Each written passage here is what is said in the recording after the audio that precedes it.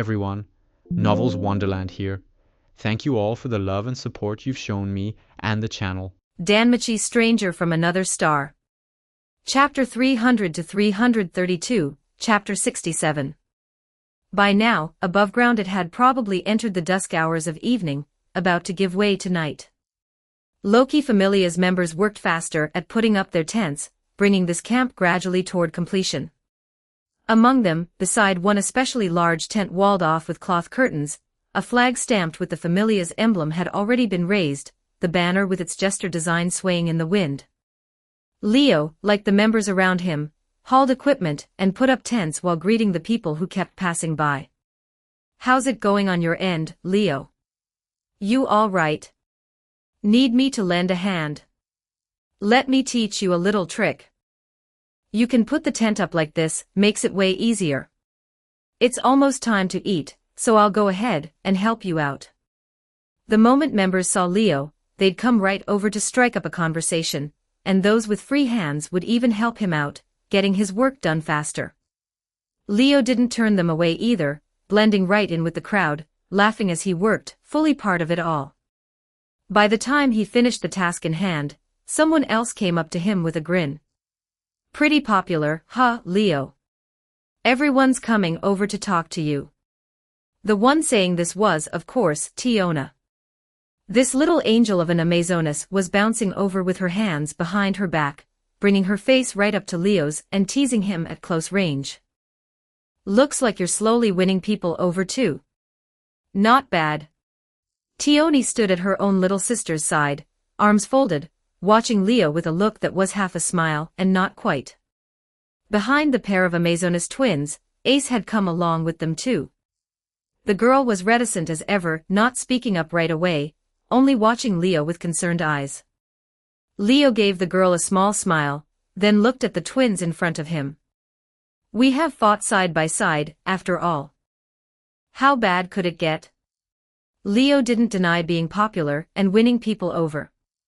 In fact, ever since he'd single-handedly struck down the floor boss Goliath in front of everyone and leveled up to LV.3 off the back of it, quite a few people in the Familia had changed their attitude toward him. Before, it wasn't as though he was on bad terms with everyone.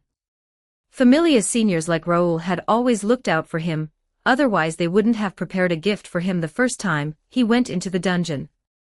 But back then Leo was, in their eyes, ultimately just a weak junior. To put it nicely, he was someone who needed their care. To put it less nicely, he wasn't yet qualified to stand as their equal. The male members especially had long been full of resentment over this junior of unknown origin getting so close to the Familia's doll-like princess. It didn't go so far as harboring great hostility toward him, but their attitude was definitely less than friendly. But ever since Leo started to make a name for himself, especially after showing everyone at LV.2 that he had the strength to single-handedly strike down a LV point for floor boss, a good many people in the Familia revised their opinion of him drastically. They began to take Leo seriously, to see him as an equal, and quite a few even belatedly realized they might not even measure up to Leo, so they set aside the resentment in their hearts and, as if spurred on, entered a state of cutthroat competition. Thanks to that, even though they never came out and said it, Leo knew that a lot of people had come to accept his being close with Ace quite a bit more. He'd shown everyone through facts that he was no longer the trainee, without the strength to truss a chicken, fit only for logistics work, but an adventurer who could even solo a floor boss. If someone like that wasn't qualified to stand at Ace's side, then who was? So the number of people unhappy about his being close with Ace had dropped sharply by now, with only envy and jealousy left over, making them put on a sour look from time to time. And then, on this expedition, Leo's performance won over no small number of people as well. Over this expedition lasting 6 or 7 days, Leo had stayed faithfully at his post as a rearguard mage, not only displaying magical firepower others couldn't hope to match and a beautiful hand at controlling his magic, but also saving who knows how many people with that very skill. To say nothing else, just take the Great Wilderness before they reached the 50th floor, where the expedition force came under assault by a huge horde of monsters. The vanguard warriors were nearly overrun by that massive, powerful pack, and some that slipped through even broke through the middle guard's line, reaching the rearguard's position and launching an attack on the mages and supporters. In that sudden assault Leo cut loose completely, casting aside even his chant, instantly calling up countless brilliant meteors to dance across the whole battlefield. The countless meteors flew about erratically, some falling from the sky and slamming down to blast away a great swath of monsters, others curving around his companions one by one as if alive to strike the monsters poised to attack others, killing who knows how many on the spot and saving everyone who'd come under attack. That display of powerful magical firepower and magic showmanship completely won over everyone in Loki Familia. On top of that, Leo's performance all along the way was likewise full of highlights, plenty to praise, leaving no small number of people sighing that they fell short. That was how this scene came about. There's just no denying that having fought side by side really is different. It makes it easy for bonds to grow. That was exactly where Leo stood now, the recognition he'd earned in the Familia growing greater and greater, enough to make plenty of people show him goodwill. Of course. A certain wolf still can't be bothered with you, though, can he? Tiona stuck out her tongue at Bet, who was putting up a tent with a thoroughly bored look on his face. Luckily he didn't see it, or those two would definitely have gotten into it again. Tioni, though, had a different take. That dumb wolf really is still wearing a sour face, but didn't you notice he hasn't come picking fights either? Tioni, dependable and level-headed about everything other than a certain Paolum captain, said this with a pointed edge. Other people don't get that treatment, you know. Leo glanced over in Bet's direction too. During the expedition, he'd seen plenty of times the people in the party getting chewed out by that werewolf, and the kind of merciless, ugly tongue-lashing at that. These people had either made some low-level mistake in battle that nearly caused a problem in the line, or suddenly run into danger and nearly lost their lives. At times like that, Bet would often step up and chew them out savagely, as nasty as it could possibly get. Even Raoul had been on the receiving end. His face had gone white from it, his whole body curled up and his head pressed down low, all but ready to burrow straight into the ground. Under those circumstances, that Leo, the so-called small fry Bet had always looked down on, hadn't been targeted even once this expedition, which really was strange. Leo, for his part, knew the score, knew why Bet acted this way. This thoroughly unlikable werewolf had cursed people out plenty, but nearly everyone he'd cursed out had been helped by him. When someone made a mistake that nearly caused a problem in the line, the one who'd immediately rush up to fill the gap was Bet, and the people who'd suddenly run into danger and nearly lost their lives were the ones Bet had saved too. This werewolf cursed people, sure, and was off-putting, sure, but the moment something went wrong somewhere, the moment anyone ran into danger, he was the one who charged in fastest. That, really, already said a lot. Pity, the little angel Tiona couldn't see any of this. He just hasn't found an opening, that's all. If he does, who knows how badly he'll tear into you. Tiona, without the slightest reserve, hugged Leo's arm and said with childish innocence, "You'd better watch out for that guy, Leo. He's definitely looking for a chance to corner you on the sly." Leo didn't respond to this. Out of the corner of his eye he looked at Ace, and found her staring at that arm of his being hugged by Tiona. Feeling oddly guilty about it, Leo gave a dry cough, and worked himself free of Tiona without making it obvious. "Where are Lafia and Line? How come I don't see them?" At that, Tiona didn't think much of it and spoke up with a grin. "They're cooking." Tiona pointed in a direction, and Leo looked along it. Over there, a large pot was set up over a pile of campfires and Lafia, Line, and the other girls were gathered around it, adding ingredients, now and then giving it a couple of stirs with their utensils, clearly in the thick of cooking up a storm. Just then, Ace finally seemed to work up her courage and came over. "You're not hurt, are you?" The girl didn't care in the least whether Leo was popular or not, didn't make any fuss over whether he'd won recognition either, only checking on Leo's condition, wanting to know if he was all right. "Of course not." Leo shook his head and smiled. "With all of you protecting me up front, I'm perfectly safe." This wasn't flattery but the truth. With Leo's LV.3 strength, after reaching the deep floors he'd completely lost the standing to fight monsters in close combat. This place was full of monsters classified at LV.4, with even LV.5 classified monsters visible everywhere. If Leo swung a sword at one, he probably couldn't so much as get through its defenses, and might well get slugged to death by one punch. Here, he was a mage who could only be useful under the protection of the Familia's members, with only an outstanding hand of magical firepower to bring to bear. Without the Familia members protecting him, there was no way he could keep fighting in a place like this. Of course, this wasn't a bad thing for Leo.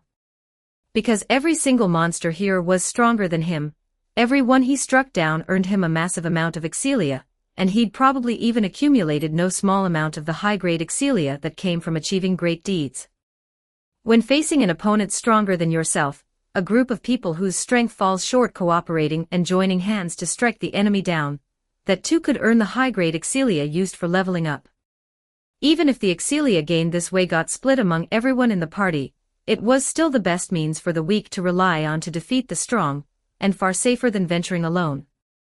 Most adventurers actually honed themselves this way, slowly building up high-grade excelia, and leveling up by it. People like Leo before, who'd beaten powerful foes in solo combat and leveled up off it, were the rare few instead. Leo was thinking just then whether, once he got back from this expedition, he might be able to level up again. He was looking forward to it. Read 20+ chapters ahead on Patreon, patreon.com/NiaXD. Chapter 301, Chapter 68. 1858 words. Night fell quietly amid the Loki Familia's constant bustle and laughter. In the Loki Familia's camp, a few magic stone lamps lit up, illuminating the area around them. Food's ready. At the call from the female members in charge of cooking, the people in the camp gathered one after another and sat down around the big pot set over the bonfire. Inside the pot simmered herbs and nuts gathered from the dungeon, along with meat-flavored fruits that had the taste and texture of meat. These nuts and meat fruits produced by the labyrinth were monster food, but they did no harm to humans or demi-humans, so they could be cooked and eaten during an expedition. Mr. Leo, this is yours. Line ladled out a big bowl for Leo and pushed it into his hands, the aroma wafting up at him. Thanks, Line. Leo took the bowl and his taste buds came alive, his appetite better than ever. You didn't get to eat anything good during an expedition, most of the time you just made do with the rations you carried, so this one meal already counted as a rare delicacy after all these days. Everyone, Leo included, couldn't wait to dig in. Only one person was still gnawing stubbornly at a block-shaped ration. Miss Ace, you're really not going to eat. Lafia had ladled out a big bowl for Ace too, but got no positive response from her. I don't need it, Ace said. She was sitting right beside Leo, and her gaze had clearly been drawn to the richly fragrant food in Lafia's hands, but she quickly turned her face away and refused with no expression. It wasn't that the girl disliked good food, otherwise she wouldn't have fallen in love with junk like fried potato puffs. But for some reason, she firmly believed that taking in too much of a meal would affect her body's condition in battle, so only in the dungeon, and especially during an expedition, she would resolutely refuse delicious food, and eat only the rations she carried to fill her stomach. Naturally, Leo didn't agree with this view. Eat something nutritious and your body'll be in better shape, right? Leo coaxed Ace, but it got no concession out of her. This is fine. Ace remained unmoved, displaying her iron will. Leo raised an eyebrow and, to Lafia's stunned expression, took the bowl out of her hands. Here. He scooped up a spoonful and fed it straight to Ace's mouth. A trace of red showed on Ace's expressionless face. What? Lafia was so startled by the sight that she cried out, her voice cracking. Pfft. Cough, cough. Of the people nearby who'd noticed this, every last one either spat out their water or choked on their soup. What the hell are you doing, idiot? Bet was so furious his face went crooked. He was about to slam down his bowl and march over when the pair of Amazonas twin sisters appeared behind him without a sound, one pinning his arms and one covering his mouth. With movements practiced and natural, they dragged the troublemaker away, paying no mind at all to his struggling. Now this is interesting. What exactly are those two playing at? Ha ha ha, Ace's face went red. You don't see that every day. Finn, Riveria and Gareth reacted in turn, one smiling, one helpless, and one laughing out loud in delight. Leo ignored all of them, staring straight at Ace, as if to say, "Don't eat, and I'll just keep holding it up like this." Ace, who'd kept her expressionless look until now, really wavered this time. Her eyes darted and dodged, and in the end, as if giving up, she swept back her hair, opened her small mouth, and ate the food brought to her face. She ate it. She actually ate it. Ack. I'm dead. A wave of wailing rose around them again. Leo still paid them no mind. Seeing Ace eat obediently, he smiled faintly, then fed her spoonful by spoonful. By the time the two of them finished, one feeding as if no one else were there and the other eating with faintly flushed cheeks, only then did they notice the dead silence around them. "What's wrong with all of you?" Seeing everyone staring over at her with bloodshot eyes, Ace actually spoke up in confusion. The airhead doll princess hadn't realized at all just how big a shock that scene a moment ago had been to the people around her. As for Leo, the moment he turned his head, he got a fright. A certain elf girl had completely set aside her racial fastidiousness and brought her face right up to his, staring at him with dull eyes, a black aura practically rising off her back as she made a terrifying sound. "Duel me. I refuse." After a farce like that, the atmosphere in the camp gradually cooled down, no longer so restless. Everyone finished off this rare delicacy and ended the meal, then sat there quietly, waiting for their captain to speak. Finn didn't stand up either, just spoke right where he was. "According to the plan we set, we've successfully reached floor 50 and established our base here. Now at last we can take on the challenge of the floors we haven't reached yet." Hearing Finn's words, some wore serious expressions, while others grew excited. Tiona was one of the excited ones. "We can finally get to floor 59. The Amazonas girl clenched her fists and said happily, "Last time we'd already made it all the way to floor 58, and then we couldn't keep pushing on after all. I was super bummed about it." "What's there to be bummed about?" Tioni said with unexpected calm. "Whose fault was it that we ended up losing all our stamina and items, and even a good chunk of our equipment? In that state there was no way to keep pushing down to the floors below, right?" "That's true, but I'm still bummed about it. That was an order the captain gave." "Are you saying you doubt the captain's judgment?" "I didn't say that, did I?" "You did so." The sisters started bickering, one pouting, the other losing her cool, and looking ready to turn dark, scaring the people around them. Pair of idiots. Bet was still over there fanning the flames, which earned him a pair of darkly glinting stares from the sisters. "I'll continue, so listen carefully." Finn didn't lose his temper, just said calmly, "This time, before we launch our assault on floor 59, we need to complete an adventurer request first." An adventurer request, as the name suggests, was a task put out to adventurers, meaning the hiring of capable adventurers to do work for someone. Unlike the guild's missions that had to be completed, an adventurer request was a matter of mutual consent between both parties. The requester might issue the request directly to a specific person, asking them to do the work, or might post the task at the guild.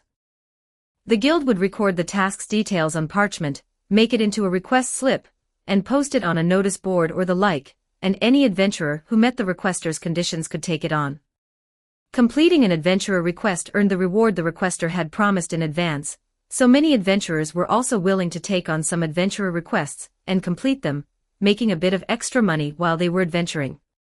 This time, the Loki Familia had taken on an adventurer request too. This adventurer request is a bit of a pain. It calls for collecting a designated quantity of spring water from Cadmus Spring on floor 51. The moment he said this, more than a few faces changed on the spot. Cadmus Spring. Leo, who'd been listening quietly, had his pupil's contract too, as if some memory had been roused in him, his face sinking. "So it's already this point in time. My very first expedition, and it just happens to land right on this." Leo thought this to himself, his eyes growing deep. The others weren't quite like Leo, but their moods turned heavy in an instant as well. There was no helping it. Cadmus Spring was a place located on floor 51, and the spring water produced there had many properties.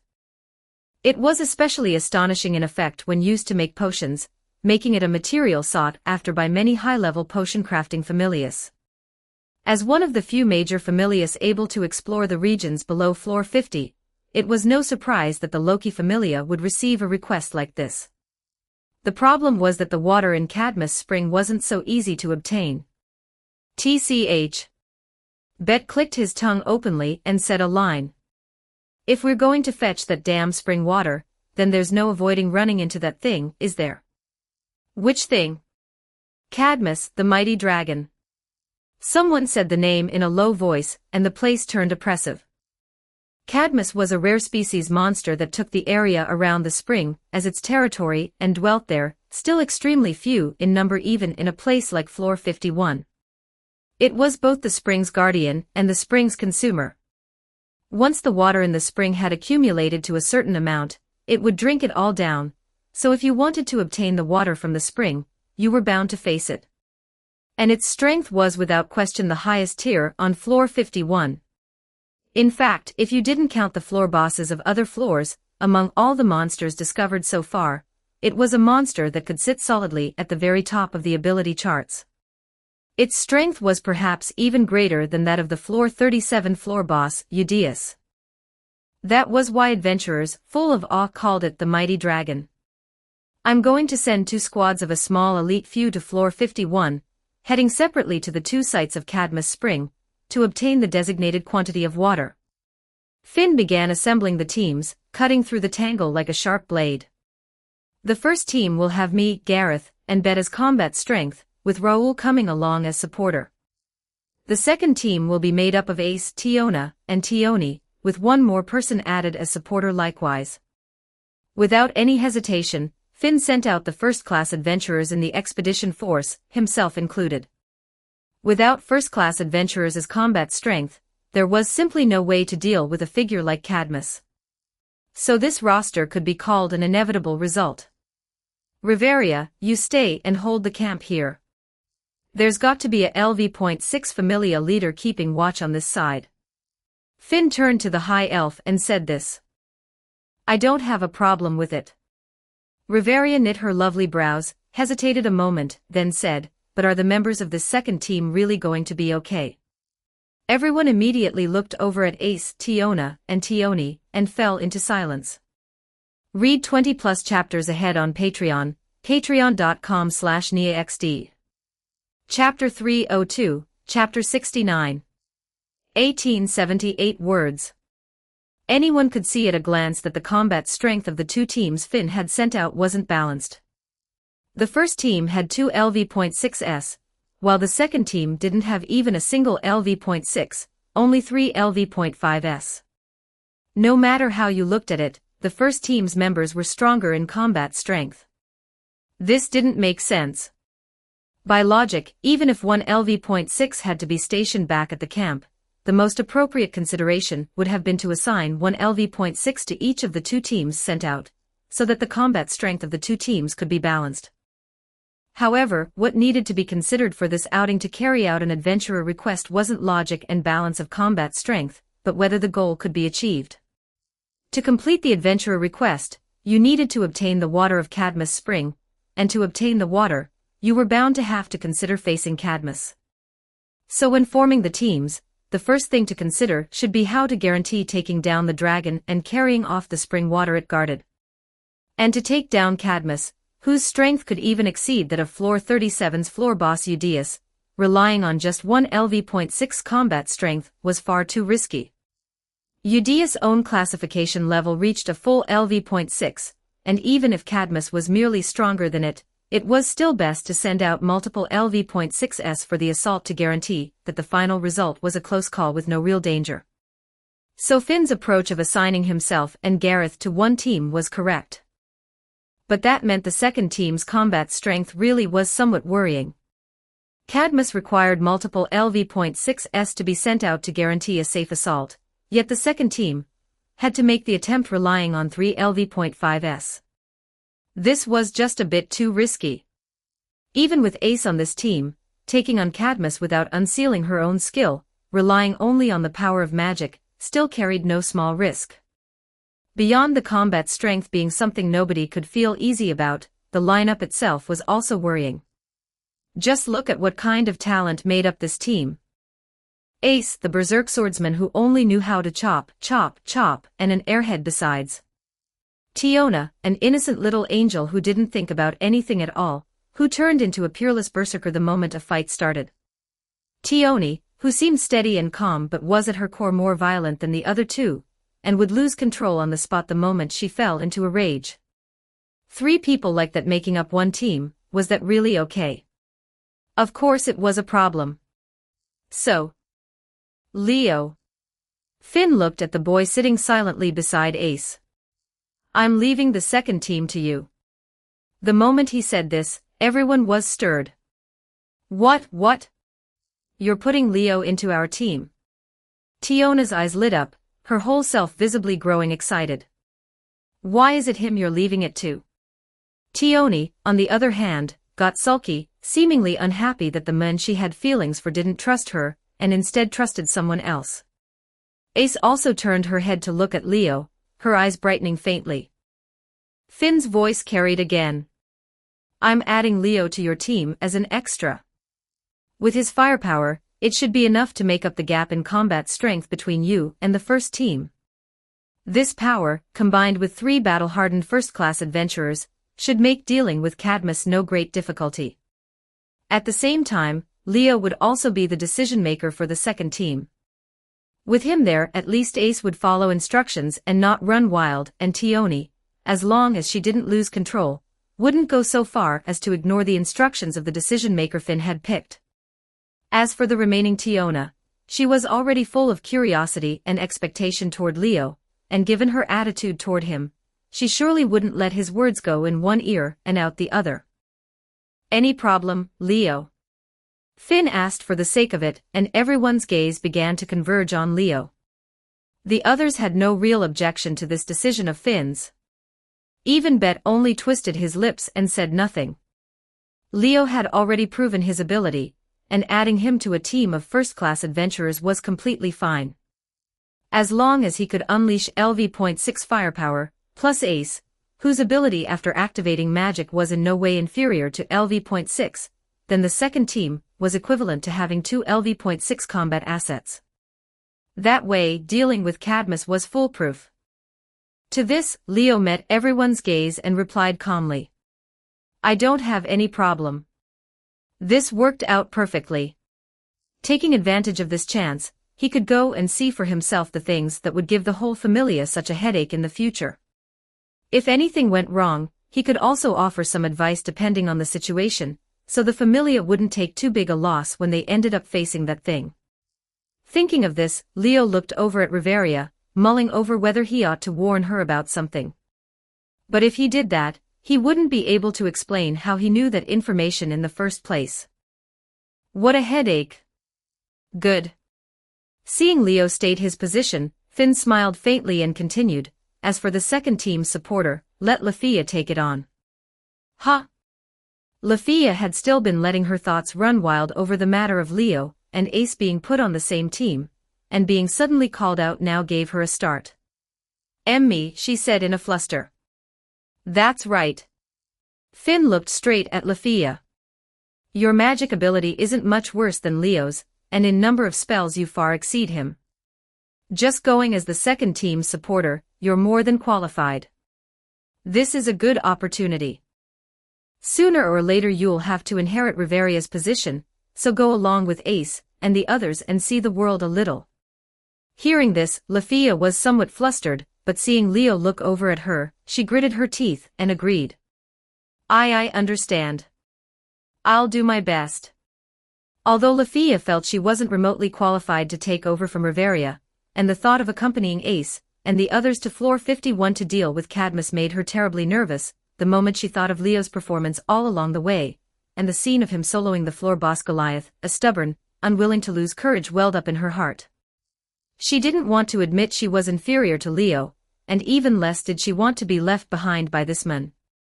So even though she was a little flustered, a little nervous, Lafia decided to be brave this once. All right then. Once both teams have brought along enough supplies, set out separately. Finn clapped his hands and gave the final word. Everyone else, remember to follow Riveria's instructions and guard the base well. Yes, Captain. At the unanimous response, everyone dispersed on the spot. Leo watched Riveria's retreating back depart, and in the end followed after her. Riveria. Calling out to her, Leo this time, unusually, didn't use polite speech, which made Riveria turn her head with some surprise. What is it? Is something the matter? Riveria seemed to sense something from Leo's rarely serious face and asked. It's nothing. Leo waited in his heart, then said, I just wanted to remind you, after we leave, it'd be best to tighten security a bit, send more people to keep watch on the surroundings. I've got a bad feeling. I keep thinking something's going to happen over here. Hearing this, Riveria's eyes narrowed, and her gaze at Leo took on a meaningful quality. A bad feeling, that kind of phrasing didn't sound very reliable, and anyone else would absolutely think Leo was worrying over nothing. But Riveria wouldn't think that. There was no helping it. This familia's captain was also a man with very strong intuition, and whenever something big was about to happen, that Paolum captain would feel a throbbing ache in his thumb, and from it a bad feeling would arise. Having spent years at the side of a captain like that, Riveria had grown used to this kind of phrasing and attitude. So she thought it over and, without asking further, nodded. Since you put it that way, then let's do as you say. In any case, tightening security wasn't a bad thing. At most it just meant arranging the lookout, patrol, and night watch personnel more densely. Better to believe it's there than to assume it isn't. In Riveria's view, someone like Leo always had a few extraordinary aspects to him, and perhaps he really could foresee something. She wasn't some savage princess who wouldn't listen to advice, and since someone had advised her this way, then she'd do it.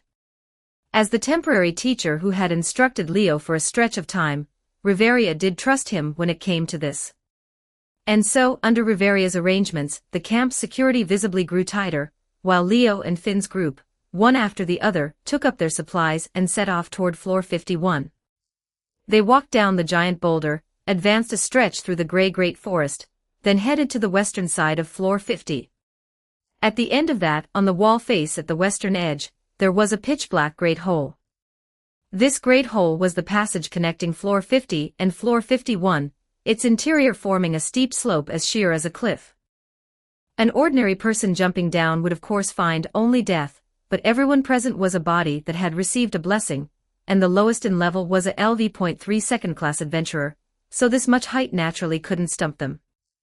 Well then, let's head down too. Not long after Finn's group jumped down, Leo drew the emerald staff worn at his left hip and spoke. All right. Let's go all out. What a shame, I couldn't let the captain see me fighting valiantly. Tiona and Tioni both drew their weapons, one breaking into a brilliant smile, the other sighing over there. It's fine. I can do this. Lafia, carrying the supporter's backpack, was still muttering to herself over there, stealing her resolve. Ace looked at Leo, gave him a nod, and was the first to jump down. The second team's members jumped into the great hole one after another, arriving in the deep floors region, floor 51. Floor 51's structure was like a maze. Whether the walls, the floor, or the ceiling, they all looked as flat as if carefully designed.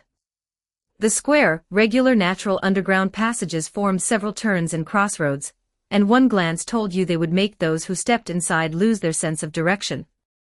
The overall material was neither stone nor earth, but presented a deep graphite color, intricate and oppressive. The 5-person squad that arrived here was immediately met with a challenger. Garura Eawa. Along with the low monster roar, a huge black shadow came charging. Read 20+ chapters ahead on Patreon, patreon.com/NiaXD. Chapter 303, Chapter 70. 1838 words. Black rhinos, a type of rhinoceros monster whose skin tissue was rough and gleaming black, hard and thick like armor. They had two horns on their heads, one long and one short, took a forward-leaning two-legged walking stance, and although they stood less than 2 meters tall, their bodies bore solid, thick, heavy muscle and physique worthy of the large category. This kind of rhinoceros monster could be found all over Floor 51, and every one of them had the ability to one-shot a minotaur in an instant. If they appeared on the floors above, they would without question be boss-class monsters, no less impressive than a floor boss. And now they had appeared here in a pack, charging at Leo and the others while bellowing and roaring, their momentum so astonishing it seemed they could trample the whole ground to pieces. Faced with such a large pack of black rhinos, even if a 10-person squad of all LV.4s came, they would probably have no choice but to flee in disarray, not daring to face them head-on at all. However, the girls looking at this pack of monsters charged out one after another. Hiya! Tiona was the first to rush forward, letting out a cute cry, while wildly whirling a great double-bladed weapon with her slender hands, like a spinning windmill. This was a huge, vicious weapon joined together by a thick, heavy hilt, with both ends no different from the blades of two great swords. It was bigger than Tiona herself and longer than a long spear, absolutely a super-large category weapon fit to rival a great battle axe. Its blade was extremely wide and thick, and one look told you its power was extraordinary. Its name was Urga, a first-class weapon forged from the highest quality hard steel from the deep floors. Its power, durability, and weight could be called the highest tier even among the many first-class equipment pieces. It was a weapon Tiona had commissioned a blacksmith familia to custom-make for her. To get her hands on such a weapon, Tiona had spent a full 120 million valis, a price even higher than Ace's desperate. Now this heavy great double blade, which even a dwarf would have to lift with veins bulging, was spun by Tiona with an extraordinary strength out of proportion to her own slender frame, as if dancing gracefully, leaping nimbly along with her charge as it swung at the oncoming black rhinos. In a single crisp, clean slashing sound, the great double blade in Tiona's hands easily split open the black rhino's prized thick hide, cutting this monster standing under 2 meters tall clean in two, and sending blood spraying everywhere. I'm not done yet. The fierce Amazoness girl, wearing an innocent smile, charged into the monster pack like a ferocious beast, swinging her great double blade again and again in a whirl of turns and leaps, dismembering black rhino after black rhino on the spot. Following right behind Tiona, Ace likewise drew her beloved sword from her waist, the silver blade flashing a cold arc of light in the dark space. Her eyes were sharp, the usual ethereal, detached air gone from her now. Her whole self was like a drawn blade as she cut straight into the monster pack. She didn't display the same terrifying monstrous strength as Tiona, but her speed and agility were even greater. A single sweep of the desperate in her hands immediately carved out dozens of streaks of sword light that enveloped one black rhino after another. In a flash, one black rhino after another was cut down by the silver blade in Ace's hands. They either had their chest run through by Ace, destroying the magic stone outright and dying, or had their heads cut off, their necks struck, or were even split in two at the waist or shoulder, their deaths utterly gruesome. Ace slaughtered these monsters with a cold face, as if she bore a deep hatred for them, her strikes not only merciless but particularly cruel. You too. Don't charge too far ahead. Tiona was a step behind her own little sister, and a step behind Ace. Only after shouting this did she become the third to cut into the monster pack. Unlike her little sister with her huge vicious weapon, she used a pair of recurved blades designed to fit the palm. Those two recurved blades were only about the size of short swords, but like Ace's desperate and Tiona's great double blade Urga, they were first-class weapons, made from the fangs of wyverns. They weren't difficult to make, had strong general utility, and could even be used as throwing weapons. Although their price didn't match Ace's desperate or Tiona's great double blade Urga, they still cost 58 million valis. Wielding these two recurved blades, Tiona cut into the black rhino pack, drawing out two cold arcs of light with a flip of her hands as she slashed at the surrounding black rhinos. The black rhinos struck by the recurved blades practically burst with blood on the spot, their arms cut off and thighs taken out amid their screams of pain. Only after they had completely lost the ability to keep fighting did Tioni drive a blade into their heads, ending their lives. 3 beautiful girls displayed astonishing power, matching first-class adventurers, slaughtering the black rhinos that ordinary people feared like tigers, as though they were killing chickens. The scene could only be described as a massacre, not a subjugation. So amazing. Lafia was somewhat stunned by it. It wasn't her first time seeing Ace and the others fight, but every time she witnessed this scene, she got a feeling of being shaken. There was no helping it. Compared to these first-class adventurers, she really was too green. Garurua. One black rhino slipped through the killing net formed by Ace's trio, became the one that got away, and charged at Lafia. Lafia. Watch out! Tiona and Tioni saw this scene, and, along with Ace whose face tensed, simultaneously stopped their charging steps. The black rhino gave the girls no time to react, lunging straight at Lafia, leaving her whole body frozen there, her mind gone blank. The next second, a streaking meteor suddenly flew in from beside Lafia, struck the black rhino, and blasted its entire huge body flying. Don't space out. Leo had at some point raised his emerald-colored staff, aiming it toward Lafia, calling out a stream of dancing meteors while speaking to the elf girl. Hurry up and chant your magic. As he spoke, Leo controlled meteor after meteor, picking off one by one the ones that had slipped past the killing net of the 3 first-class adventurers. The meteors looked as if drawn by invisible hands, wandering and dancing up and down through the labyrinth while curving around the line of fire of one black rhino after another, sometimes bending their path, and sometimes suddenly accelerating to burst straight forward, striking the black rhinos one after another. They didn't explode when they hit the black rhinos, but seemed to become spears of stars, running through the black rhinos' chests in succession, precisely shattering the magic stones inside their bodies and killing them instantly. Through this magic shooting ability that was like a performance show, Leo's speed at slaughtering black rhinos was actually not the least bit slower than the 3 first-class adventurers, looking nothing like a second-class adventurer who had only recently risen to LV.3, quick. Leo controlled the dancing meteors and urged Lafia, prompting her to hastily raise the forest's teardrop in her hands. This staff, whose tip was shaped like a flower bud, was second-class equipment that could raise magic power. The magic treasure stone at the center of its front end reacted to the wielder's magic and gave off a pale white glow. Worth 37.8 million Valis, it was far better than the emerald staff worth under 6 million Valis in Leo's hands. But even holding such a staff, Lafia's mind remained blank. Her mouth opened and opened again, yet for a long while she couldn't chant out the incantation of her magic. Seeing this, Leo frowned slightly but said nothing, only silently increasing the number of his magic attacks, calling out a good many more meteors and sending them flying toward Lafia's side, killing off one by one the monsters that meant to attack her. And so, Leo and Ace's trio alike slaughtered the monsters at an astonishing speed. By the time all the monsters had been slaughtered, the corpses of the black rhinos crumbling into ash and scattering, leaving only crystalline magic stones and drop items scattered across the scene, silence visited this battlefield not far from floor 50.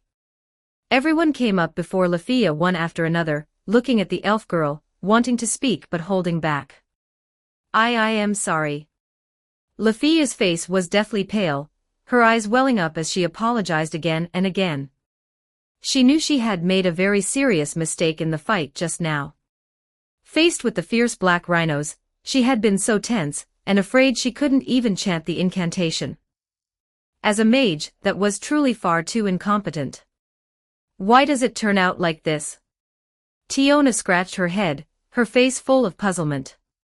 On the floors above, Lafia could chant her magic just fine, so how come she can't do it after coming here? This actually wasn't the first time Lafia had been like this. In previous expeditions, Lafia would also from time to time get so nervous and panicked that she forgot to chant her incantation, so quite a few people, Ace included, knew about this problem of hers. Lafia had always felt somewhat inferior and ashamed about it. Facing ordinary monsters, she wouldn't get like this, and during an expedition, surrounded by teammates with someone protecting her, she could chant her magic normally too.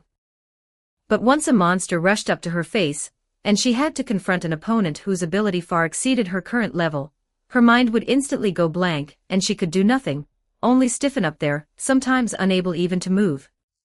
As I thought, I still can't do it. Lefia's eyes brimmed with tears, her manner turning humble.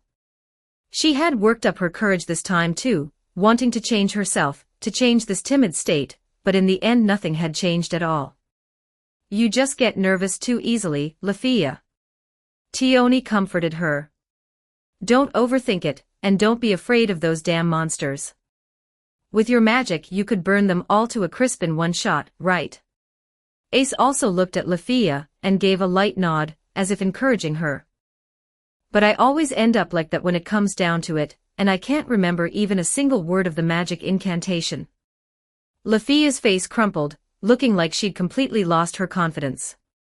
Leo didn't say anything, only watching the dejected Lefia, no telling what he was thinking. Read 20+ chapters ahead on Patreon, patreon.com/NiaXD.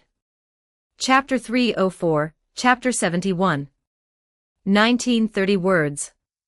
After that, Leo and the others, 5 in all, set off again, and ran into quite a few more fights along the way. It had to be said, once they reached a deep floor region like Floor 51, the frequency at which monsters appeared really was high, and every time they showed up it was in packs, never alone, forcing every adventurer who set foot on this floor to face multiple monsters at once. One person fighting several monsters was just the norm here. Fighting dozens of monsters was the norm too. Sometimes you even had to face 100 or more on your own, and one careless slip would get you surrounded and beaten to death. Even the LV.5 first-class adventurers didn't dare take their opponents lightly in a place like this. And even with this staggering rate of monster spawns, Tiona, of all things, offered a bored little comment. It's pretty quiet today, huh? A lot easier than the times we came here before. According to this Amazoness little angel, today's Floor 51 actually counted as a huge drop in difficulty. Back when they used to come here, they basically got no rest time at all, and unless they spent the better half of a day battling the endless armies of monsters, there was no chance of the monsters here thinning out at all. Nothing like today, where after finishing one fight they could leisurely cover a stretch of road. Compared to the old fighting frequency, this was practically a vacation. Of course, that didn't mean today's Floor 51 could be cleared easily, only that it was a fair bit easier than before. If it weren't for Ace, Tiona, and Tione holding the front line, those black rhinos that came charging out now and then would have been more than enough to give Leo and the others a hard time on their own. The 3 girls who were the same age as Leo were powerful, no doubt about it. Their strength already exceeded that of an ordinary LV.5 first-class adventurer, and on top of that, each of them was special in her own way. Tiona racked up battle after battle with her peerless brute strength and her sweeping, all-out fighting style. Even the thick-hided, tough-fleshed black rhinos couldn't last a single round against the huge double-bladed urga in her hands. That great double blade, spinning like a wind wheel, was nothing short of a meat grinder, and not a single monster it passed over came out unscathed. Losing a leg was getting off easy, most were simply ground to death on the spot, without a shred of luck to be had. Tione, by contrast, was far steadier than Tiona, displaying finesse rather than raw force most of the time. A pair of curved blades danced in her hands as if alive, flipping as she pleased, cutting down monster after monster as she leapt up and down, none of it as savage as Tiona. But sometimes she'd click her tongue in irritation, her aura turning suddenly violent, enough to make your blood run cold. Compared to the Amazoness twins, Ace was as silent and reserved as ever, fighting without a word, yet the scenes of slaughter she created were no weaker than the other two's, even more shocking if anything. That silver saber in her hand took a monster's life with every stroke. Either she cut them clean in half at the waist, or from head to toe, or with one slash from the shoulder through to the ribs on the opposite side, almost every time leaving the monster split in two. Her swordsmanship was so sharp it sent a chill through Leo's chest. It was only on seeing a sight like this that Leo understood just how much Ace held back during their usual sparring. If he were the one facing this Ace, then even now, having reached LV.3, he probably wouldn't last 3 moves. And that was the best case. The worst case was that, like those monsters, he wouldn't even have time to react before he was cleaved in two. In any case, most of the time here Leo couldn't keep up with Ace's speed. Forget tracking the arc of her strikes, even when she dashed out. It would take him a while to spot the afterimage she'd left behind, to hear the whistling of the wind. From this you could see just how powerful these three girls, only 16 years old, really were. The three of them can't be far from LV.6, can they? Leo was certain of it. Even without going by the plot of the original work, he could tell as much from how the three of them performed. Especially Ace. It had already been more than 3 years since she reached LV.5, and by now her status at the LV.5 stage had nearly hit its limit. Once she gained enough great deeds, she'd rank up to LV.6 at once. And when that happened, Ace would become the youngest LV.6 in all of Rio. Tiona and Tioni were much the same, each only a few great deeds short of leveling up, so all three were currently at the very top tier of LV.5, just a single step away from LV.6. That was exactly why they could butcher the monsters on floor 51 like slicing through melons, a sight to behold. At the very least, an ordinary LV.5 definitely wouldn't have this kind of ability. Of course, the Leo thinking all this had no idea that, in the eyes of Ace and the other two, he was every bit as ridiculous in existence. They could butcher the monsters on floor 51 like slicing through melons, and Leo could put on a dazzling show with his meteor dance, killing any monster on the spot the moment it was hit, even toying with the monsters in all sorts of inventive ways. Ace and the others had seen it themselves, two monsters both drawn to the meteors Leo had unleashed, chasing them all over the place, and then, under Leo's control, actually crashing into each other, the attacks they'd meant for the meteors landing on one another instead, so the two of them killed each other off. Magic can be used like that. Tiona hadn't been able to help saying so at the time, which stung the already dejected Lafia all over again. Compared to Leo and Ace's trio, Lafia's performance really did fall for short.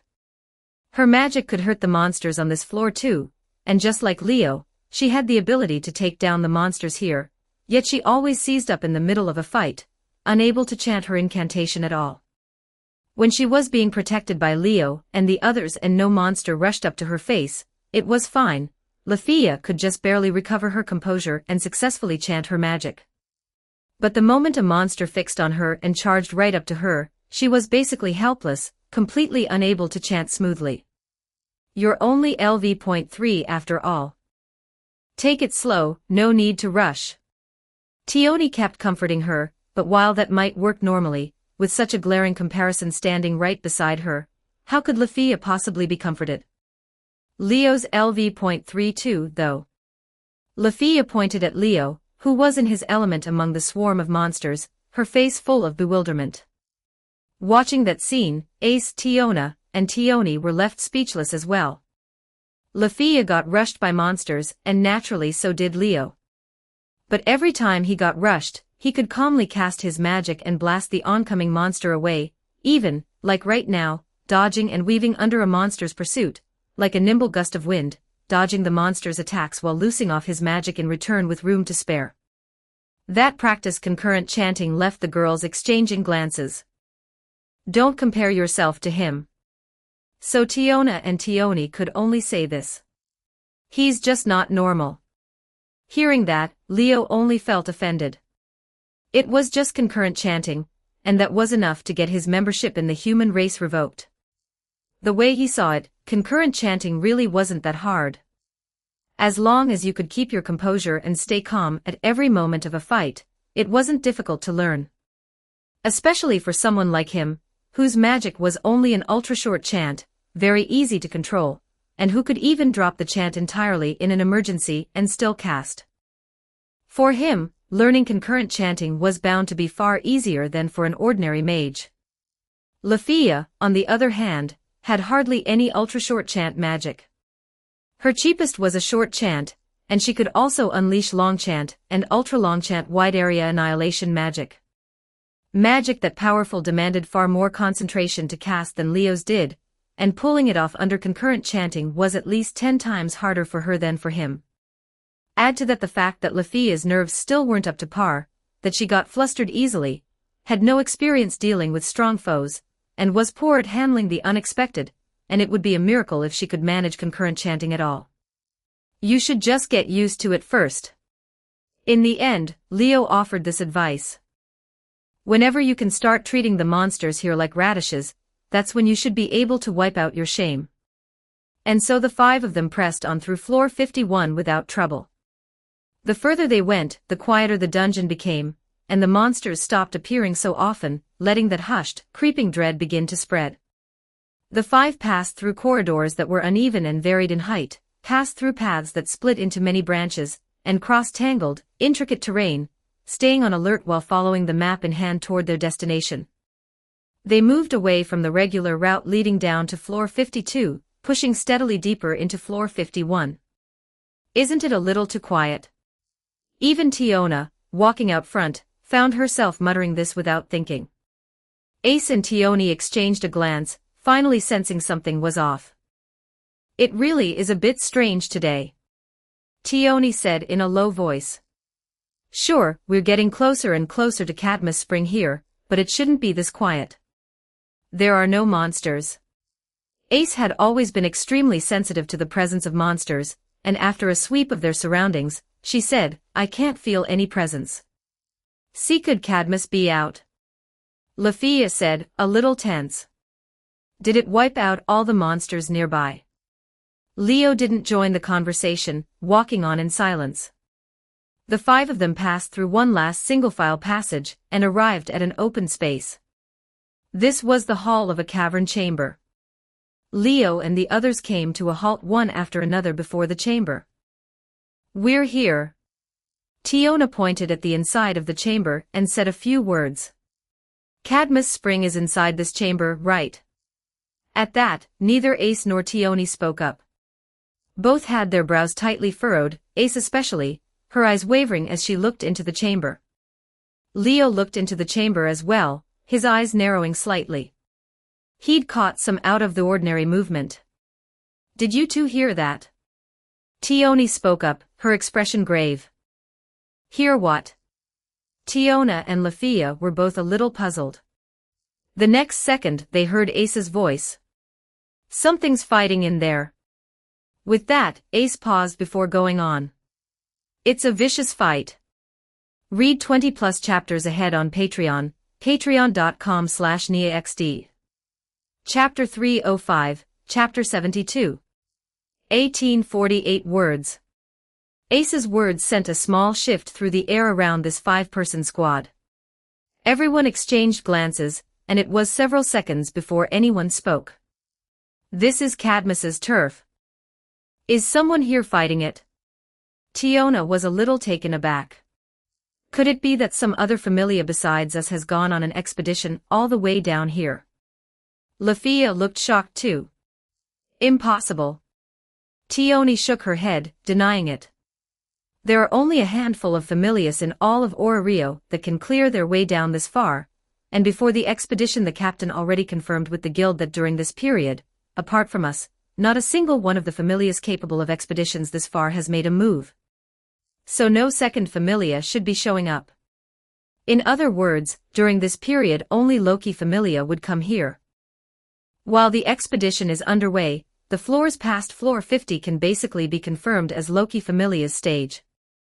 Unless something like Freya familia came here behind the guild's back and carried out a large-scale clear outside of an expedition, it's pretty much impossible for a second familia to appear in a place like this. Then what is it that's fighting Cadmus? Tiona wondered. Or did Ace just sense it wrong? Ace didn't say anything, but her blank expression made it clear she wasn't bluffing, nothing like someone who'd gotten it wrong. And no one believed Ace's senses could be off. They'd fought shoulder to shoulder with her for so many years now that no one knew better than they did how keen Ace was at sensing monsters.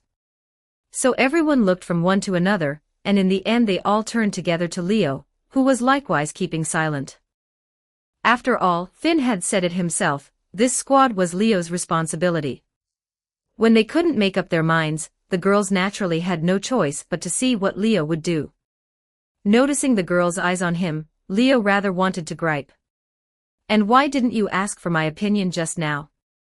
The whole way down, it wasn't that Leo hadn't thought about taking up his duty as squad captain and giving orders, but every time a monster appeared, these girls would charge out like beasts spotting prey, no questions asked, never giving him a chance to say a word. And every one of them was tougher than the last, slaughtering monsters like they were butchering chickens, blades coming down before you could blink, leaving Leo without so much as an opening to say anything to them. What was Leo supposed to do about that? He could only let them be. He finally understood now why those familia leaders, whenever Ace and the others came up, would say reckless in practically every other breath, looking worried sick all day long. Ace, Tiona, and Tioni, strong they certainly were, but each of them was better than the last at moving their bodies before their heads, and each more battle-hungry than the last. Once they got fired up, they'd probably listen only selectively even to what Finn and the others said, which really was a bit of a headache. Thankfully, outside of combat these girls still had a decent sense of restraint and wouldn't act on their own. It was just a shame that Leo had already pretty much guessed what was going on, and he didn't have any inclination to mull it over carefully. We'll know once we go in and look. He tossed out that one line, and then, of all things, walked out ahead of the group and into the chamber, leaving the girls stunned. He just went in like that. Lafia still couldn't believe it, wearing a look that said he actually just waltzed right in. Ace came to her senses and immediately followed without a word. Wait. Ace? Hey. Aren't you two being way too reckless? The Amazonas twins cried out in dismay, yet followed after without the slightest hesitation. Lafia stamped her foot and could only follow along, at a loss. The five of them walked into the chamber together, and the next moment it was as if they'd stepped into another world, taking in an utterly staggering sight. A world-shaking roar suddenly went up in the vast chamber, turning into a wave of sound that shook the air and everything around as it swept across the whole space. It's Cadmus. Tiona and Tioni spoke at the same time, the weapons in their hands tightening in an instant. This is Cadmus's voice. From the sheer force of that roar, Lafia felt the full terror of the thing, her face going pale. Ace's eyes turned razor-sharp, as if she'd heard the bellow of an enemy she had a score to settle with, and she drew the sword at her waist without hesitation. Hide first.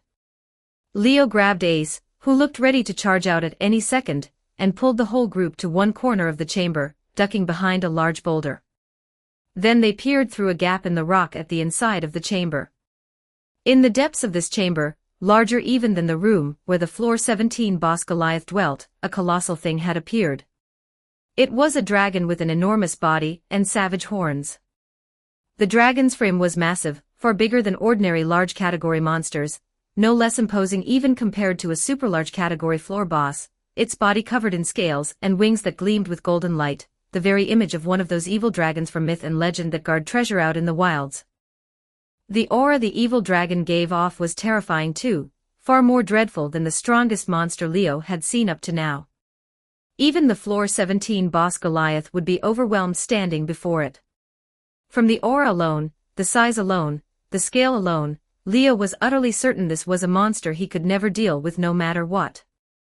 Even if LV.5 first-class adventurers came at it together in a pack, they might well be no match for it. So that's Cadmus. It could only be said that it lived up to being called something that, on strength alone, exceeded the Floor 37 boss Eudius. The aura by itself was enough to frighten a person to death. And yet, what made the eyes go wide was that this dragon, mighty beyond compare, was at this very moment being hunted down by a swarm of monsters. Yes, hunted. All around Cadmus, deformed monsters were attacking the dragon in packs. Those monsters had a uniform appearance, their bodies dominated by a yellow-green color, the bloated, soft-looking green skin marked all over with garishly colored patterns. Countless short legs made up their lower halves, while their upper halves seemed to sit atop the long lower halves, bulging up like a small hill. Flat, thicknessless organs like arms stretched out from either side of the body, the tips split into four clefts, looking a little like fingers. Their bodies weren't huge like Cadmus's, but they still reached 4 meters, and combined with that uncanny coloration and shape, there was a rather nauseating, revolting quality to them, leaving you ill at ease both physically and mentally. What is that? Lafia clapped a hand over her mouth, nearly crying out on the spot. Worms? Tiona and Tioni weren't like Lafia, but they still knit their brows in something like disgust. A new species. Ace murmured this, giving voice to the thought in everyone's mind. Every one of them, without exception, had the same idea, that this was a new kind of monster. That was because, for all their long exploration of the dungeon's deep floors, Ace and the others had never seen a monster like this before. This wasn't any monster they knew, nor anything they'd encountered on this floor in the past, completely and utterly an unfamiliar existence. Of course, that wasn't a serious problem in itself. Just monsters, after all.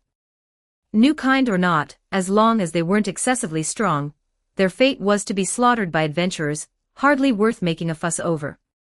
The problem was that these monsters were ganging up on Cadmus, ganging up on another monster of all things. Now that was not a situation that could simply be ignored. Those monsters, they couldn't be enhanced species, could they? Tioni spoke up, stunned. Enhanced species, a rare individual monster entirely different from a rare species. Generally speaking, monsters don't attack other individuals of their own kind. Barring special circumstances, even when monsters of different kinds meet, they'll only ignore each other, at most cutting each other down over territory or instinct and the like, producing some sporadic fighting.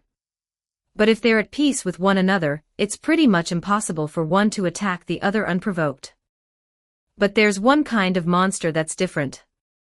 When some monsters, in a sudden or special situation, kill another monster and devour its body, eating its magic stone, sometimes, much like adventurers updating their status, their own abilities will shift and they'll grow stronger. This kind of monster, having grown stronger from accidentally ingesting a magic stone, may become addicted to it, actively hunting other monsters in order to grow stronger still. This kind of monster, drunk on the power that devouring magic stones brings, not only grows stronger and stronger but more and more crazed, and in the end may become something utterly terrifying, earning a guild bounty. Once, there was a monster called the Bloody Hulk that grew immensely strong from hunting many of its own kind, and devouring many magic stones. After the guild discovered it and placed a bounty on it, it actually drove back the elite adventurer squad sent to subjugate it, killing some 50 high-class adventurers in all and shaking all of Rio.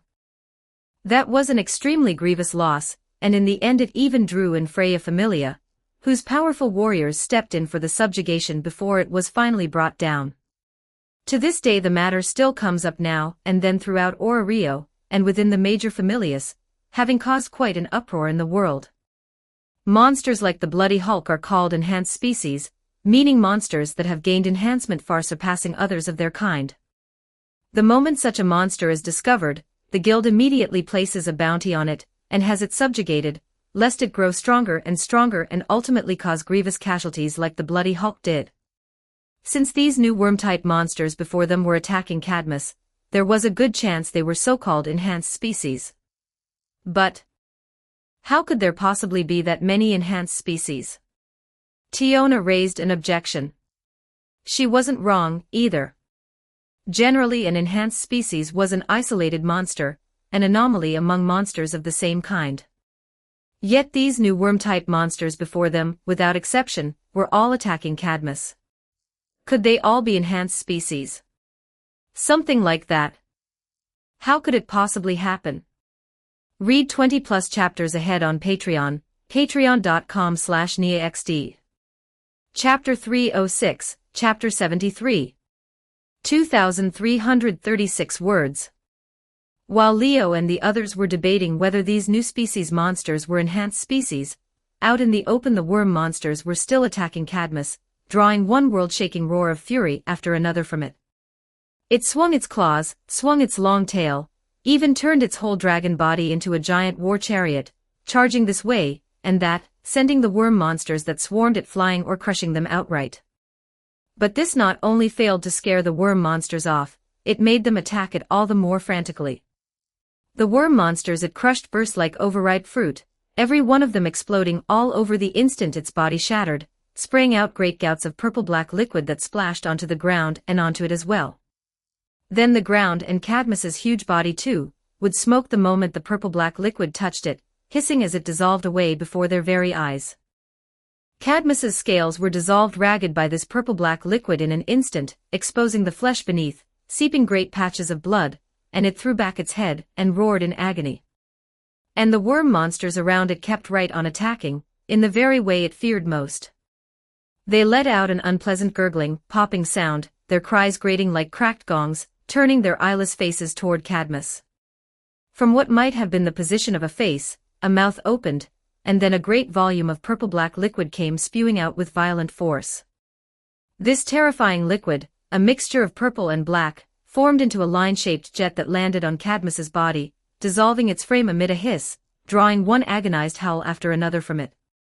This rare species monster hailed as the mighty dragon, a fearsome existence that even Finn would have to pair up 2 LV.6 members to deal with, had, before a swarm of these disgusting worm monsters, fallen to the point where it could only be cruelly dissolved to death. The sight made Leo and the others, hidden behind the rock in the distance, go wide-eyed. What a terrifying dissolving fluid! Lafia let out a small gasp, and even Ace, Tiona, and Tioni couldn't avoid grave looks crossing their faces. Cadmus is no match at all for that swarm of worm monsters. Even Tiona found it a little hard to believe. Nothing we can do. That worm-dissolving fluid is too terrifying. Even Cadmus's scales and body can't block it. If we went up there, we'd probably get dissolved too. Tioni analyzed coolly, but a flash of irritation crossed her eyes. It's dangerous. Ace gave the most direct assessment of all. It really was dangerous. Setting aside how strong these things were in themselves, that dissolving fluid alone was enough to make a first-class adventurer's scalp prickle. Cadmus was utterly helpless against that dissolving fluid too, able only to struggle frantically, but no matter how it struggled, the outcome was already set. The moment it attacked the worm monsters, the dissolving fluid inside the ones it killed would burst out all at once, splashing onto it, dissolving its scales and flesh. And even when it didn't attack the worm monsters, they'd spew dissolving fluid themselves, attacking Cadmus, dissolving its body bit by bit. Its body was simply too big, there was no dodging the dissolving fluid, and when it tried to flee it was already surrounded, the chamber's entrances and exits all blocked off by worm monsters, leaving it nowhere to run. The worm monsters' sickening yellow-green bodies kept spilling out their fluids, dissolving the very ground at their feet as they dragged themselves forward, and there was simply no way for Cadmus to break through the encirclement. So, under the gaze of Leo and the other 4, the roars of Cadmus, whose strength surpassed even the floor 37 boss Eudeus, grew weaker and weaker, its struggles feebler and feebler, until at last it was utterly buried beneath the countless worm monsters. The sound of flesh being corroded was not pleasant to the ear, and Cadmus's huge body finally toppled, its whole frame as if eaten away by sulfuric acid, until only a maimed skeleton remained, its presence gradually fading. Before long, Cadmus's huge body crumbled to ash and vanished, leaving only a massive magic stone fallen on the ground, along with a wing membrane shining with golden light that drifted down, extremely conspicuous. That's Cadmus's membrane. Tiona's and Tioni's eyes lit up faintly. It was the kind of reaction adventurers only showed at the sight of precious spoils. Cadmus's membrane, a drop item that only had a certain chance of appearing when the dragon was slain, was not only a superb armor material for crafting first-class equipment, but could also serve as a base for recovery-type items, an extremely rare drop item. Even bringing down Cadmus didn't easily produce such a drop item, and on top of that, the Familius in Ora Rio capable of reaching a deep floor region like floor 51, and strong enough to bring down the dragon could be counted on one's fingers. So Cadmus's membrane ranked among the very top, rarest tier of all the drop items the dungeon produced, enough to make countless commercial-type Familius drool. A drop item like this could fetch a fortune just taken in for cash, and if the vast sum it brought were used to buy equipment, you could fully outfit every member of a large-scale adventurer squad. Its selling price was at the very least on the order of tens of millions of valis, and there was demand without supply, so even a first-class adventurer would be delighted to see a drop item like this. And yet, faced with such a precious drop material, the worm monsters ignored it completely. Their only target was that magic stone. The worm monster nearest the magic stone stretched out a tentacle, seized the magic stone, and swallowed it whole in one gulp, paying no mind whatsoever to the membrane Cadmus had dropped. Could they really be enhanced species? The same thought flashed through every one of the girls' minds. And then they noticed it. After eating Cadmus's magic stone, the worm monsters immediately turned their eyeless faces toward a single direction all at once, as if drawn by something again. That direction was exactly where Leo and the others were hiding. Not good. We've been spotted. Ace's, Tiona's, and Tioni's expressions changed in an instant. The next second, the worm monsters all let out crack-gong roars and worked their short, many-jointed limbs, charging like so many disgusting yellow-green war chariots toward where Leo and the others were. Purple-black dissolving fluid was sprayed out a step ahead of them, raining down on Leo and the others' hiding place. Look out! Ace, Tiona, and Tioni didn't even think, their forms turning into streaking afterimages that swept aside, dodging the dissolving fluid that poured down on them. Leo, for his part, had already grabbed hold of Lafia, the nearest person to him, and ignoring her startled scream, shot away like a bullet. The next moment, the dissolving fluid landed on the huge boulder, dissolving it amid a haze of green smoke and the sound of corrosion, leaving a huge crater that gave off a corrosive stench, a horrifying sight. Seeing this, the worm monsters quickly spewed out dissolving fluid one after another, blanketing the area around Leo and the others. Don't try to take it head-on. Dodge. Leo, holding Lafia, and Ace, holding her silver saber, called out the warning at the same time, their forms leaping about, dodging the incoming dissolving fluid again and again. Damn it. This stuff is too annoying. The Amazonas twins, who'd meant to scatter the incoming dissolving fluid with the weapons in their hands, abruptly stopped what they were doing, cursing as they dodged. They'd both already witnessed how terrifying that dissolving fluid was, knew it could dissolve even Cadmus's scales and body, and if they used their weapons to deal with it, those would probably get dissolved too. Can I cut them? Tiona hollered this while frantically dodging, only to get one line out of Leo. If you're not scared of your weapon getting dissolved, or of the thing bursting the second you kill it and spraying you head to toe in dissolving fluid, then go ahead and cut. With that one line, Leo killed Tiona's intent to act, sending her scurrying off in retreat. Bastard things. Disgusting filth. Get the hell away from me.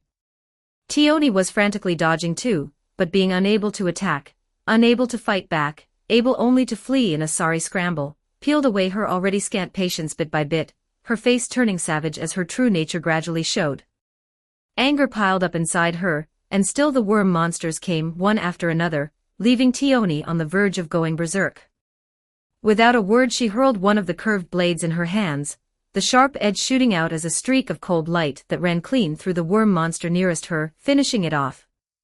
Almost the same instant it died, the worm monster burst open, all the dissolving fluid stored inside it erupting at once, dissolving the floor, the walls, even the ceiling of the chamber, sending up a great chorus of hissing.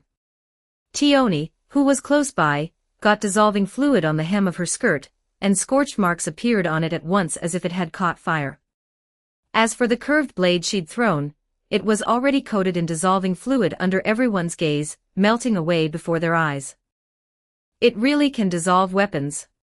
Tiona shuddered all over and didn't dare entertain the thought of attacking anymore. Her huge double-bladed erga was first-class equipment worth 120 million valis.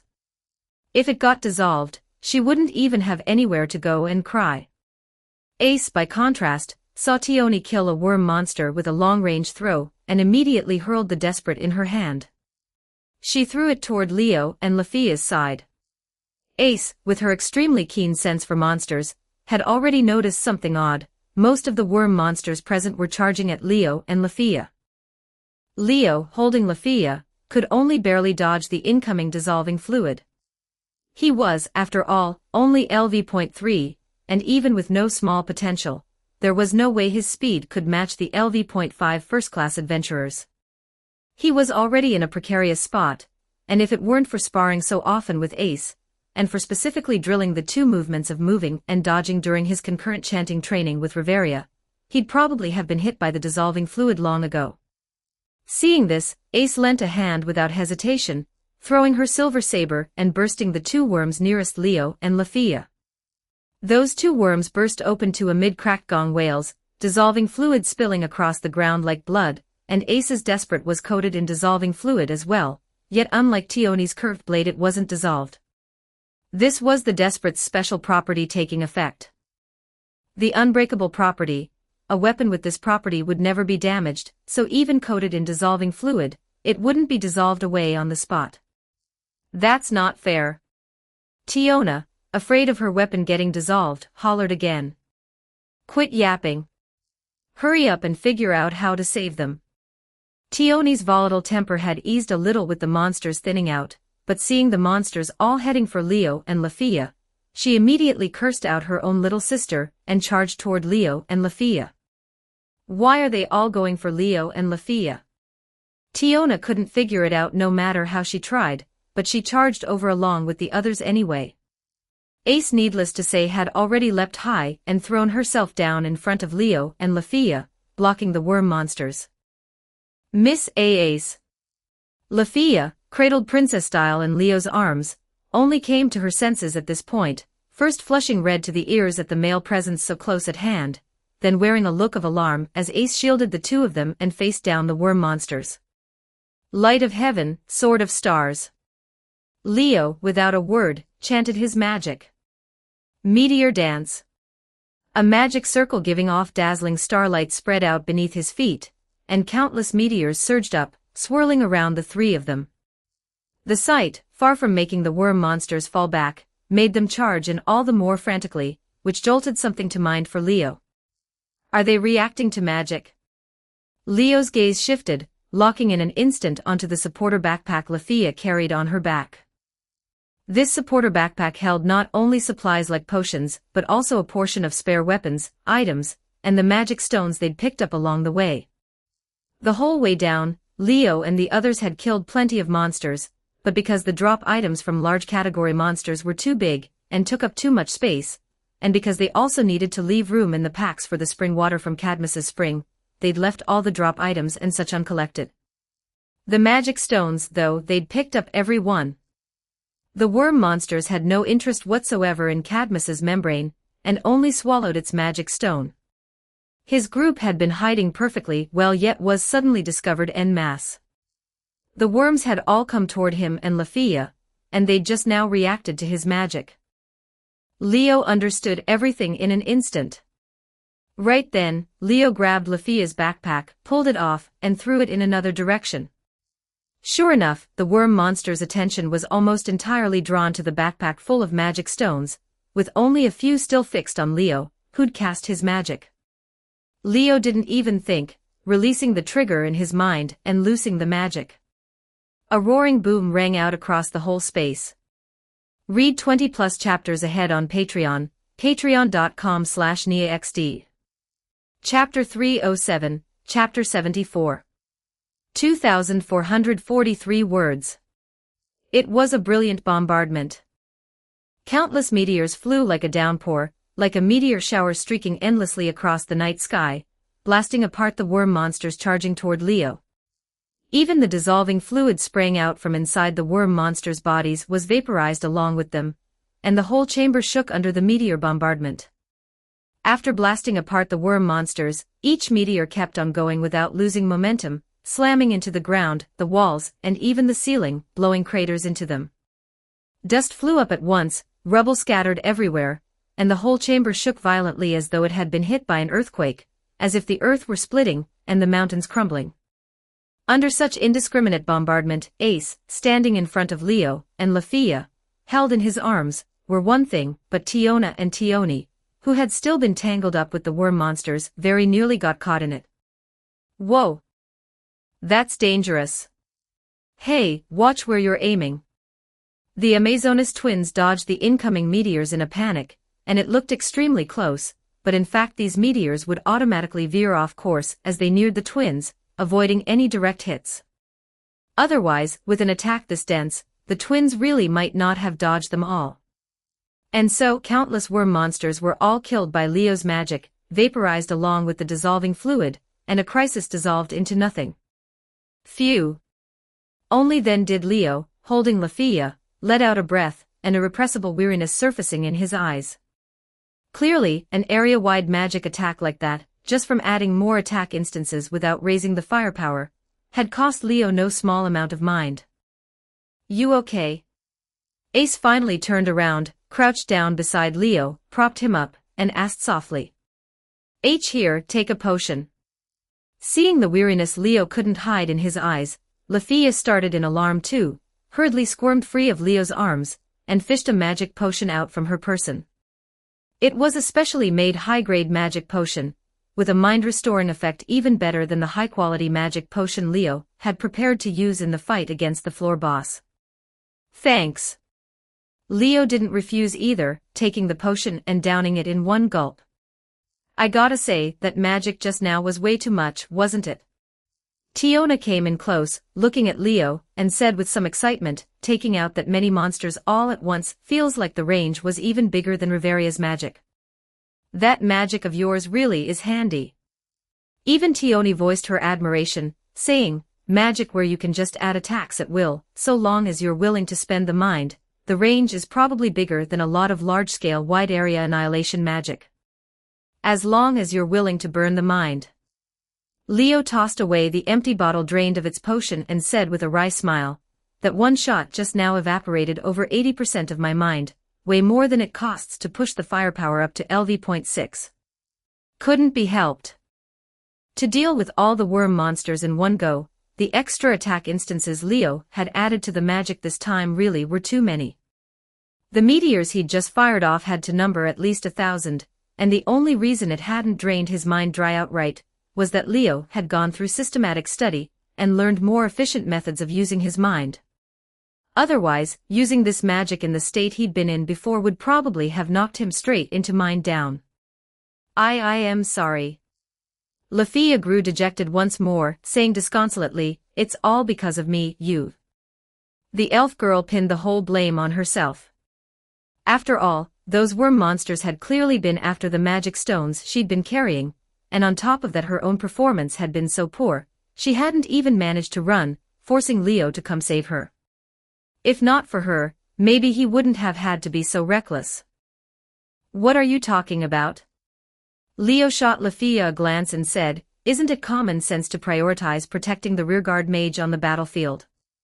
What he meant was that saving her just now had simply been a matter of course. "But you're a rearguard mage too." Lafia said it instinctively. "I only get put in the rearguard mage position when the Familia fights as a group. My actual job is still a magic swordsman, a middle guard class that can go to the front line. Supporting the vanguard or supporting the rearguard, both are things I can do or should do." Leo, who had already recovered a good deal of his mind, stood up and patted Lafia on the shoulder as he said this. "All right, stop overthinking it. It's all in the past now. Let's get the real business done first." Hearing Leo's words, Ace and the others, who had still wanted to comfort Lafia, snapped back to attention. "Right. We still have to collect the spring water." Tiona quickly looked around, then her eyes lit up and she pointed in one direction. "Over there." Everyone immediately followed Tiona's finger. There in the pockmarked and ravaged chamber stretching out before them, in a corner at the very deepest part, a pool of clear spring water lay quietly, beautiful in its solitude. On the wall beside it, deep blue radiant mystic spring water trickled slowly down through a crack, accumulating in a low hollow overgrown with flowers and grass, forming a beautiful clear spring rippling outward in waves, its surface cold and clear and blue. Just one glance at it left a person refreshed and at ease. Good, the spring wasn't destroyed. Tioni let out a breath of relief. She'd been a little worried that in the fierce battle between the dragon and the worm monsters, or under that full-area magic attack Leo had just unleashed, this Cadmus spring had already been destroyed, in which case they'd have come all this way for nothing. There's a lot, too. Ace retrieved her desperate, flicked off the dissolving fluid clinging to it, then came over to the edge of the spring to take a look and said this. I'll fill them. To play even the tiniest part, Lafia pulled herself together, hurriedly fetched back the backpack Leo had thrown away, and ran into the spring water. All that could be said was, thank goodness the backpack hadn't been destroyed, or else they really would have come all this way for nothing. The water of Cadmus Spring had to be held in specially made containers to preserve its potency, otherwise its effect would drain away with the passage of time, and finally turn into plain water of no use whatsoever. The special containers were lying in the backpack right now. Lafia took them out one by one and began drawing the spring water. Normally the spring water would be drunk dry by Cadmus the moment it welled up, so even if someone came here to collect it, they could usually only collect a little. That was why Finn had decided to head to both Cadmus Springs at once, collecting from both at the same time to gather the needed amount. But this time, Cadmus had been dealt with by the worm monsters first, so Lafia filled up the amount specified by the Adventurer Commission in one go, which left her expression somewhat complicated. Speaking of which, what even were those worm monsters? Tiona, bored, stood guard for Lafia, knitting her brows, and said in puzzlement, since when did Floor 51 have monsters like that? Are they really a new species? Who knows? Tioni spun the one curved sword she had left and said with a curl of her lips, maybe they came up from the floors below. No way, right? Tiona countered directly. We've been all the way to floor 58, you know. There weren't any monsters like that anywhere from floor 52 to 58. Don't tell me they came up from floor 59, which we haven't been to. That really wasn't very likely. It wasn't that monsters couldn't cross floors and run off to other floors, but most of them only moved around on specific floors. At most, one or two might wander onto another floor by mistake. It was generally pretty unlikely for monsters to run off to another floor in great droves. And when monsters did run off to another floor, they usually only moved a few floors up or down from where they were, never crossing multiple floors at once. And from floor 59 to floor 51, there were a full 7 floors in between. Crossing 7 or 8 floors at once was something almost impossible to happen. It's only almost. It's not completely impossible. Tioni said a little impatiently, the dungeon isn't some place that plays by the rules. Anything can happen down here. Maybe this is an irregular. Then that's way too irregular, isn't it? A huge swarm of what looks like a new monster species killed Cadmus, and even swallowed its magic stone. Could the dungeon really have birthed an enhanced species race? Tiona looked over at Ace and asked, Ace, what do you think? Ace shook her head and said nothing. She only watched Lafia drawing the spring water, then looked over at Leo, her mind churning with countless thoughts. Leo, who had no idea what the girls were talking about, was at that moment examining a membrane in his hand. It was none other than Cadmus's membrane. Be a waste not to grab this. That was exactly Leo's line of thinking. True, on this trip to floor 51 they hadn't picked up any of the drop items along the way, but Cadmus's membrane was an ultra-rare item worth over 10 million Valis. Not grabbing it wouldn't be wasteful, it'd be stupid. So Leo picked Cadmus's membrane back up and stuffed it into Lafia's backpack. Once the spring water's done, let's hurry up and leave. Leo said this. Those worm monsters might still show up. We'd better head back to the base and report. W.H. Watt. Lafia finished packing the spring water, and on hearing Leo's words she said in surprise, there are still more of those monsters. What else? Leo cautioned. Don't tell me you've all forgotten how floor 51 has felt way too quiet all day today. That one line sent a flash darting through everyone's minds. You mean, the reason floor 51 has been so quiet today is all because of those worm monsters? Tioni's face changed abruptly. Leo answered with a question instead. If they could even set their sights on Cadmus's magic stone, then with all the monsters on floor 51, all those magic stones just sitting out in the open, do you think those worm monsters would ignore them? Everyone fell silent, a chill starting to spread in their hearts. Remembering how there had been far fewer monsters along the way compared to past trips to this floor, everyone finally understood where all the missing monsters had gone. They'd definitely all been eaten by those worm monsters. And floor 51 was bigger than the whole of Rio, yet so many monsters had gone missing along the way. How could it possibly be just this handful of worm monsters doing the hunting? The monster spawn interval on floor 51 was very short, and the spawn numbers were large too. For new monsters still not to have spawned even after they'd arrived here, leading to a massive drop in monster numbers, proved this hunting was still going on at a very fast pace. So there were definitely a lot of worm monsters hunting on floor 51 right now. Otherwise this phenomenon never would have happened. What's more, if those worm monsters really did come up from the floors below, then will they keep climbing up, heading for our base? Leo's words, one after another, drained the color from the girls' faces. And another thing, we ran into worm monsters over here, so what about the captain's side? The moment he said it, none of the girls could sit still any longer. Don't say any more. Tioni growled in a low voice, her face livid. We're going back right now. Unfortunately, this decision was still made too late. Ah! Extremely suddenly, a shrill, agonized scream rang out, echoing across the whole of floor 51 and reaching the ears of Leo and the others. The pain in that cry drained the color from everyone's faces, Leo included. That voice is... Lafia's face went white in an instant. Raoul. Tiona and Tioni cried out at the same time, their faces twisting.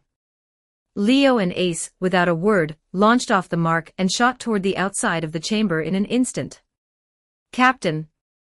Tioni let out a scream no better than the one just now, and somehow burst into a speed she'd never shown before, leaving even Leo and Ace, who had charged out of the chamber first, behind.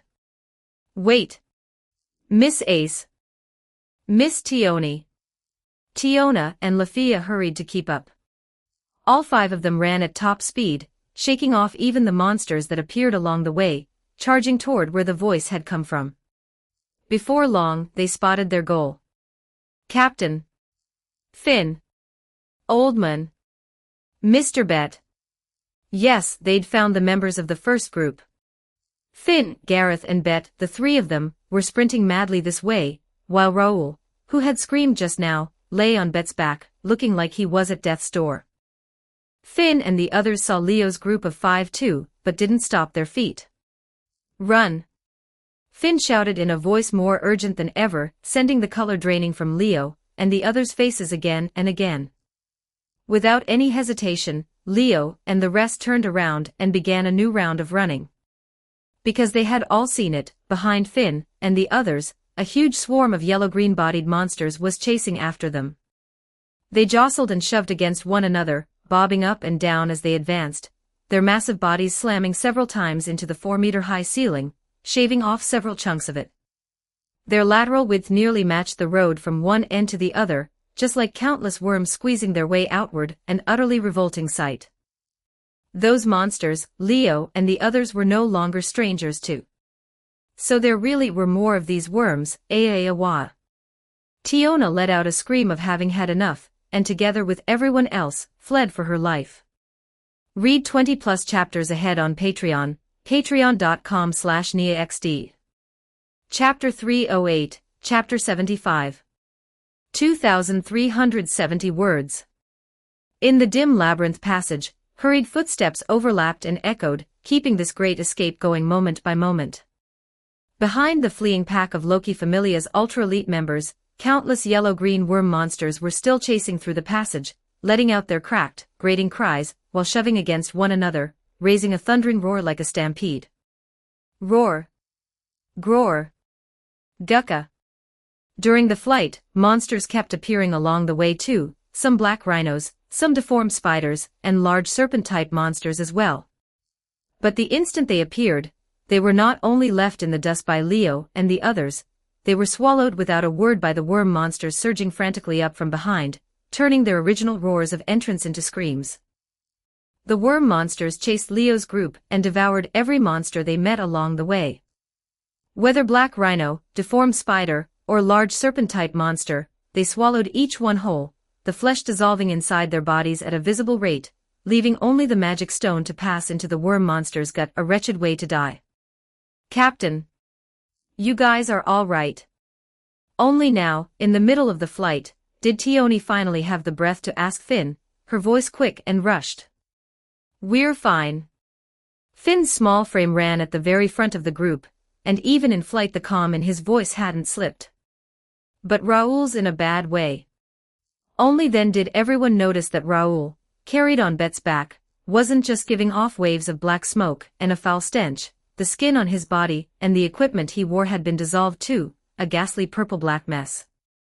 Watching the familiar senior who had looked after him so much turn into this wretched state, Leo's chest tightened. He pulled an elixir from the waist pouch behind him, and without a second thought, yanked the stopper and poured it straight over Raoul. The potion took effect at once, mending Raoul's steadily dissolving skin bit by bit, so that he, who'd been at death's door, stopped groaning, his head lolling to one side as he lost consciousness and passed out. He took a direct hit from that dissolving fluid. Tiona spoke up, a little frantic. Yes. Finn nodded and answered, we struck down the mighty dragon by Cadmus Spring, drew the spring water, and ran into that swarm of monsters on the way back to camp. We tried fighting them, but that dissolving fluid melted our weapons. Raoul killed one of those monsters, and the thing burst right then and there. All the dissolving fluid inside it splashed over him. With our weapons gone and no way to kill the monsters, we had no choice but to run. At Finn's words, everyone noticed that his spear, Gareth's battle axe, and even Bet's metal boots had all vanished. Their weapons had all been dissolved, and Raoul the supporter's backpack hadn't been spared either. When he was doused head to toe in the dissolving fluid, it was wrecked on the spot. That backpack hadn't just held the water from Cadmus Spring, but spare weapons and supply potions too. Without those, Finn's group not only couldn't fight at all, they couldn't even treat Raoul, and could only flee carrying him. Right now, Bet, carrying the barely breathing Raoul, wore a sour look, clearly itching to curse Raoul out, but seeing that Raoul had already lost consciousness, he could only mutter a couple of curses under his breath and run with the others, his face ugly. By the look of you, you ran into those monsters too? Gareth asked in a low voice as he ran, earning nods from Leo and the others. But now wasn't the time for talk. The swarm of worm monsters behind them kept closing in, and some had even reared up the upper halves of their bodies, opening their maws to spray dissolving fluid. Left turn up ahead. Finn gave the order at once, and everyone turned without hesitation, rushing into a narrow single-lane path. A great spray of dissolving fluid splashed across the spot where everyone had stood before turning, dissolving the ground and walls there. Right turn. Then left. Take the third path. Finn kept issuing instructions, sending everyone weaving through one narrowing path after another. This Paolum captain had actually memorized the entire layout of Floor 51, bigger than the whole of Rio, without so much as looking at a map, which couldn't help but leave one in awe. The paths he chose weren't picked at random either. The narrowing paths would make the worm monsters surging up from behind more and more crowded, until in the end only one could charge at the very front, with the rest unable to squeeze through. Seeing this, something clicked in Leo's mind. Light of heaven, sword of stars. He chanted the simple incantation in the middle of his run, a brilliant magic circle appearing beneath his feet, while a meteor surfaced in his hand. Meteor dance. Turning, reaching out, Leo loosed the meteor in his hand at the worm monsters behind him, and the instant it flew out it swelled abruptly, becoming a thick pillar of stars enough to fill the entire narrow path, crashing into the worm monsters. A thunderous boom rang out as the column-thick meteor pierced through a worm monster's body, and without losing momentum bored on through the worm monsters crammed together behind it, clearing the path. Good. Gareth saw this and shouted his approval out loud. I see, so that kind of monster is a type specialized for close combat. Finn's eyes lit up too. Dissolving fluid capable of melting first-class weapons, plus the trait of self-detonating when struck down, these were abilities aimed entirely at close combat. Though the worm monsters could spray dissolving fluid at range too, this dissolving fluid wasn't all that hard to dodge, and a nimble rearguard could perfectly well kite them, and pour out attacks to bring the worm monsters down. Unfortunately, those worm monsters were too many in number. The moment Leo wiped out a great swath of them, Fresh ones immediately shoved their way forward, rumbling into the path, and closing in on everyone again. Leo. Finn instructed decisively, keep chanting your magic. Judge the timing of your attacks yourself, but keep more than half your mind in reserve. Lafia, have potions ready. For anyone low on stamina, restore their stamina, and give magic potions to Leo first. Everyone follow my instructions, we start turning up ahead. Clearly, Finn already had some strategy to deal with this situation. Naturally no one would raise any doubt about the Paolum leader's words, and they began to act. Meteor dance. Leo calculated the mind he had left, began chanting his magic, and fired thick meteors that crashed one after another at the swarm behind them. The column-thick meteors were like light racing through the passage, piercing untold numbers of worm monster bodies amid the thunderous booms, blasting them all into fragments. Dissolving fluid splashed everywhere, sending up corrosion sounds and black smoke from every direction. Under Finn's instructions, Leo and the others charged into an immensely spacious chamber. Stop! Finn called out, and everyone halted their steps at once, taking up a formation. We'll meet that swarm of monsters right here, and finish them all in one go. Finn made the deployment in a cold, sharp voice. We'll buy time. Leo and Lafia, you two go all out, use magic with the widest range and the most firepower. This was the most commonly used tactic when meeting a group battle in the dungeon. Only the mage's wide area annihilation magic could deal with a great number of monsters in one go, resolving the most common encirclement situation in the dungeon, and fully sealing the win in a large-scale battle. It was precisely because of this that magic was the trump card, and mages were so highly prized. Easy to say. We don't even have weapons, so how are we supposed to buy time? Bet, having set Raoul down for now, bared his fangs and spat out words that were extremely unpleasant and extremely practical. I don't want my beloved weapon melted, you know. Tiona's face was full of refusal, all but shielding her great double-bladed erga behind her. This was a first-class weapon worth 120 million valis, after all. If it got melted she'd be sick over it. I've got some spares here. Tione, for her part, took out several curved swords and handed them to those who'd lost their weapons. Because they were simple to make and the materials weren't all that rare, and though not exactly cheap, they were still a good deal cheaper than other first-class weapons. Tione had prepared a fair number of these curved swords as spare weapons, which was also why she didn't mind using curved swords as throwing weapons. What the hell good is this thing?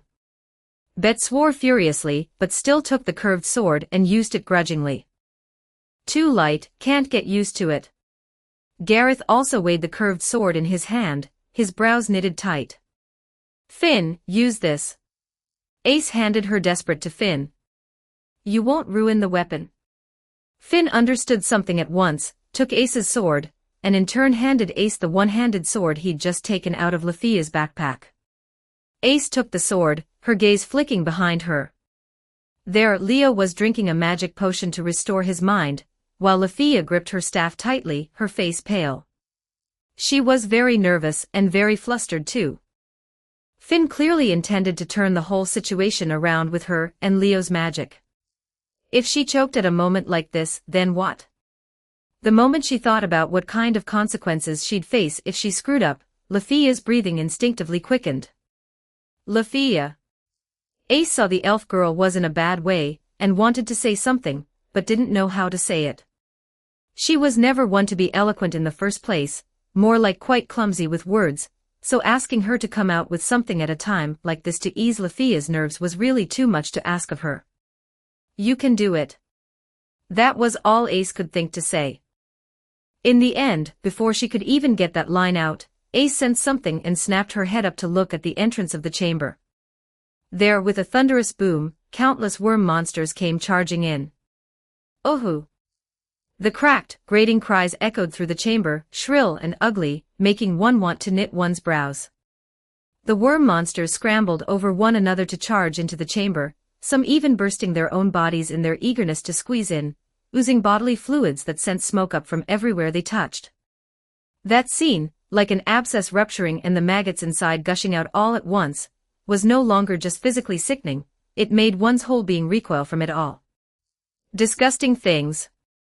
Bet was the first to charge out, his face twisted, fast as a bolt of lightning. Let's go, Tioni. You don't have to tell me. The Amazonas twins also blurred into afterimages and charged out. The defensive line here is yours, Gareth. Always foisting the troublesome stuff onto someone else. Finn tossed out the line, then displayed his nimble skill, and slipped out without a sound, leaving Gareth grumbling with a face full of discontent. Leo. Lafia. Start chanting. Discontent or not, the dwarf great warrior still planted himself in front of Leo and Lafia, and shielded Raoul at his feet into the bargain.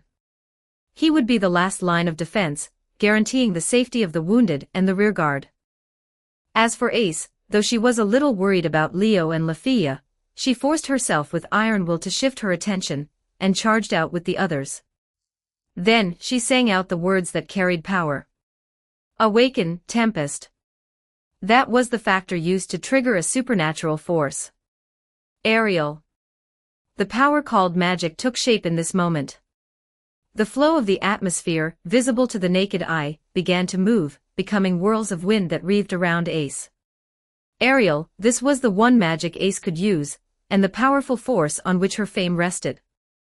It was a wind attribute enchantment magic that could aid attacks, raise speed, or strengthen defense by wrapping wind force around the body or weapon, and could even manage brief floating flight, an all-purpose magic equally suited to attack and defense. Ordinary enchantment magic could strengthen abilities only to a limited degree, and unless it was a longchant or ultra-longchant enchantment magic, it couldn't produce too great an effect. Ace's aerial, however, was an exception, drawing out power enough to rival a floor boss off a single ultra-short chant alone, far exceeding the bounds of ordinary enchantment magic. It was precisely because she possessed such powerful magic that Ace could, at LV.5, seize an alias that not even LV.6 or LV.7 adventurers had managed to win, and be called the city's strongest female swordsman. Once she activated this magic, Ace could stand on par with LV.6 adventurers, and in terms of pure status alone, in this state even Finn, and the others might not necessarily beat her. In this moment, Ace activated this magic, extremely cheat-like in ordinary people's eyes and no different from cheating, and carrying the howling wind, charged into the swarm of worm monsters. The one-handed sword in her hand was also wreathed in wind, cutting into a worm monster's body and effortlessly splitting it in two. The worm monster, cut in half, burst on the spot, and dissolving fluid splashed over Ace. But this dissolving fluid was deflected by the wind-wreathing Ace, unable even to touch the one-handed sword in her hand, no longer able to bring out that terrifying corrosiveness. With the wind's protection, Ace could finally stop fearing those dissolving fluids, and didn't need to worry about her weapon being dissolved either. That was why Ace had handed her beloved unbreakable sword to someone else to use. Read 20+ chapters ahead on Patreon, patreon.com/NiaXD. Chapter 309, Chapter 76, The Many. 2,371 words. As Ace began cutting down worm monsters one after another with her outstanding swordsmanship, the others got tangled up with the worm monsters too. None of them had a method like Ace's, able to ignore the dissolving fluid, but they had their own ways. Finn used his nimble movements to slip into the worm monsters' blind spots, severing the short legs beneath their bellies one by one with Ace's desperate, dodging the small amounts of dissolving fluid that sprayed from the cuts, dismantling the worm monsters' mobility and dropping them to the ground, never to crawl up again. Bet, for his part, leaped around the worm monsters at astonishing speed. With his astonishing leg strength, he left the incoming dissolving fluid completely behind him, and sometimes he'd land a vicious kick to knock a worm monster over. Tiona and Tioni worked together, drawing aggro with uncanny coordination, sometimes making the worm monsters crash into each other, sometimes darting in front of the worm monsters to lure others into spraying dissolving fluid, then leaping aside so that the fluid landed on the worm monsters behind them. And so, the 5 first-class adventurers held those worm monsters firmly in place. Apart from Ace, who had the ability to cut the worm monsters down, the rest, even if they couldn't kill the worm monsters, could throw them into confusion so they couldn't mount an effective offensive anymore. Even when a few that slipped through the net came over, Gareth, standing in front of Leo, Lafia, and Raoul, could punch them flying with a single blow. The worm monster's bodily fluids clung to the dwarf great warrior's fists, corroding them with a sizzling hiss, but with his astonishing endurance value, the old man endured it through sheer force.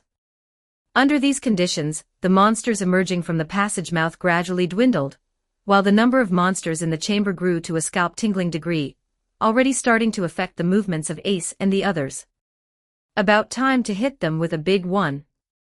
Leo had been calculating the timing all along, and seeing that not many monsters were coming in through the passage mouth anymore, he understood at once that the pursuing monsters had reached their end, with nearly all of them now in this chamber. In other words, as long as they wiped out every monster in this chamber, this crisis could be considered resolved. So, while mobilizing his mind, Leo looked over at Lafia beside him. "You up for it?" Without offering any more comfort, Leo just asked the one brief question.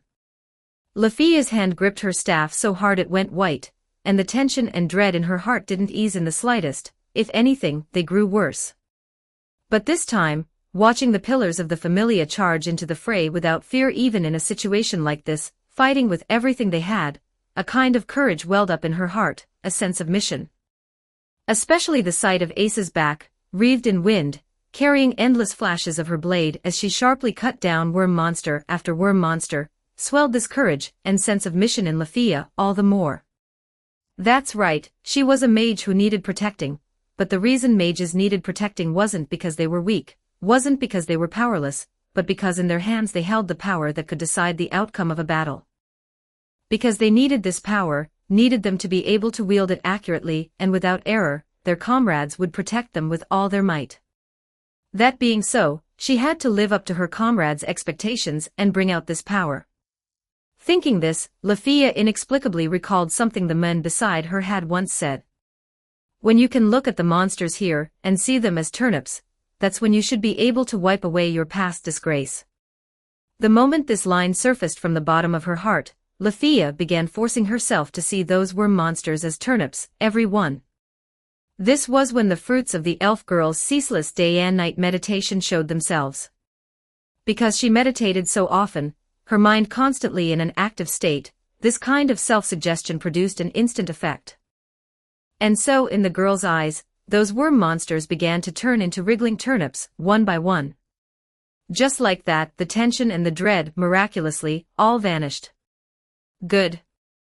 Lafia drew a deep breath and raised the forest's teardrop in her hand high. As the Familia's designated successor to Riveria, just as said before, Lafia's 3 magic slots were already full. She had 3 magic in all. The first was a short chant single-shot magic. Its power was respectable, and it had an auto-tracking effect too, but its area of effect was small, and didn't suit the current situation. The second was a long chant wide area annihilation magic, fire attribute, astonishing in power, and with a terrifyingly large coverage area at the same time. The third was a long chant summoning magic, the very reason Lafia had earned the 1000 elf alias. Now, what Lafia was going to use was her second magic. Proud warriors, archer core of the forest. A clear, sweet, lovely voice began to ring out. The encroaching raiders draw near, take up your bows. Beneath the elf girl's feet, a magic circle spun open, giving off radiance. Answer the call of your kin, knock your arrows and kindle the flames, lights of the forest. Within the radiance, the magic circle began to transform, building up multiple rings and intricate patterns. I command you, loose your arrows, elven fire bolts. As the magic circle took form, a deep golden light flared, illuminating the elf girl's beautiful face. Fall like rain, burn the savages. On the staff Lafia held high, the magic treasure stone bloomed with light it had never shone before. Light of heaven, sword of stars. At the same time, Leo, who had been mobilizing his mind without pause, began his chant without hesitation, making a brilliant magic circle surface beneath his feet. This magic circle wasn't as complex as the one beneath Lafia's feet, but it was more dazzling, more resplendent. Even though it was only an ultra-short chant, in this moment the magic radiating off Leo was no weaker than Lafia's, even faintly surpassing it. Leo, who had poured most of his mind into this magic, brought out an ultra-short chant magic with all the momentum of an ultra-long chant wide area annihilation magic. This momentum disturbed not only the worm monsters, which reacted to magic, but Finn and the others as well. Now, fall back. Finn slashed a worm monster down, and heedless of the hair fouled by dissolving fluid, he shouted out. Hey! You idiot Amazonas sisters! Stop charging forward. Hurry up and pull back.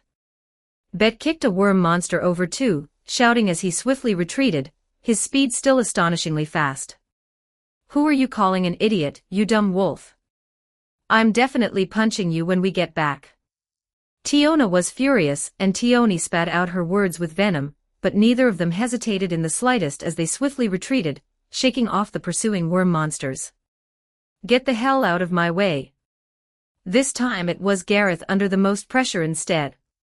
The worm monsters drawn by Leo and Lafia's magic all came charging this way, making him let out a roar, his two fists swinging into afterimages as he blasted away worm monster after worm monster, leaving his whole body splashed with dissolving fluid and starting to smoke. Ace rode in on the wind, joining Gareth's defensive line, and with a single swing of her blade she loosed dozens of flashes of her sword, hacking the worm monsters blocking her path to pieces. Leo. Lafia. Seeing everyone return to the defensive line one after another, Ace turned her head, and called out to the two. Loose. Finn gave the command and Leo and Lafia pulled the triggers in their minds at the same time. Meteor dance. A huge magic circle appeared at the top of the chamber, countless meteors flying out from within it, becoming a meteor shower that came crashing down with a roar. Fusillade Phalarica. The next second, behind the meteor shower, countless fire bolts appeared in turn, pouring down like a rain of fire. Starlight and firelight flared together, driving the darkness from the entire chamber. Before long, an earth-shaking roar rang out in the chamber, shaking the whole of floor 51. It was a baptism of starbursts and flame. Meteors fell in an overwhelming flood, and the blazing firebolts plunged down too with a huge roar of burning, weaving together with the meteors into this feast. They struck the enemies, pierced the enemies, set off explosions and great fires, blasting the very ground to pieces one stretch at a time. Rock beds were torn up, dust and smoke billowed, shockwaves turned into waves of wind mixed in among it all, like the wrath of heaven descending, annihilating everything, destroying everything. The monsters, numbering in the hundreds and thousands, had even their screams drowned out by the roar of the explosions, either blown into heaps of mangled flesh or simply reduced to ashes, with even most of their magic stones destroyed. The starlight dazzled, dyeing the chamber blindingly bright, while the sea of fire spread across the plain, burning in every corner of the ground, an extraordinarily spectacular sight. By the time the meteors stopped falling and the fire bolts stopped plunging down, there wasn't a single intact patch left on the ground. As for those worm monsters, not one was left, all of them buried in that earth-shaking magic bombardment. With everything settled, Leo and Lafia, holding up the emerald staff and the forest teardrop, let out a breath almost at the same time, weariness surfacing in their eyes. Ace, Finn, Gareth, Bet, Tiona, and Tioni all let out a breath of relief together too, lowering their fighting stances. Finally wiped them all out.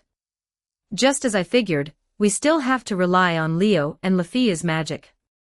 Tioni's heart was still pounding with the aftershock, while Tiona laughed happily and threw an arm around each of Leo and Lafia.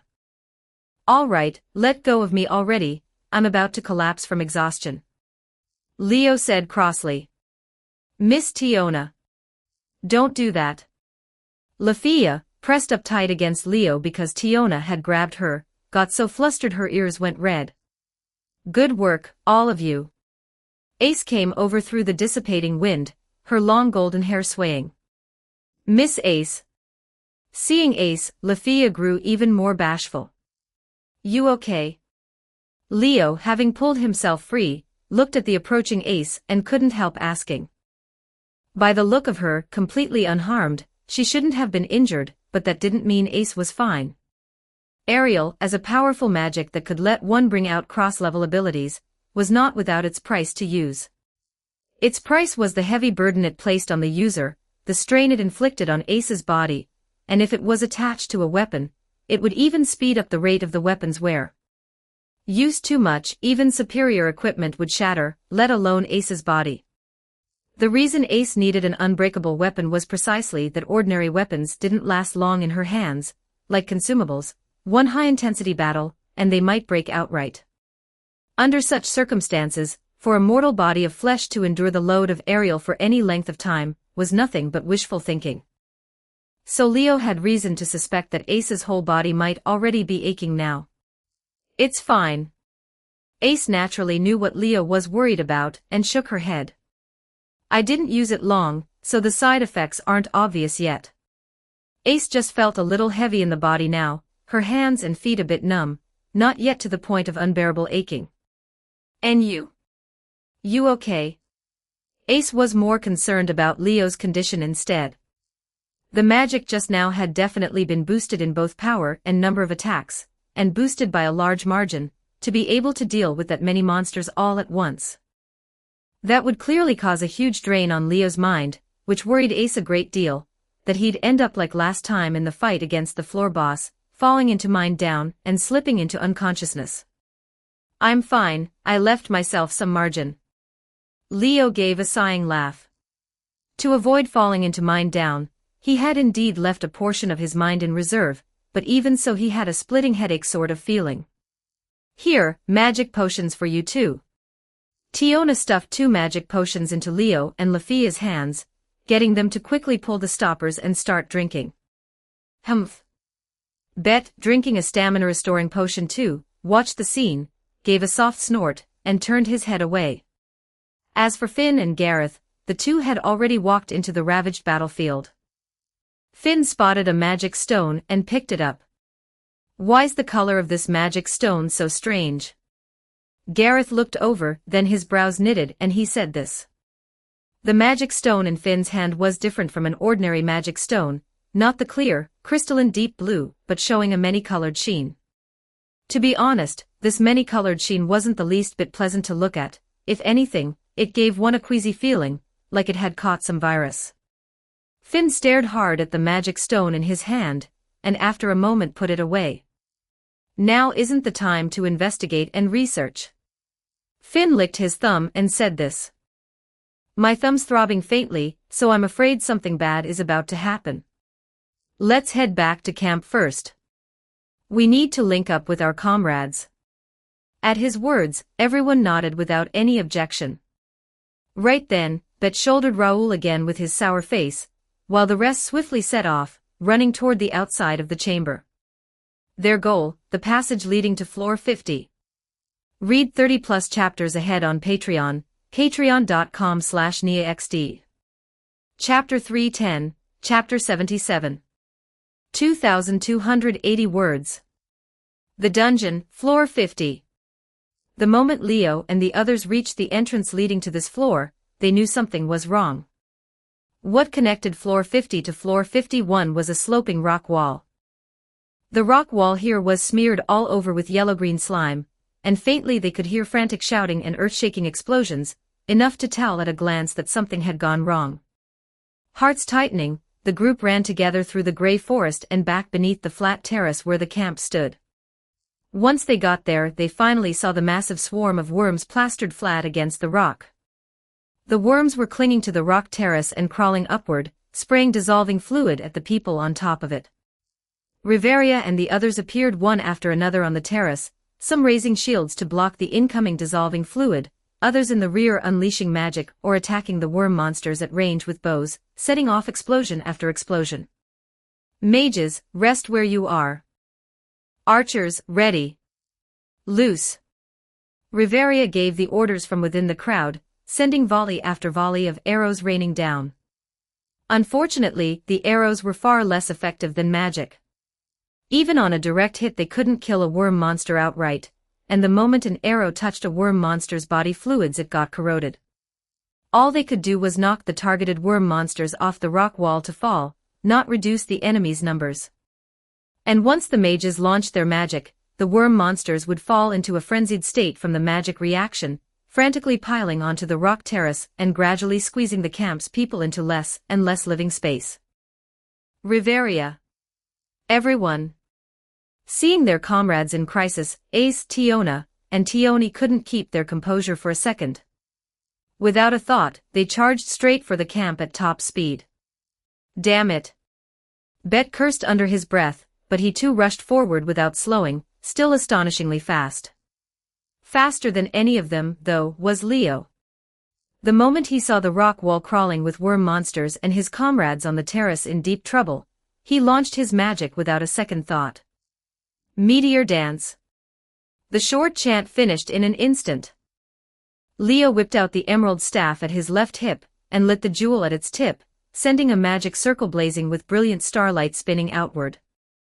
It turned into a cannon emplacement and fired off thick, heavy meteors one after another. The meteors slammed one by one into the rock wall, punching through the bodies of the worm monsters and blasting away huge amounts of stone, until the whole terrace shook. Dust and rubble burst from the rock wall and tumbled down under gravity. That magic, it's Leo. Leo's back.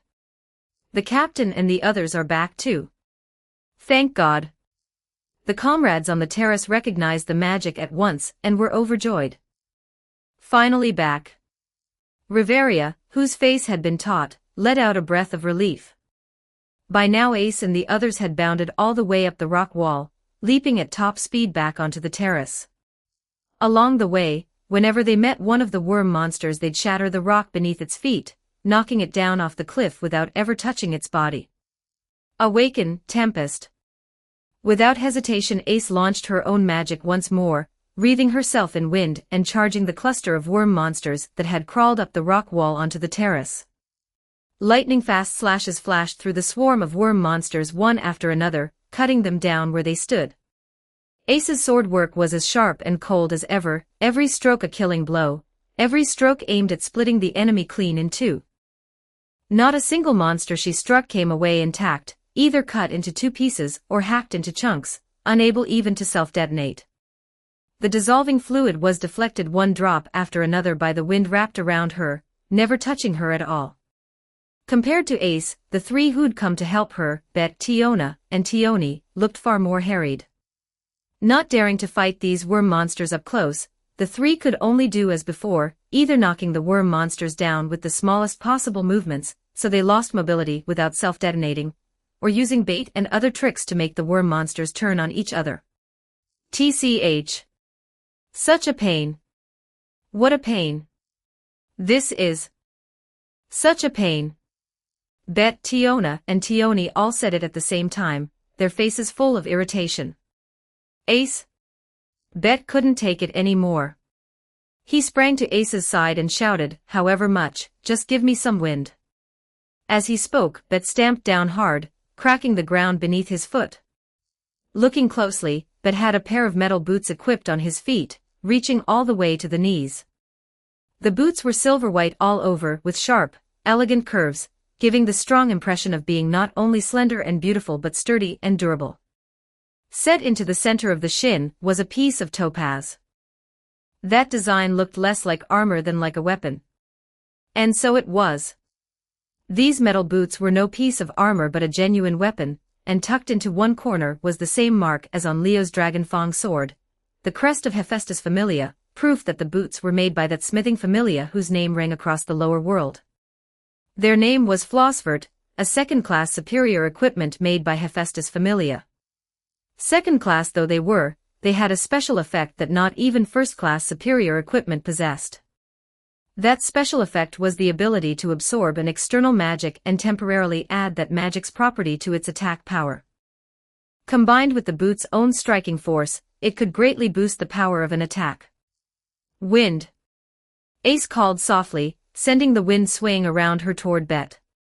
The topaz on the shin of Bet's boots lit up at once, drinking in all of the wind that blew over. The next second, the boots and Bet's feet together were wreathed in surging air, just like Ace. Good. Now armed with the same magic power as Ace, Bet bared his teeth in a grin. Tremendous force erupted underfoot and his figure vanished outright, hurtling at the worm monsters with terrifying momentum and wind pressure. Disappear.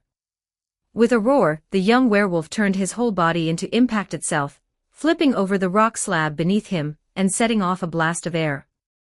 One spinning kick, and the metal boots on his feet became a flash of light, sending countless worm monsters flying and grinding them all to pieces. With the wind's protection, he no longer feared the dissolving fluid either. All of it was deflected by the wind wrapped around the boots, so Bet could finally cut loose and fight to his heart's content. That matchless momentum, that all-crushing offensive that even outdid Ace, thoroughly provoked the Amazonas twins on the scene. Amazonesses were a fiercely warlike race to begin with, and Tiona and Tioni had been fighting up to now with no outlet for their frustration. Now, watching the werewolf they never got along with go on such a rampage, how could they possibly hold back any longer? Tioni especially. Her steady, cool composure shattered outright, and the violence and rage that had been pressed down deep inside her finally erupted. What VE you got to be so cocky about? After a roar that completely wrecked her usual image, Tioni went berserk. With a dull thud, Tioni swung her fist and slammed it straight into the body of a worm monster. She'd cast aside her beloved kukris and gone to fight with her bare body.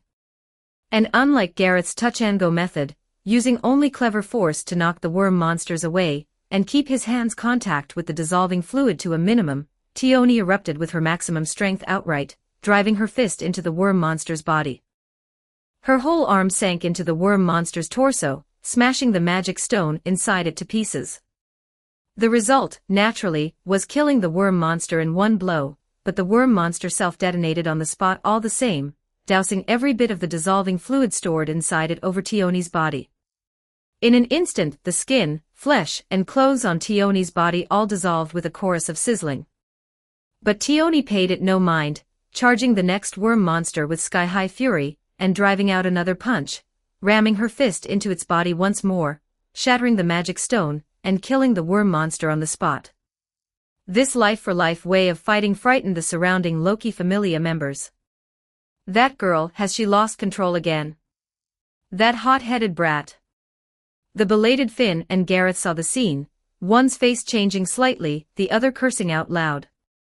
Finn. Gareth.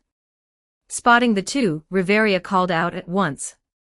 Leave the command to me, Riveria. Finn pressed down every emotion and put on the captain's mask, beginning to give orders calmly. Start chanting your magic right now. Gareth, you handle defense. Got it. Riveria nodded and grabbed Lafia, who had come hurrying over out of breath. Lafia, you come too. Ha! Lafia nearly didn't catch it, then a moment later hurriedly replied, all right. You there. Gareth was even more direct, shouting at a member beside him, give me that shield. The member quickly handed over the shield in his hands, and Gareth walked to the very front line, joining the other shield-bearing vanguards to hold back the worm monster's advance. By now Tiona had thrown all caution to the wind as well. Ah! Forget it. Let's just get through this first. She hadn't gone berserk like her sister, but she stopped being so timid as before. The huge double-bladed urga that she'd kept idle in her hands began to spin and dance once more, like a windmill, slashing at the worm monsters as Tiona charged. A flurry of the dance cut huge numbers of worm monsters into chunks on the spot, and the dissolving fluid that sprayed out after they self-detonated Tiona dodged with all her might, not getting doused head-on like Tioni, so for the moment she hadn't taken any serious wounds. But the huge double-bladed urga in Tiona's hands wasn't so lucky. Every time it cut through a worm monster it picked up their body fluids, getting corroded by the dissolving fluid, and over time it began to grow ragged and battered, losing its original sharpness for good. NGH, my urga. Tears welled in Tiona's eyes, her chest aching too much to breathe, but she still didn't stop.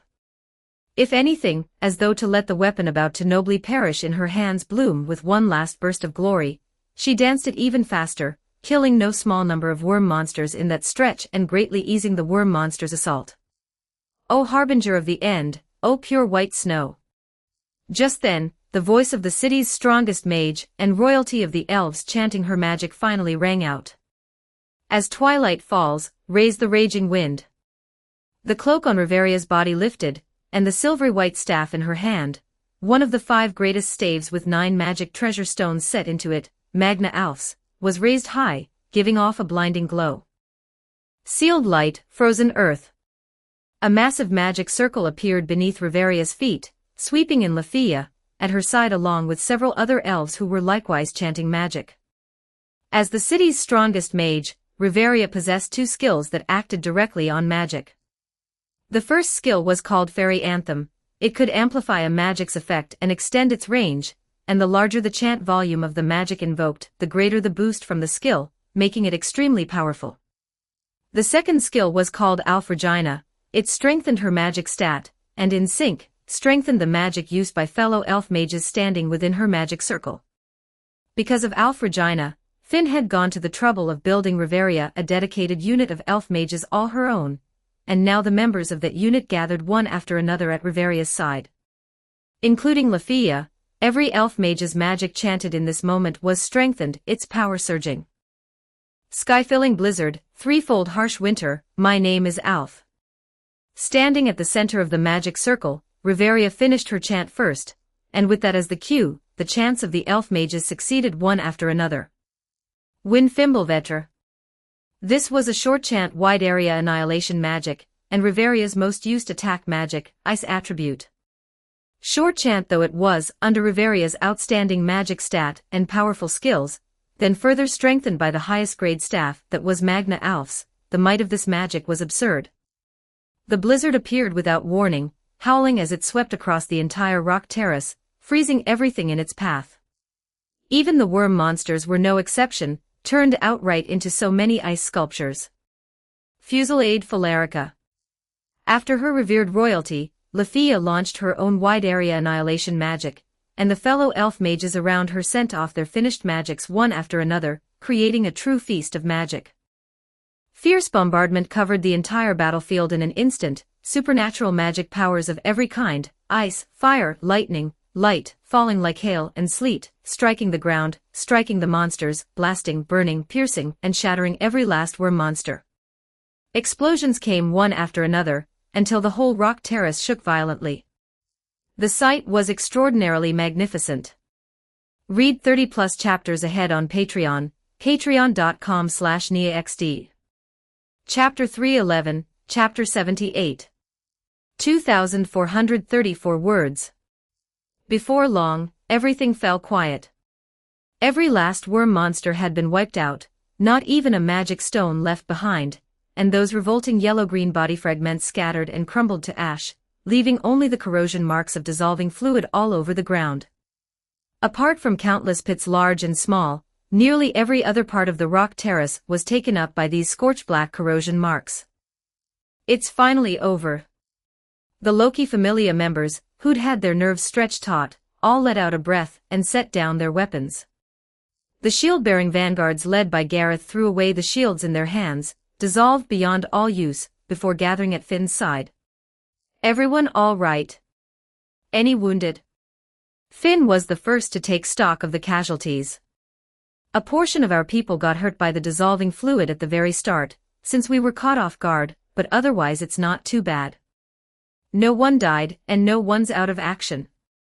Riveria reported the situation, then let out a sigh.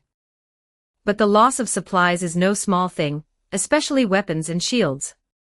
Never mind what the members had equipped to begin with, even the spare armaments we'd prepared for the expedition are more than half used up. At her words, Finn and the others looked around and saw the surviving parts of dissolved weapons one after another, along with fragments of shields, arrows, armor, and the like. NGH, my Urga. Tiona held up her huge double-bladed weapon, dissolved down to less than half, crying out without a tear left to shed. Shut up, you're annoying. Beside her, Tioni, draped in a wool blanket, spoke up with a thoroughly sour face. Her kukris had all been ruined too, and even her clothes had been dissolved away. Because she'd gone so utterly reckless, by the time the fighting ended there was hardly a patch of skin on her left intact, corrosion marks all over her body. Her wretched state had frightened every member white in the face, and it was only when Lafia scrambled to bring an elixir and pour it over her that the skin and flesh on her body grew back, otherwise she wouldn't have dared show her face in front of her sweetheart right now.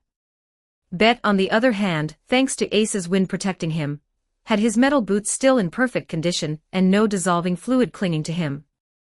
But looking at the weapon and armament fragments littering the ground and the members slumped around treating their wounds, his expression wasn't very pleasant either. There's so damn many of you, and you still couldn't deal with those clumsy living targets. Pathetic. Bet was performing his foul-mouthed habit as usual, earning more than a few glares from the elf members. Who told this werewolf to drag the elf royalty they revered into his insults? This was plainly accusing Riveria of being incompetent, wasn't it? This is indeed my responsibility. I have nothing to say. Riveria didn't argue, taking the blame outright. She was the camp's chief overseer, and with something this big happening here, she felt she couldn't escape her share of the fault. Only, others couldn't stand to keep listening. Lady Riveria was already on high alert. The moment you set out she stepped up our guard, and it's because of that we were able to spot those worm monsters the instant they appeared and organize an effective defense. If not for Lady Riveria's orders, we might have been wiped out before you got back. An elf with brilliant golden hair, standing in the spot nearest Riveria, spoke up in a tone of forceful conviction. Her name was Alicia Forestlight, a core member of the Familia's Second Army just like Raoul. Not only was she an excellent mage skilled in the technique of concurrent chanting, she was also quite adept with the bow and could fight up close with a sword, so in battle she was often chosen as a support role for the First Army's Familia elites. She was someone of not only superb ability but also a gentle, accommodating temperament, deeply trusted by her comrades.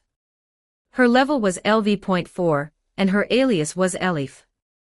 Unlike the easygoing Lafia, she was a very orthodox elf, so she rather worshipped Riveria as royalty, being Riveria's most loyal supporter, and whenever someone spoke ill of Riveria she'd drop her gentle, accommodating manner and fly into a rage. That's right, Lady Riveria did her duty fully. If not for her deployments beforehand, the casualties would surely have been far worse. Next to speak up was a cat people girl. She was a cat people girl with black shoulder-length hair, and matching cat ears and tail, slender of figure and lovely of face. Her name was Anna Kitty Autumn, a core figure of the Second Army like Alicia, and a veteran member who joined the Familia in the same cohort as Raoul. Not only was she a LV.4 second-class adventurer, but among all the LV.4s in the entire city she was considered the unquestioned highest caliber, and on top of that, being composed and calm with exceptional nerve. Whenever the Familia's first-class adventurers were absent, Finn would generally appoint her as overall commander of the base, and she was considered the member closest to LV.5 in the Familia. This cat people girl of both talent and beauty even enjoyed great popularity among the gods, praised by them as a noble cat breed, and thanks to this the gods bestowed on her the alias Alka to highlight her elegance. Now that even she had spoken up, it meant Alicia wasn't simply playing favorites with royalty, but that Riveria really had done her absolute best. Yeah, it's all thanks to Lady Riveria that we could hold back that swarm of worm monsters. Apart from the start, when we didn't understand those monsters' abilities, and some people got hurt by the dissolving fluid, after that Lady Riveria adjusted the countermeasures and basically no one got hurt anymore. I can vouch for it. Me too. The members who'd stayed behind to guard the camp spoke up one after another, including Line, who was treating the wounded. Everyone, don't get so worked up, calm down, calm down. Seeing the mood turning a little tense, Lafia swallowed and, terribly nervous, began trying to mediate. Ace said nothing, only watching Riveria with worried eyes. Hey, you stupid wolf, you're not happy unless you run your mouth at least once a day, huh? Kicking someone while they're down at a time like this, are you even human anymore? Even Tioni and Tiona couldn't stand by, scolding Bet with knitted brows. Bet just watched it all with a cold face, not caring in the least even as he became the target of everyone's ire. Enough, all of you, knock it off. Gareth barked out, stopping the mood from souring any further. A bit of supplies, lost is lost. As long as there were no deaths, that's what matters. Finn, for his part, kept his expression unchanged from start to finish, taking in all the remarks and assessments and making his summary. This is all thanks to Leo. Riveria, however, didn't claim the credit for herself, saying this. Before he set out he made a point of telling me he had a bad feeling, that something bad might well happen, which is why I stepped up our guard. If not for his warning beforehand, the situation might really have gotten quite a bit worse. At Riveria's words, everyone present went still. Speaking of Mr. Leo. Line, who'd finished treating the members, spoke up oddly. How come I don't see him anywhere? The moment she said it, the group froze again. Only now did Finn and the others realize with a start that, at some point, Leo had vanished without a trace. Ace, as if she'd suddenly sensed something, whipped her head around and looked in one direction. It was in that very instant that a deafening explosion rang out. A blast far greater in scale than any before it appeared abruptly in the gray forest of floor 50, right below the rock terrace, sending flames into the sky and smoke billowing up, shaking the whole camp. What? Where'd that huge explosion come from? Could there be more monsters? Get ready, quick. The people in the camp went pale and cried out one after another, raising the weapons they'd just set down all over again. Ace had already dashed out, reaching the edge of the rock terrace in an instant and looking down below. At that glance, her pupils shrank sharply. Down below the terrace, at the spot where the huge explosion had risen, a massive figure appeared, bathed in flames and dust. The figure was about 6 meters tall, and like the earlier worm monsters it had a yellow-green body and flat arms, its appearance inheriting the shape of those worm monsters too, but its overall build was very different, and the individual was a whole size larger. Its lower half was a worm, but its upper half, swelling up like a small hill, had smooth curves, like the upper body of a human woman, both like a manta ray and like a folding fan. Its flat, thin upper arms came in left-right pairs, 2 blades each, and several tube-like organs hung down from the back of its head. The yellow-green skin looked as though gaudy paint had been poured over it, the colors all over its body without the slightest order, as if it had been eaten away by some unknown deadly poison. These dense colors ran all the way up to its face, which had no nose, eyes, mouth, or other features. The body's outline could indeed call a woman to mind, but the greatly swollen belly ruined every womanly element, hideous in the extreme. A piercing shriek burst from its mouth, blowing away the smoke and flames. And there, before this female form worm monster, stood Leo, who'd gone missing earlier, locked in a standoff with it. Leo. Leo. Ace called out his name. What is that? Finn and the others rushed up, and at the sight of the female form monster facing off against Leo, their faces went white with shock. Just then, the female form monster slowly began to move, spreading open its 4 flat arms. Along with its motion, 7 color particles like pollen drifted toward Leo, like dancing motes of light. In this moment, including Ace, a chill rose in everyone's heart all at once. An adventurer's keen intuition kicked in at that instant, making them immediately understand that this seemingly beautiful pollen was in fact something incredibly dangerous.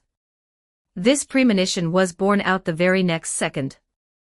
The pollen drifting toward Leo flickered a few times, then suddenly burst one after another, kicking up an earth-shaking explosion that swept flames, and a shockwave across the whole scene in a flash, surging up onto the rock terrace and sweeping over everyone. Some screamed, some bellowed, some cried out, some wailed. The Loki Familia's elite members all had their defenses pierced by this sudden huge explosion, either falling with the heat and the shockwave or barely raising their arms to block, just short of being knocked clean off their feet. Only now did the group understand why a chill had risen in their hearts at the sight of that pollen. It wasn't pollen at all but a terrifying bomb. Everyone. Retreat. Finn roared at the top of his lungs. For that explosion's scale to reach even them up on the heights, its might was probably no less than a powerful wide-area annihilation magic. In a situation like this, having everyone gathered together was absolutely a foolish course of action. They had to retreat, had to scatter. But Mr. Leo, he. Line's voice broke as if into sobs from within the crowd, making Tiona, Tioni, Lafia, and the others change color one after another. They'd seen it too, Leo, standing off against the female form monster, swallowed up by the huge explosion. Wait. Ace. Riveria called out. Because Ace had already dashed out, or rather, leapt straight off the rock terrace, wind wreathing her body in an instant as she drew her sword and swept toward the female form monster. Seeing this, Tiona and Tioni were about to follow, only to be stopped at once by Finn. "Don't go." Finn's tone was graver than it had ever been. "Look at that monster's belly. I guarantee you it's all dissolving fluid inside. You absolutely cannot go." At his words, everyone's faces twisted slightly. Looking at the female form monster's huge purple-black belly, and at its build far larger than the worm monster's, everyone had reason to believe that once it was struck down, the dissolving fluid that would spray out then would be a volume never seen before. If it was like those worm monsters and would self-detonate in the moment before being struck down, then that enormous gush of dissolving fluid would surely corrode everyone in its vicinity to nothing in an instant. And there was that explosive pollen rivaling wide-area annihilation magic too. Take a frontal bombardment from that, and even if you didn't die you'd be left shedding a layer of skin. In a situation like this, anyone without magic protecting their body the way Ace did would be in great danger facing that female form monster. Even LV.6s like Finn, Riveria, and Gareth, or LV.5s like Tiona, Tioni, and Bet would be no exception. This made everyone's expressions turn extremely grim. And at this time, Ace, her whole body wreathed in wind, had already engaged the female form monster. A lightning-fast slash swept across, landing on the female form monster's body, but it didn't carve through unobstructed like before, instantly splitting it in two. Instead it only cut a single wound, sending the dissolving fluid inside spraying out. The female form monster let out a cracked, screeching cry, whether of pain or of fury there was no telling, and swung a flat arm, slamming it heavily and with howling wind into the airborne Ace, sending her flying. Meteor dance. All at once, several thick, heavy meteors came flying, slamming into the female form monster's body one after another, blasting it into a screeching retreat. Leo's figure slowly emerged from the flames, his appearance a wreck, but the hand gripping the emerald staff steady as anything, his eyes sharp beyond measure. The meteors circled around him one after another, bathing his whole body in starlight. Brilliant and dazzling. Read 30+ chapters ahead on Patreon, patreon.com/NiaXD. Chapter 312, Chapter 79.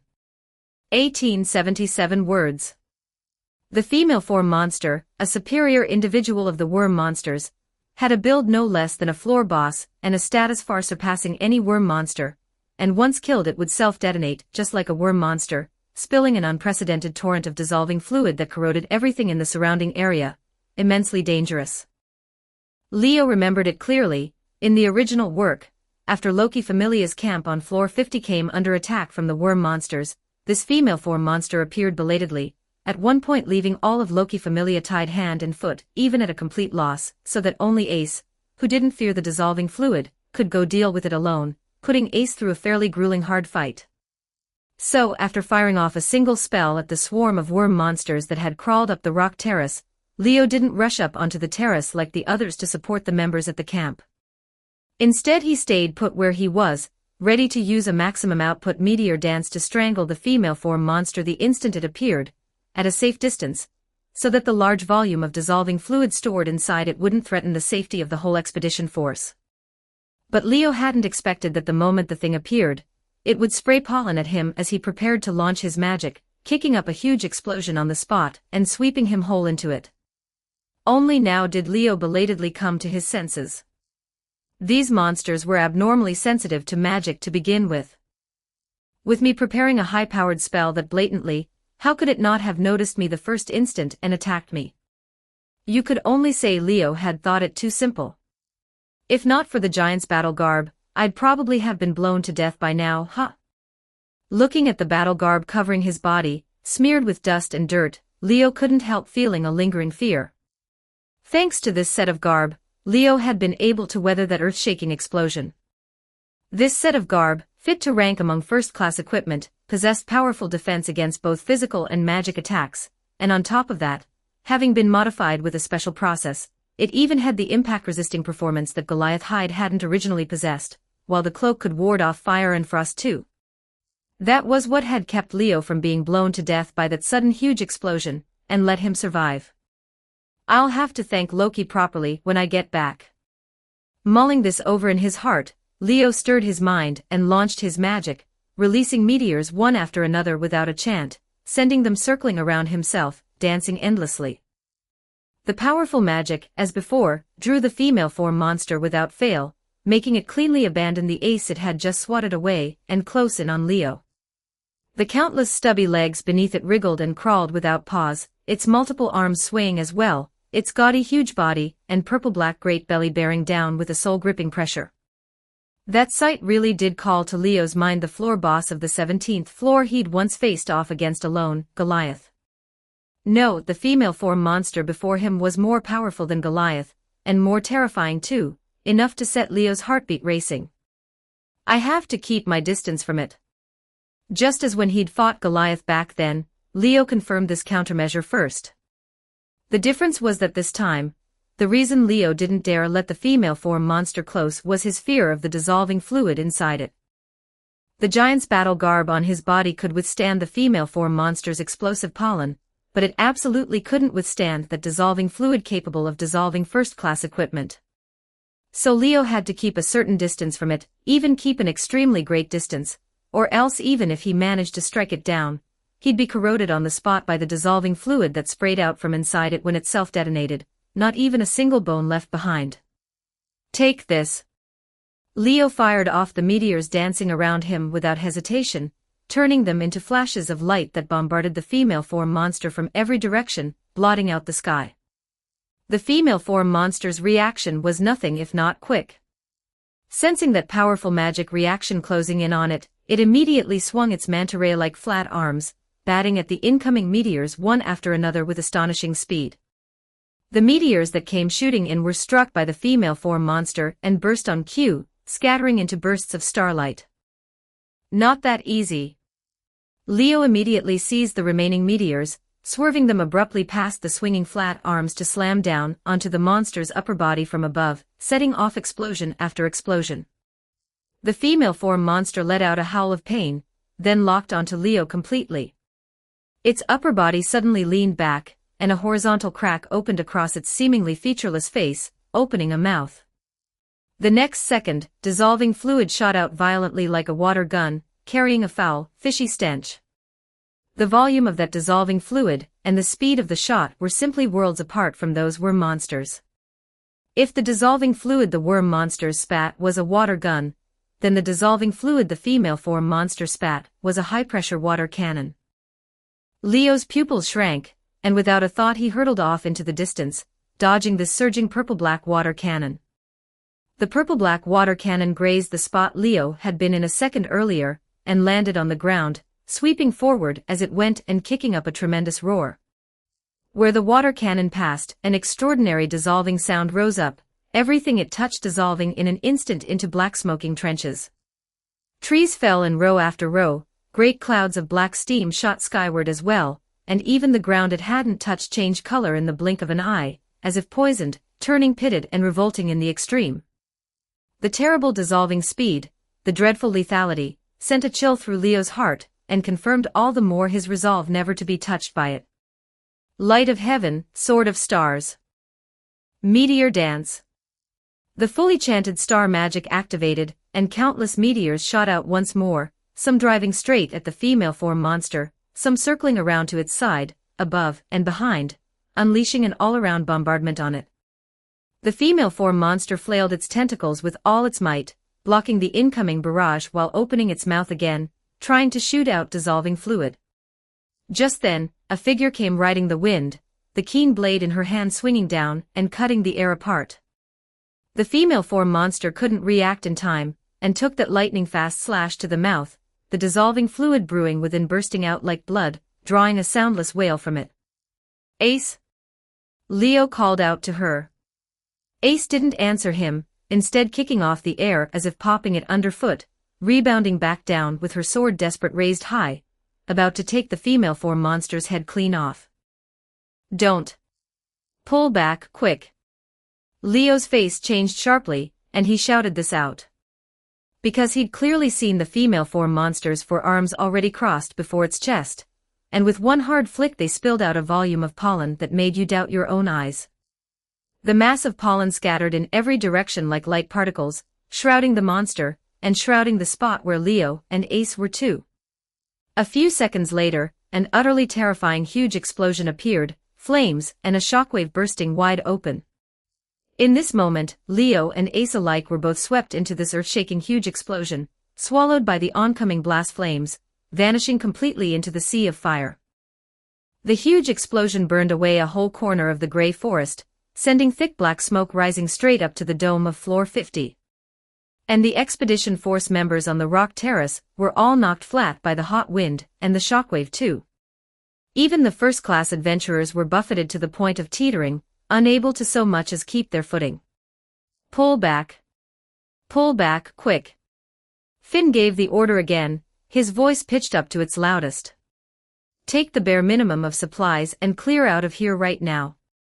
Otherwise, if that female form monster pulled off another wide-area pollen bombardment, then never mind these first-class adventurers, the rest probably couldn't withstand the explosion's force, and even if they didn't die they'd be left shedding a layer of skin. The terrace here was already very unsafe too. The female form monster's two bombardments had left cracks all over the place, and with the worm monster's dissolving fluid earlier having corroded the area into a pitted mess, it could collapse outright at any moment and bury them all. With the crisis upon him, Finn could no longer worry about so much, wanting only to cover the members' retreat. Captain. What about Miss Ace? And Mr. Leo too? Lafia and Line cried out, their faces deathly pale, the picture of panic. We clear out of here first. A flicker of struggle crossed Finn's eyes, then he gave the order with an expressionless face. Ace has magic protecting her, Leo has the battle garb shielding him. They should be fine for a short while. Hearing this, the others reacted strongly. You mean to make those to cover our retreat? Captain. This. Tiona immediately voiced her protest, and even Tioni showed a look of resistance. Making a woman and a small fry cover our retreat. That's one hell of a joke, Finn. Even Bet roared out. He prided himself as a strong one, and had always found the weak utterly intolerable, and now to be made to retreat under the protection of people he'd long regarded as small fry. How could he possibly accept it so easily? If anyone covers the retreat it'll be me. Get Ace and that small fry running with the rest of you, now. With that, Bet made to charge out without another word. Don't make me say it twice. Finn stopped him in a tone that brooked no argument. Those two are the best choice. If you want to go drag them down, then go right ahead. With that, Finn paid Bet and the other two no further mind, shielding the Familia members as he began to retreat.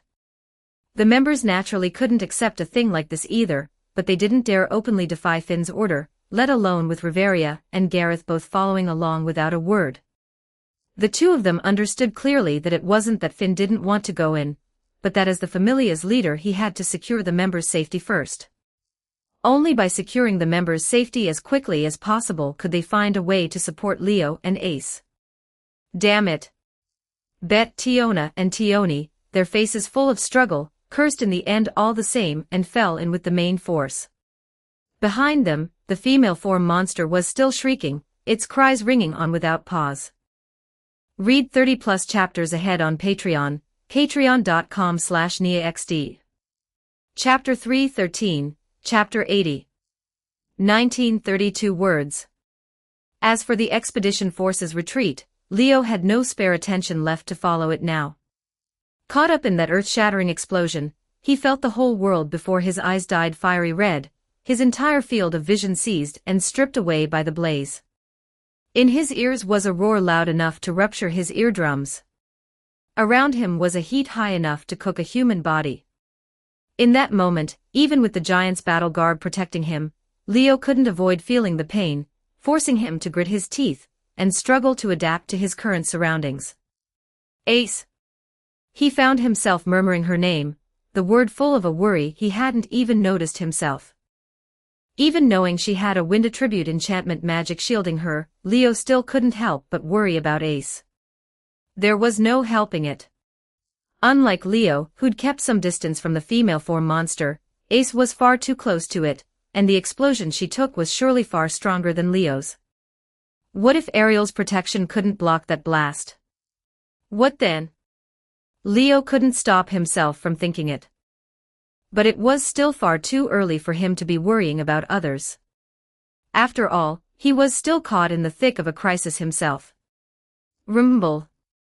Along with a rumbling of the earth, a huge yellow-green body broke through the blaze and black smoke, charging out of the sea of fire like a massive war chariot. The stubby legs beneath it writhed without pause as the giant body barreled headlong toward Leo, swinging a flat arm at the battered Leo, whose pupils shrank, sweeping toward him along with the superheated air it carried. Bang! The first arm came crashing down, shattering the ground, kicking up rubble and dust, blowing away the blaze, but it didn't hit Leo. In that hairsbreadth moment, Leo threw himself to the side with no thought for how it looked, just barely dodging the blow. But the female form monster had 4 arms in all. The first one missed, and the second came sweeping right after it, a howling gust shrieking in its wake. Leo dodged with everything he had, pushing the evasion skills he'd drilled sparring with Ace to their utmost, and only just slipped past the second arm's attack, then dodged the third arm's horizontal sweep that followed, narrowly escaping danger. But the last arm, the fourth, Leo couldn't dodge after all. Bang! With a heavy, muffled thud, a staggering force came crashing into Leo's body like a bursting dam, sending him flying. Leo's body shot backward at once, flying clear out of the Sea of Fire's range, and into the gray forest, smashing through one great tree after another. NGH. A muffled grunt forced its way out of his mouth. His whole body felt like its bones had come apart, the pain almost matching the level from last time fighting Goliath, when a single punch had blasted him away. Gah-wah. The female form monster let out a screech like a cracked gong, and as if to deliver the finishing blow to Leo, it opened its mouth and spat out dissolving fluid like a high-pressure water cannon. Having smashed through the last gray giant tree, and finally stopped his backward flight, Leo caught the rank stench of the dissolving fluid bearing down on him, and by sheer reflex, burned a large amount of mind, casting without a chance to fire off a meteor as thick as a pillar. Boom! The pillar-thick meteor and the high-pressure cannon dissolving fluid collided with a roar at the border between the gray forest and the Sea of Fire, raising a deafening blast. The meteor steadily boiled away the dissolving fluid, but the surging dissolving fluid kept battering the meteor in turn, the two clashing against each other, sending up brilliant starbursts and purple-black spray, and for a while neither could overcome the other. As if angered by this, the female form monster abruptly increased the volume of dissolving fluid it poured out, doubling the scale of the high-pressure cannon and gradually pushing back the meteor Leo had unleashed. A contest of raw output, is it? Feeling his magic being gradually suppressed, Leo gritted his teeth, and turned vicious too. In that department, I've never backed down from anyone. Leo gave a low shout, burning mind again, and using the properties of his magic to surge its power. In an instant, the scale of the meteor swelled by more than double, not only holding against the high-pressure cannon dissolving fluid but pressing back against it in turn. Before long, the meteor broke through the high-pressure cannon of dissolving fluid and struck the female form monster. Boom! After the blast, the immensely thick meteor blew apart the female form monster's open mouth, running it clean through. Ah! The female form monster let out a soundless scream, the stubby legs beneath it, and its 4 flat arms thrashing and kicking wildly as if in agony, churning the ground beneath and around it into chaos, sending rubble and dust flying. Leo, too, from the massive mind he'd spent, suddenly went black before the eyes and nearly toppled over on the spot. At that critical moment, from the other end of the Sea of Fire, a figure wreathed all over in wind swept in once more. Ace was covered in scorch marks but had taken no obviously serious wounds, her whole body like a drawn blade as she launched a surprise attack on the female form monster. SHNG. The silver saber flashed, and she swung with all her strength, cutting into the stubby legs beneath the female form monster and severing several of them clean at the root. The female form monster let out another soundless scream, all 4 of its wildly flailing flat arms swinging at Ace in unison, only to be dodged by her swift footwork, smashing into the ground instead, and sending earth and stone flying. SHNG. SHNG. SHNG. Dodging the incoming flat arms, Ace raced back and forth around the female form monster like a gale, the silver saber in her hand cutting at the stubby legs beneath it again and again, severing them one by one. Clearly, Ace meant to do as Finn had earlier, subduing the enemy by breaking down its mobility, then creating an opening for a single killing blow to finish the female form monster for good. The female form monster naturally wouldn't sit and wait for death. Seeing its tentacles never landed on Ace, it immediately drew its arms in and crossed them over its chest. At the sight, Ace's expression shifted slightly, and instinctively she made to leap back. But it was already too late to retreat now. Watching the light particle pollen flickering between the female form monster's arms, about to be scattered, Ace could only increase her magic's output, wreathing herself in even fiercer wind to brace against the coming great explosion. But without any warning at all, several meteors tore through the air and came shooting in, striking the female form monster's arms and raising brilliant starbursts across its body, blasting it out of its stance, the pollen brewing in its embrace vanishing as well. Leo. Ace knew at once whose work this was, snapping her head around toward the direction the meteors had come from. There Leo was guzzling a magic potion while forcing his bloodshot eyes open, glaring at the female form monster, meteors dancing all around him. "I'll cover you," Leo shouted. "Just keep attacking." Ace nodded hard, then, like Leo, glared at the female form monster, raised desperate, and charged at it, going on cutting at those countless stubby legs. Ga-ah-ah. The female form monster's pierced mouth let out a broken, stuttering sound, and the wound on it was, before their very eyes, visibly recovering. "It has regeneration too." Seeing an ability that hadn't appeared in the original work, Leo's eye twitched, but he quickly steadied himself again. Riveria's teachings echoed in his heart, telling Leo that for an excellent user of magic, keeping a composed mind at all times was an essential quality. Whether a mage serving as a rearguard or a magic swordsman in the high-tier middle guard class, one had to stay calm and steady in battle at every moment, for only then could magic be cast accurately and quickly. Especially for the type like Leo, who could raise his magic's power and number of attacks by spending extra mind, increasing his magic's output and range. The steadier the mind, the more it favored drawing out the magic's full effect, rather than scattering his firepower and wasting it as he had when fighting Goliath. So, with a steady mind, Leo ignited the mind he'd worked so hard to recover, spreading a magic circle beneath his feet. "Try this one, monster."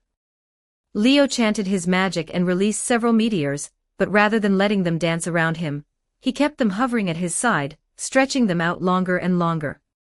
The greatest property of star attribute magic was how easy it was to control, with extremely high freedom. Using this property, Leo actually shaped his magic into another form, not thickening the meteors but making them as thin and long as possible, until they became spears radiating starlight, sharp beyond compare. "Go." Leo pointed from afar and those meteor spears shot out all at once, breaking through space at unprecedented speed, reaching the female form monster in an instant like streaks of light flashing and gone. That staggering shooting speed left even the female form monster, so acutely sensitive to magic, no time to react, struck abruptly by the meteor spears. SHNG. SHNG. SHNG. The blindingly fast meteor spears, like beams of light, pierced through the arms the female form monster had raised high, and kept hammering down toward Ace, leaving them as ruined as its mouth. Ga-ah. The female form monster's screams grew more and more piercing, and its endlessly recovering mouth seemed to splash blood as it kept spewing dissolving fluid. SHNG. Pressing the advantage, Ace turned her whole body into a sharp arrow and shot forward, the desperate in her hand making its widest sweeping cut yet, severing an entire row of the female form monster's stubby legs all at once. The female form monster's giant body instantly lost its balance, tilting and toppling to the ground, never to rise again. Now. The same thought flashed through Leo's and Ace's hearts at once. One burned every bit of his remaining mind, converting it to magic output, spreading the largest magic circle yet, and sending a heaven-rending, earth-splitting meteor blasting at the female form monster. The other whipped a storm across her whole body, turning herself into a spiraling tornado, raising the silver saber in her hand, and likewise blasting toward the female form monster. The heaven-rending, earth-splitting meteor on the left. The spiraling tornado on the right. The two shot at the female form monster as if to pincer it, and in a single moment landed on it together, running its giant body clean through. It was, beyond any doubt, a lethal blow. The endlessly screaming female form monster went suddenly rigid all over, the sound in its mouth cutting off abruptly as well. Time in that moment seemed to stand still. The next second, the female form monster, its giant body run through, swelled all over. Boom! That purple-black belly exploded in an instant, the giant body scattering along with it, turning the explosive pollen and dissolving fluid into sparks of annihilation, raising the most terrifying great explosion yet and shaking the entire 50th floor. Flames and black smoke surged skyward together, soaring straight into the clouds. Read 30+ chapters ahead on Patreon, patreon.com/NiaXD. Chapter 314, Chapter 81. 2,494 words. Leo. Ace. At a spot some distance from the gray forest, very close to the entrance leading up to the 49th floor, Line and Lafia's tearful cries rang out, and the mood all around turned instantly oppressive. To escape the female form monster's self-detonation, and the wide area attack of its explosive pollen, Finn and the others had brought the whole expedition force to this place far from the battlefield, retreating past a safe distance before finally halting their flight. But they had only just stopped, with no time yet to make their next move, when that magnificent explosion abruptly appeared, not only shaking the entire 50th floor but sending its aftershock blowing all the way here, making everyone raise an arm in front of their faces and shut their eyes to endure the hot wind and shock that hit them. The temperature around them was climbing at a staggering rate, growing blisteringly hot. Their field of vision was surrounded by flames too, dyed completely red. Every heart shook with alarm, unable to believe that even at this far a distance they'd been caught by the explosion's aftershock. If they hadn't retreated in time, what would have become of them now? The moment that question crossed their minds, they looked toward Finn with lingering fear and complicated feelings. The facts proved it, the captain's instruction had been correct. Without his insistence on retreating, they would surely have suffered heavy casualties by now. But if they'd been caught by the aftershock even at this spot, then Leo and Ace, who'd covered their retreat, and were standing at the very heart of the blast, what state must they be in now? Those who thought of this, like Line and Lafia, couldn't hold back their tearful cries any longer. Ace. Leo. Riveria's and Gareth's moods were grim too, eyes fixed hard on the blast center ahead, their hands gripping staff and spare weapon clenched white. They'll be all right, won't they? Who knows? Even Tiona, normally so loud and boisterous, had dropped to a murmur, and Tioni even less able to hide her agitation, clutching her hair, looking like she wanted to fly into a rage but didn't know who to aim it at. Damn it all. Bet stomped a rock beneath his foot to pieces and swore, though there was no telling whether he was cursing himself or someone else. Leo. Even Raoul, who'd already come to, wore a pained expression, the catgirl Anna Kitty, and the beautiful elf Alicia beside him both falling silent. The entire expedition force sank into a low-pressure gloom, some downcast, some chagrined, some full of regret, some ashamed of themselves, but every last one of them kept their gaze fixed dead ahead. There, the huge fireball had already formed a dome, scattering every object in the surrounding area, igniting the gray forest, burning it into a sea of fire that scorched heaven and earth. The blaze nearly spread across the whole 50th floor, flames rising everywhere on this safe floor, the black smoke even churning into whirlpools, forming something like thick rain clouds against the vault overhead. So it went on for who knew how long, until suddenly someone in the expedition force gave a startled shout. Look over there. Everyone present jolted to attention and snapped their heads up, looking toward where the moon was pointing. The next second they all saw it. Within the slowly burning sea of fire, two figures were walking toward them, slowly, propping each other up. The boy was filthy and disheveled, and on the jade-green short staff in his hand the jewel's luster had gone dull and lightless. The girl had broken gear all over her, her skin stained gray-black, but the silver saber in her hand still gleamed bright. The two looked battered, yet their eyes were as bright and sharp as ever, one with a faint smile at the corner of his mouth, the other utterly composed. Watching the two of them walk slowly closer, the whole expedition force trembled all over, beyond moved. With a cheer from Tiona, everyone was completely seized by their surging emotions and rushed toward the two. Finn, whose face had been tense the whole time, let out a heavy breath as well and broke into a smile. Half an hour later, as the excitement gradually faded, everyone had to start facing a harsh reality. That was, after the assault of these unknown monsters, even though no one had died for it, they had paid a fairly painful price. Leaving Leo and Ace aside for the moment, the rest of them, in dealing with those worm monsters, had either taken wounds or seen their weapons and armaments gloriously perish, even their spares all but used up, leaving them with no way to keep fighting at all. The first-class adventurers especially, including the still weeping Tiona, had one after another had their main armaments dissolved, only Bet's metal boots surviving, and that thanks to Ace's magic. It had been the same during the retreat just now. To pull back to a safe distance as fast as possible, Finn had given the order outright to carry only the bare minimum of supplies and abandon all the rest. Under such conditions, continuing the assault on the unreached 59th floor was clearly no longer possible. Let's turn back. Seeing the situation, Finn had no choice but to give the reluctant order. This expedition ends here. That was right, this expedition could only go this far and no further. An expedition force left with only the bare minimum of supplies, and not even any weapons, was like a tiger with its teeth pulled out, ferocious or not, it could never go any deeper. They couldn't very well have Finn and the others go fighting the monsters below the 50th floor with their bare fists, after all. Even supplies like potions had grown scarce, so even if they forced themselves to fight, how far could they get? So there was nothing for it but to end the expedition and begin the return. At this, everyone was naturally bitterly unwilling. They'd come aiming to reach the 59th floor, and to be turned back at the 51st was a loss to end all losses. For this expedition Loki Familia had sunk who knew how much money, only to halt at the 51st floor, short of even the 58th they'd reached last time, and to abandon a huge amount of supplies on top of it.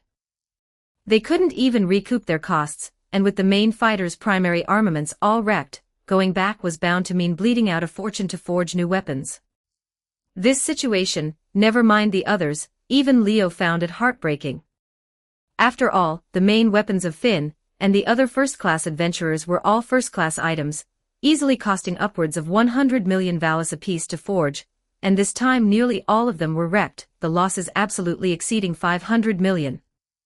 The weapons and armaments consumed fighting the worm monsters had been far too many, and the supplies abandoned were no small value either, so after this one battle, not only did the Familia have to bleed out a fortune, but the members each had to dig deep into their own pockets to replace the equipment they'd lost. Originally, Leo had thought that with his advance warning, the expedition force shouldn't end up in such a state as in the original work, but the result had gone unchanged after all. Even he himself, when the female form monster self-detonated at the end, had only escaped being harmed by that all-consuming dissolving fluid thanks to the protection of Ace rushing to his side, never mind anyone else. In the end, it still comes down to not being strong enough. Leo came to realize this point deeply once again. He was, after all, only LV.3, and even with LV.5 level magic firepower, able to play a huge role on the expedition. In a deep floor region where even first-class adventurers had to tread carefully, he was still found wanting. If he were already a first-class adventurer now, with the power to strangle the female form monster directly from a safe distance, then this situation wouldn't have happened, would it? I hope this time, going back, I can take one more step forward. Leo thought this quietly to himself. Though the expedition's goal hadn't been achieved, as far as he himself was concerned, getting to follow the expedition force into this kind of deep floor region this time, his gains were surely greater than ever before. After all, he'd originally only cleared up to the 17th floor, had reached even the 18th floor only by going along with the expedition force, hadn't fully cleared even the middle floors, never mind the lower floors and the deep floors. Having crossed so many floors to reach here, subjugating who knew how many monsters stronger than himself along the way, Leo could be certain he'd already accumulated extremely rich excelia, and even great feats.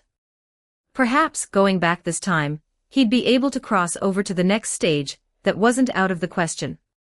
Holding on to this hope, Leo set out on the return journey together with everyone in the expedition force. Loki Familia's expedition was now formally declared over. The road back was much like the road there, basically a swift march the whole way. There was no helping it. The supplies they carried were already few, and most of the members had lost their main weapons, so the expedition force's combat strength was greatly reduced, and they couldn't afford to waste energy battling the monsters on every floor. In the current expedition force, the only ones who could still bring their full strength to bear were Ace, Bet and a scant handful of others, along with the rearguard mages led mainly by Leo, Riveria, Lafia, and the like, and even Ace, from overusing her magic, had taken no small strain on her body, now suffering aches all over, which though not enough to leave her unable to fight, did genuinely affect her performance. For this reason, on this return Finn had given the clear order that the main policy was to avoid prolonged battle as far as possible, fighting only when there was no other choice, and that taking a slight detour was perfectly acceptable so long as they could avoid a fight. At this stage, with most of the main combat strength having lost their primary weapons, the expedition force could face danger even in the deep floor regions above the 50th floor, especially with the dungeon still eyeing them hungrily and liable to deal them a vicious blow at any moment. So a swift march that avoided battle as far as possible and returned at top speed was the best countermeasure. Only once they left the deep floors and reached the lower floor region would the pressure on the expedition force shrink dramatically, and only then could they be considered relatively safe. So, under Finn's direction and the lead of the few limited main combatants like Ace and Bet, the expedition force set out on the return at top speed, heading for the floors above. The mage corps led by Leo, Riveria, Lafia, and the others had what amounted to its shining hour along this road, the group's reliance on them rising in a straight line, their magic becoming the primary means of dealing with enemies on the way back. Of course, with supplies like potions already running low, Finn took care to rotate the mages through rest, preserving a certain degree of mind to keep them from falling into the mind-down state. In this manner, the expedition force spent roughly 3 days leaving the deep floor region, then another 2 days leaving the lower floor region, returning to the relatively safe middle floor region. By the 6th day, the expedition force had made it back to the under-resort on the 18th floor, and could finally breathe a little easier and rest properly for a while. Still, to avoid drawing things out, the expedition force didn't linger too long on the 18th floor, with no plan at least to stay the night there, setting straight out on the final stretch of road out of the dungeon. This stretch, perhaps because the butterfly effect brought by Leo the Transmigrator had finally appeared, passed off without incident the whole way, going extremely smoothly. By the time the expedition force left the dungeon and walked out of Babel, the sky hadn't even darkened yet, with it being right around midday. Babel at this hour wasn't especially lively, since at this time of day most adventurers were still down in the dungeon and hadn't come out. But Loki Familia's return still drew plenty of attention. It's Loki Familia. They're back already. Seems like they came back kind of early this time, huh? Did their expedition succeed? Or did it fail? The 59th floor, did they reach it or not? Who knows? The crowd buzzed with talk, the atmosphere gradually growing noisy and lively. The news of Loki Familia's return from the expedition spread at top speed, reaching the various factions throughout Rio. The members of the expedition force, though, paid it no mind, wanting only to get back to their home base quickly and wash off all the exhaustion and grime. So, without stopping, they headed for the northern part of the city, making their way along the bustling North Main Street, and at last caught sight of Twilight Manor beside the road. We're back. Tiona was the first to cheer, bringing looks of delighted surprise to the 2 rank-and-file members standing guard at the front gate. It's the expedition force. The expedition force is back. The captain's back. Everyone's back. Quick. Open the gate. Inside Twilight Manor, a commotion gradually rose, breaking the quiet of midday. The gate swung slowly open, and the travel-worn expedition force was finally back home, each of them wearing a happy, relaxed smile. We're back. Leo and Ace exchanged a glance and broke into smiles. Even Ace wore a rare relaxed expression, which suddenly lifted the spirits of Lafia walking beside her. "You're back." As everyone filed into Twilight Manor one by one and reached the central courtyard, a figure came lunging out of the central tower at a staggering speed. "I missed you all so much." The goddess, her head of crimson hair shaking non-stop, came flinging herself out like a bullet, charging straight toward where the female members were. "Eek! Al Loki? Loki, what are you doing? Let go right now. Don't hug me. I am exhausted. Let go of me. You lecherous goddess." The female members let out screams, yelps and angry scoldings one after another, dissolving into chaos. The whole of Twilight Manor fell into a raucous mood that went on and on without fading. Read 30+ chapters ahead on Patreon, patreon.com/NiaXD. Chapter 315, Chapter 82. 2,513 words. The clamor went on for quite a while before the mood inside Twilight Manor slowly turned peaceful. The members who'd stayed behind at the home base began taking the baggage the expedition force had brought back and hauling it elsewhere, while the expedition force themselves headed one by one toward the surrounding towers to wash up and rest. "Everyone go get some proper rest first. The rest can wait till later." Finn gave the instruction himself, and even hauled off Loki, who'd been scheming the whole time to take liberties with the female members.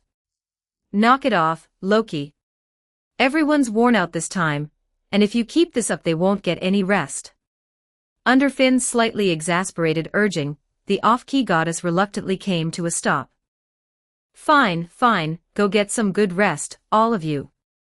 Finn, you lot too, get your strength back first, and you can tell me about the expedition report and all that later." As she spoke, Loki even cracked open her perpetually narrowed eyes, glanced at the travel-worn Leo and the gear-shattered Ace, and gave a meaningful smile. "Look at the state of you two, this trip must have really put you through it. Don't think about anything for now, just go back and sleep it off." At that, everyone nodded and split off from each other in the central courtyard, heading back to their own quarters. "Get some good rest, Ace." Leo added a word for Ace, since the girl was still aching all over. "You too." Ace's meaning was clear, the two of them were in the same boat. She ached all over from overusing her magic, and Leo, from casting magic the whole time, had pushed his mind to the very brink of overdraft, the exhaustion in his eyes now impossible to conceal, kept upright by sheer willpower alone. A certain deity had seen through this, which was why she'd said all that just now. Understanding this, Leo and Ace traded wry smiles, and then, wasting no time, said a word to those around them and headed off for their own quarters. "Want to go wash up together, Leo?" On the way, Raoul called out to Leo, asking him to come to the baths together. Inside Twilight Manor, whether the men's towers or the women's, there were only communal baths and no private ones, and the members generally went to wash whenever they felt like it, only at times like the return from an expedition needing to go in shifts, and though there was no written rule, everyone still followed the unspoken custom of the higher ones standing in the familia, the higher one's priority. By rights, with Leo's level, he was certainly not among the group with first priority to enter the baths, since he was only LV.3, with plenty of people higher in level than him ahead of him. In the expedition force, LV.3 was just the bottom rung, so by all logic it would be no surprise if he were among the last group to enter the baths. But when Raoul called him toward the baths, not one person around them raised any objection, all of them instead wearing a look of taking it for granted. Who didn't know by now that Leo was no ordinary LV.3? He'd defeated a floor boss single-handed, the only being in Aura Rio at this stage capable of such a feat, and on that point alone his strength surpassed most LV.4s, adding in his performance throughout this expedition. Everyone had come to regard him as a core member of the Familia, the kind who could stand on par with the Familia's first-class adventurers. His magic firepower and peerless magic control had outclassed every mage in the entire expedition force apart from Riveria, including Lafia, hailed as Riveria's successor. Never mind that he'd also joined forces with Ace to subjugate that female form monster the whole expedition force had found so troublesome. The scene of the boy and the girl walking slowly out of the sea of fire together was, to this day, still seared into many hearts, impossible to forget for a long time. So, though it was his first expedition, Leo's standing within the Familia had, through quiet, imperceptible change, climbed without anyone noticing to a height on par with the Familia's executives, with even Raoul, one of the leading figures of the Second Army, now ranking just below him. Under such circumstances, Raoul's calling Leo to walk together naturally drew no objection from anyone, and even Bet, passing by nearby, only shot a glance before ignoring it all and walking off on his own. "You all go ahead." Leo didn't agree outright, shaking his head. "I'll go later." A whole crowd of grown men going into the bathhouse together was something Leo had never quite gotten used to. Before coming to this world, he'd been a standard Southerner, and had felt deeply shaken just learning that Northerners would go into bathhouses together, never mind now experiencing it firsthand. Over this past year and more, he'd always gone to wash only in the dead of night, when no one was around, and after receiving the blessing and becoming an adventurer he'd spent most of his time showering off in Babel, rinsing clean before coming back, never once having washed alongside anyone else. So, even though he was now travel-worn all over, sticky and damp everywhere, Leo still meant to wait until everyone else had finished before going to the baths. "All right, then we'll head off." Raoul didn't press him, and left with his arm slung over the shoulder of the person beside him. Leo, for his part, went all the way back to his room, shut the door, and sealed all the noise outside. The quiet air only then fully wrapped itself around him. "I'm back." Looking at the room that hadn't changed at all from when he'd left, Leo first murmured a quiet word, then walked to the full-length mirror and unfastened the dragon fang sword, the emerald staff, and the waist pouch holding the potions, setting them on the table to the side.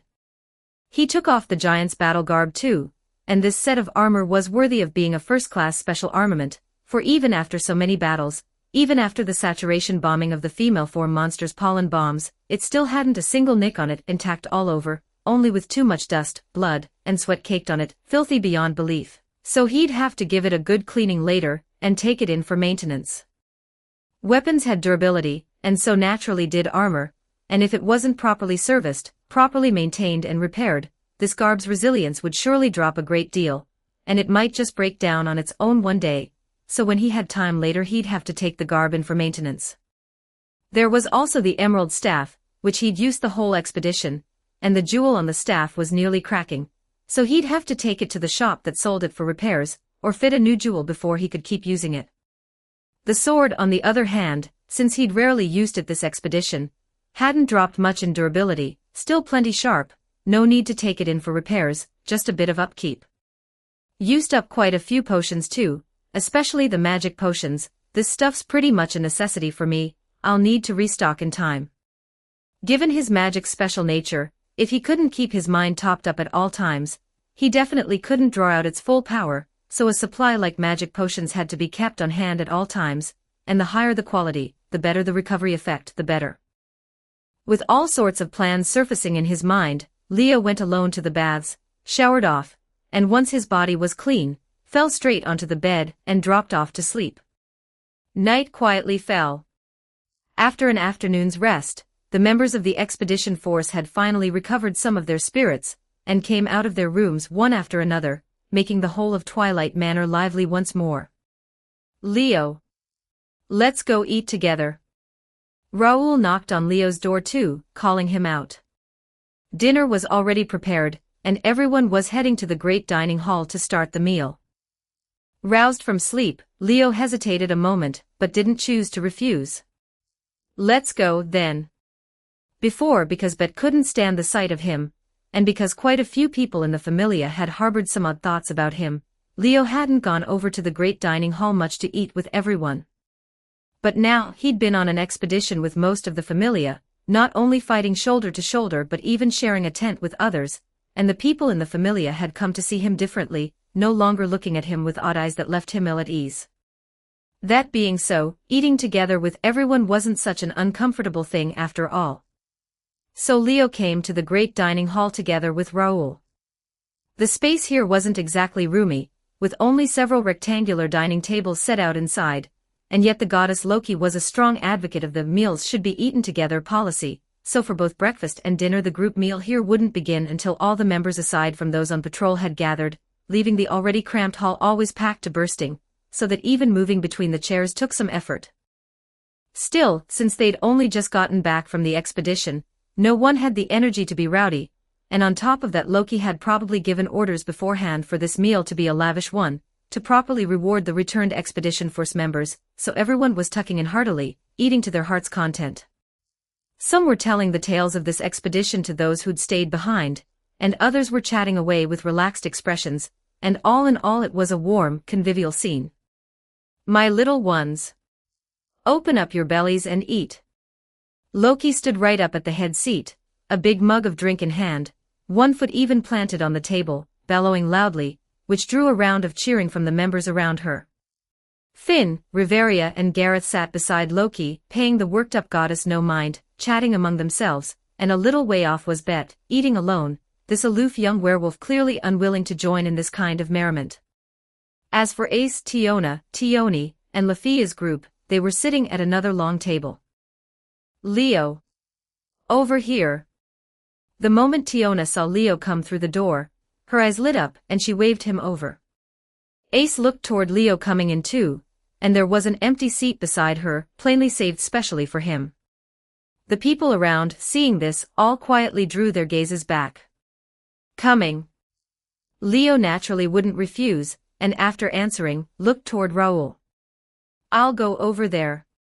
Raoul hastily spoke up first, fleeing as if for his life toward the long table where the catgirl Anna Kitty, the beautiful elf Alicia, Line, and other core members of the Second Army were. That was where he belonged, his heart not yet big enough to dare, like Leo, go sit together with the Familia executives. Leo certainly had the right to now, but he himself was still far from it. At least, that was how he saw it. Seeing this kid so utterly chicken about it, Leo found it half funny, half exasperating, but said nothing, and crossed through the crowd on his own to the long table where Ace and the others were. How'd everyone's rest go? After sitting down beside Ace, Leo picked up his fork and asked them. Already perfectly revived. Tiona, still chewing something, hollered it out and accidentally sprayed out a few crumbs of food, much to the disgust of Tioni beside her. Don't talk so loud while you're eating. That's filthy. Tioni complained, thoroughly displeased. Hee. I get to sit and eat together with Miss Ace. Lafia paid Leo no mind, looking for all the world like she was blowing pink bubbles, a blissful expression on her face. The seat on Ace's other side was hers, which had kept this Yuri elf in this state from the start of the meal until now. I'm fine too. Seeing Leo watching her, Ace answered quietly. She knew Leo was mainly worried about her, since she had genuinely been aching all over before, gritting through it the whole way back, only able to rest easy at last once they'd returned to Twilight Manor. Though she wasn't fully recovered yet, the aching in her body had faded a good deal. Ace looked Leo over too, and found the bloodshot in his eyes gone and his whole self much more spirited, which set her at ease. That's good, then. Leo felt the same, and seeing Ace in decent shape, his heart settled a little, and then he started on the meal. Everyone chatted on and off, mostly Tiona and Tioni doing the talking the whole time, Lafia timidly cutting in a few words now and then, while Leo and Ace said little, eating on their own. By this time, Loki, having finished her drinking, stood up and said a word. I'm heading back to my room now. Anyone who wants to update their status, come on over, but don't all pile in at once, you know. Tomorrow or the day after's fine too. With that, Loki took herself off. Tiona, Tioni, and Lafia started talking. You all going? Nah, tomorrow's fine. Then I'll too. None of the three girls seemed to mean to go update their status right away. Only Leo and Ace, both setting down their utensils, looked at each other. Want to go? Leo asked the girl. He was definitely going. Ace nodded hard too. No one wanted to grow stronger more than she did, which was why, the first chance after every expedition home, Ace would always go update her status without fail. Let's go together, then. Not in the least surprised, Leo extended the invitation to the girl. Okay. Ace looked like refusing had never crossed her mind, answering with unusual readiness. The two stood up together and walked out of the dining hall under everyone's gaze. Say, do you think Leo might, this time? Probably not. I think it's pretty likely. It's him, after all, and this is his first expedition too, so his haul's gotta be big. I'm starting to look forward to it. Such talk drifted faintly from behind them, but Leo didn't hear it. Carrying a little anticipation, he headed for the central tower together with Ace, making his way up to the God's Chamber on the top floor. Read 30+ chapters ahead on Patreon, patreon.com/NiaXD. Chapter 316, Chapter 83. 2,450 words. Twilight Manor, the top floor of the central tower, the God's Chamber. In this somewhat cluttered room, Leo had already taken off his shirt to bare his back, letting Loki drip the bright red divine blood onto it, unlocking the seal on the fauna, and revealing the clown-patterned engraving. Drip. As the second drop of divine blood fell, the engraving on Leo's back rippled like the surface of water. The hieroglyphs began to float up. A bright, faint glow started to light up Loki's face, where she sat facing Leo's back. Loki stretched out a finger, working at something among the status on Leo's back, and at one point her fingertip suddenly stopped. After a while, Loki's voice rang out as if from somewhere very far away. Just like I figured. The goddess didn't know whether to cry or laugh, and in the end could only state the plain fact. Congratulations. You can level up again. Leo Eligos LV.3 Strength, H144 SS 1031 Endurance, H107 SS 1027 Dexterity, H189 SS 1069 Agility, G235 SS 1090 for Magic, F346 SSS 1386 Mage, HG Magic Attack, H. These were Leo's final status at LV.3, same as always, every basic ability broke past its limit. 4 of them hit SS, your best one hit SSS, and even both your development abilities went up. Bet you used a whole lot of magic on this expedition, huh? Loki translated and copied down the status, and as she handed the parchment to Leo, she said this with a twist of her mouth. Wasn't like I had a choice. Leo took the parchment, his eyes dropping to what was written on it, and said, on this expedition my role was rearguard mage. I basically never had a chance to leave the back line and fight up front. By the time we reached the deep floors on floor 50, if I hadn't used magic, there's no way I'd have stood a chance against the monsters down there. So I had to use it. Leo's words earned him an eye roll from Loki. So what you're saying is, you barely used any of the basic abilities tied to close combat, and yet you still pushed all 4 of those basic abilities up far enough to break their limits.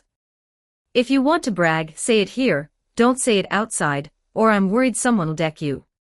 Loki didn't actually say that line out loud, but the meaning came through. I'm just saying that without doing it, I couldn't have gotten by at all. Leo shot back, irritated, then crumpled the parchment in his hand and said, if I can level up, then go ahead and level me up. My status is already maxed out anyway, no point waiting any longer. Decided, then. Loki didn't think it odd either, and confirmed it one last time. Then I'll just level you up right now. With that, Loki worked at Leo's back, which gave off a flickering red light, her fingers sweeping across it, sending all the floating hieroglyphs flying back to reassemble into the engraving. There, that does it. Loki sealed Leo's status back up, restored his back to its smooth, bare state, then copied down the brand new status and handed it to him. Leo Eligos LV. For Strength, 10 Endurance, 10 Dexterity, 10 Agility, 10 Magic, 10 Mage, G Magic Attack, H Spirit Healing, I.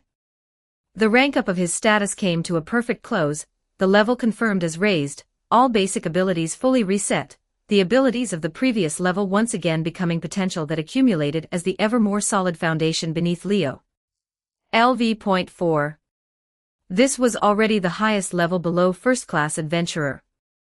In a situation where there were fewer than 40 first-class adventurers in all of Ora Rio, an adventurer at this level was already the core of the city's backbone, the strongest tier of fighting power apart from those fewer than 40 at the very top. An adventurer at this level would be a key figure in the Second Army even within Loki Familia, and would be no nobody within Freya Familia either. Perhaps in the eyes of many first-class adventurers, an adventurer at this level still didn't count as a true powerhouse, but they wouldn't ignore an existence at this tier either. They would see them as chasers who had already caught up to their own pace. See a LV.1 adventurer, and they'd ignore them. See a LV.2 adventurer, and they'd look down on them. See a LV.3 adventurer, and they'd look down their noses at them. But see a LV.4 adventurer, and most of them would already take them seriously. That was the worth of LV.4. And it had taken Leo only 2 months to go from a body that had just received the fauna to reaching this height. Loki didn't even know how to react to that. "You're a freak of a kid. I gotta hand it to you." That was the only remark she could manage. Leo paid her no mind, turning instead to look at the development ability he had newly acquired. Spirit healing, huh? This development ability had another name too, mental recovery. As the name suggested, this was a development ability with the effect of automatically restoring mind. Once mages spent their mind to get it back, they generally either took a magic potion and borrowed its effect to recover, or entered a deep rest, like sleep and the like. But after acquiring the spirit healing development ability, mages could recover mind without deep rest, restoring it automatically even while using magic, replenishing as they spent, the degree of recovery determined by the rank of the development ability. If the rank of spirit healing was high enough, it could even recover faster than it was consumed. To put it plainly, with this development ability, as long as you had enough time you'd never need a magic potion again, which made it an extremely precious, rare ability for mages with their heavy mind consumption. At least in all of Loki Familia, apart from Riveria, no one else had this ability. This is a development ability that only shows up in the very late game. I've never once seen a case of someone triggering it as early as LV.4, to know if it's just that other folks never spoke up about it, or whether it can normally trigger at this level but the conditions are so strict that nobody's managed it yet. Or maybe. Loki marveled at it, clicking her tongue. Course, it could also just be that you're a special case, kid, and you're the only one who can pull it off. Thinking of that special skill of Leo's she still couldn't read to this day, Loki was burning with curiosity. Hearing Loki's words, Leo likewise suspected whether it was stranger from another star working behind the scenes that had let him trigger this development ability at LV.4, but this was without a doubt a good thing. His own reliance on mind was higher than other people's to begin with, and he'd lost count of how many times he'd run into mind shortages and had to chug magic potions to recover. But what if in some battle, his magic potions had already run dry? Then the magic ability he prided himself on would basically be useless. Spirit healing, this development ability that could automatically restore mind, had come at a fairly opportune time and greatly eased Leo's pressing need. Once he raised it to a certain height and sped up his mind recovery, the mind shortage situation should become hard to run into again, right? Looking at his various development abilities, and at the magic field that had once again reached the SSS stage before leveling up, Leo fell into thought. My ability in magic is already strong enough. Next, maybe I should really work on improving my close combat ability. Leo had never once forgotten that his role wasn't a pure rearguard mage, but a magic swordsman who could fight on the front line and break away from his companion's protection. By now his ability in magic was already very strong, and now that he was LV.4, this side of his ability had surely been strengthened again, far beyond the range it should have at his current level. All three of his development abilities were related to magic too, and even his skill was related to magic. The reinforcement to his magic was already way overdone. So next he should really work on improving his close combat ability, fully transforming into a mature magic swordsman, so he wouldn't end up like this expedition again, only able to fire off magic from a safe area, where even against the female form monster it was Ace who charged in and fought, while he himself could only pull back the distance and avoid its edge. If I want to improve my close combat ability, just raiding the dungeon and killing monsters to accumulate Excelia isn't enough. Leo thought it over, and an idea suddenly came to him. Maybe I could ask the captain. Unlike Ace, who had no idea how to teach anyone and could only correct others' mistakes through sparring in real combat, Finn was a true master of technique. The physical potential of the Paolum was weaker than other races to begin with, falling short of even the all-around mediocre humans. Knowing this full well, Finn had honed his own technique day after day for decades, using skill to make up for his deficits in physical ability, and this had brought the Paolum captain's combat technique to a state of mastery. In all of Rio it was probably at a level that could hold second and contend for first, even that King of Freya Familia wouldn't dare claim he was definitely stronger in this respect. Finn's dexterity had been honed to S as well, more than enough to prove how strong his technique and competence in combat were. Leo could absolutely ask this master of technique to drill him in combat skill and improve his close combat ability. I'm not short on status now either. Even if it can't match my magic field, my strength, endurance, dexterity, and agility all broke past their limits at every level and reached the SS stage. So I don't need to deliberately train up the basic abilities tied to close combat. In terms of physical ability, I'm absolutely a cut above anyone at the same level, beyond even those true close combat experts. What I'm missing is just technique, the skill to perfectly bring out my close combat ability. At this, Leo had already made up his mind. A few minutes later, Leo left Loki's god's chamber. It was dead silent outside the door. It seemed that apart from Leo and Ace, no third person had come by tonight in any rush to update their status. And so, when Leo left Loki's god chamber and came out into the corridor, the only one there was Ace, who had finished her update a step ahead of him. The girl stood at the window, gazing out at the night sky. The night wind blew through her hair, setting her long golden tresses swaying, a scene as lovely as a painting. And yet Leo could plainly feel that Ace was in a poor mood just now. No, it would be more accurate to say that Ace's mood was absolutely terrible. It cut down a good deal of the joy Leo felt about leveling up. You're done. The girl noticed Leo's appearance and turned around to look at him, her tone showing no obvious change.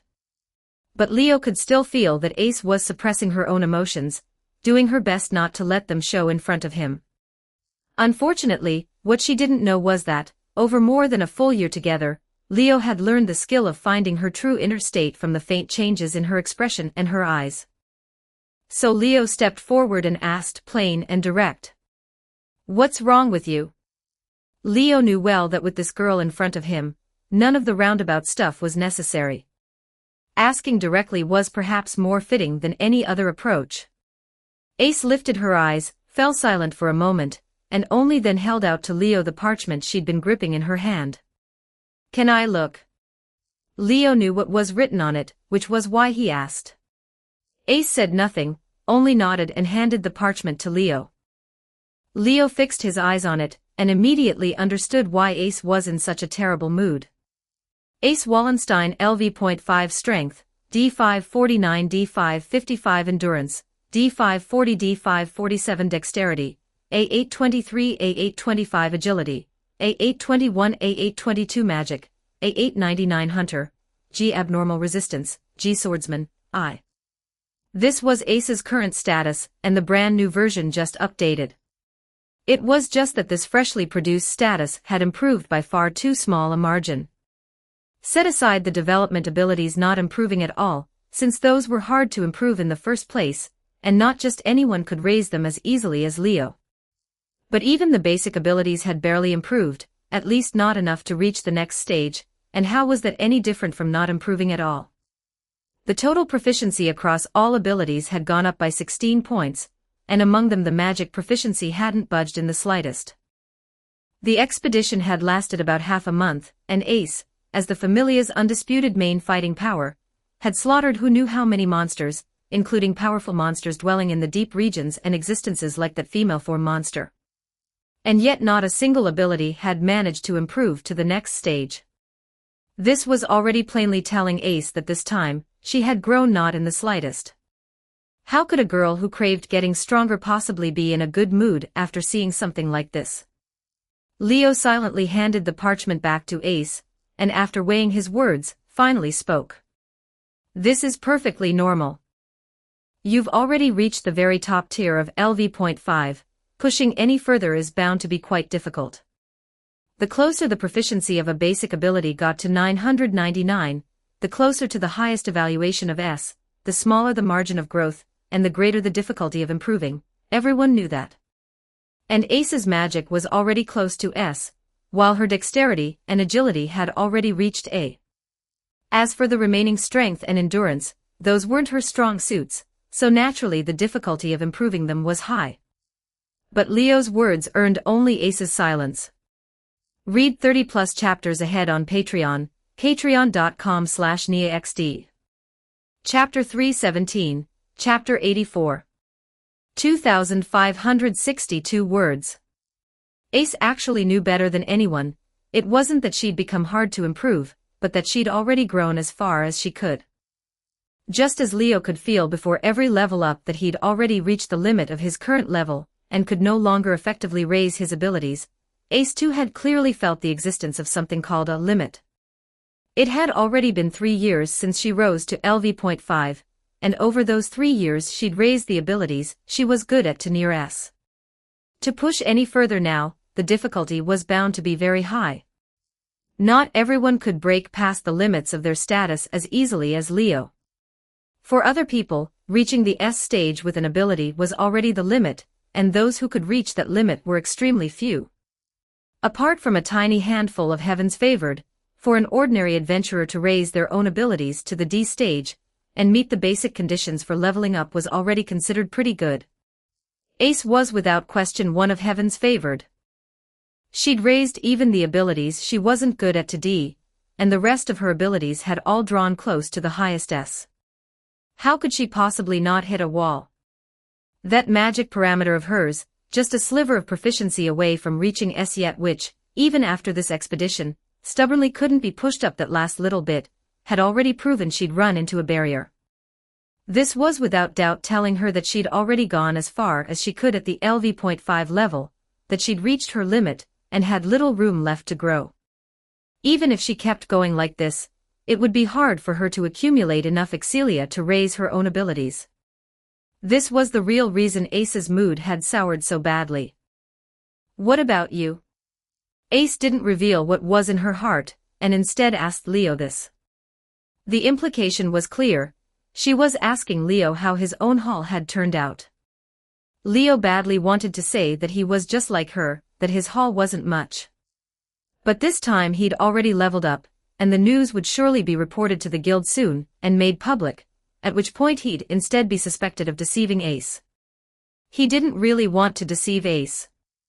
So even knowing it would sting her, Leo still pressed his lips together and spoke with a touch of reluctance. I'm already LV.4. The surroundings went silent at once, no other sound left. Ace gazed at the youth before her, her own lips pressing together without her meaning them to. LV.4. He's already LV.4. That's really fast. It's only been 2 months. Why can he grow this fast, while I keep marking time in the same spot? Next, is he going to make his sprint toward LV.5? And this time, how long will he need to achieve it? A month? Or even less? By the time he rises to LV.5, I'll surely still be marking time in the same spot, won't I? In that moment, Ace finally felt it.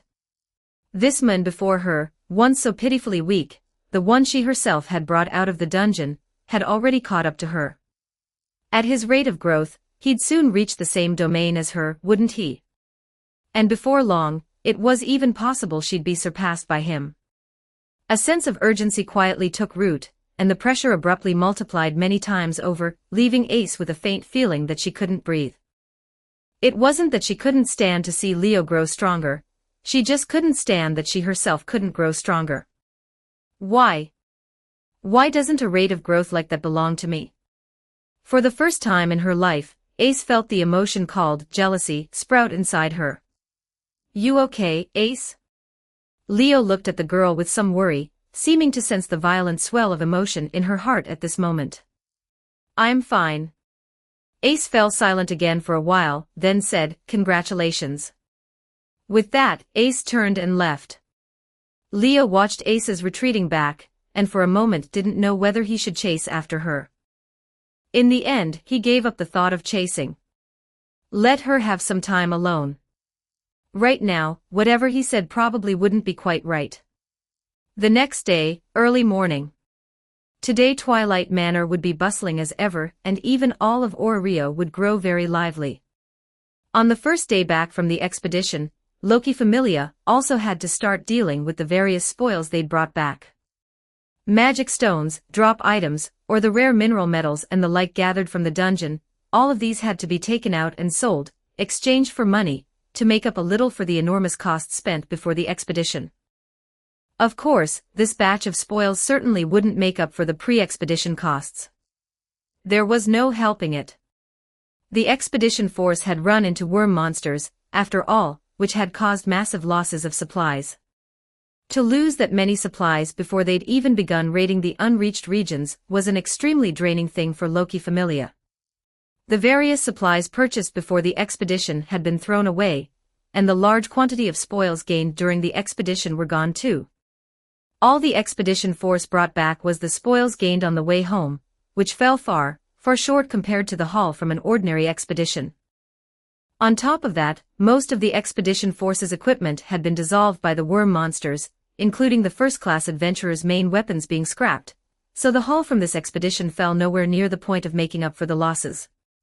They'd lost their shirts on it. You serious? In Finn's office, having heard the whole course of the expedition from his mouth, Loki dropped the bottle she'd been holding the entire time onto the floor. Especially when Riveria laid out the full tally of the lost amount, and after finishing the count, spoke it aloud, Loki looked struck by lightning, her whole face draining gray-white.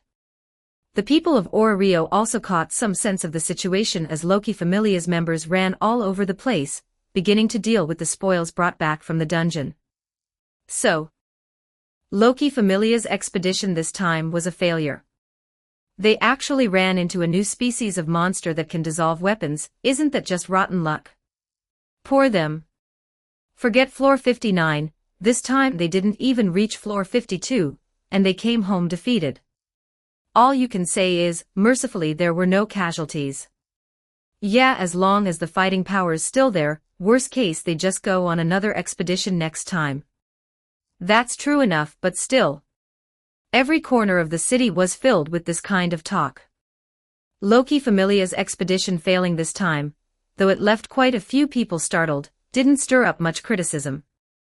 After all, the losses were on the heavy side and they hadn't met the goal they'd set out with, but as some people said, at least Loki Familia hadn't suffered any deaths or losses in fighting power, so the impact wasn't all that great.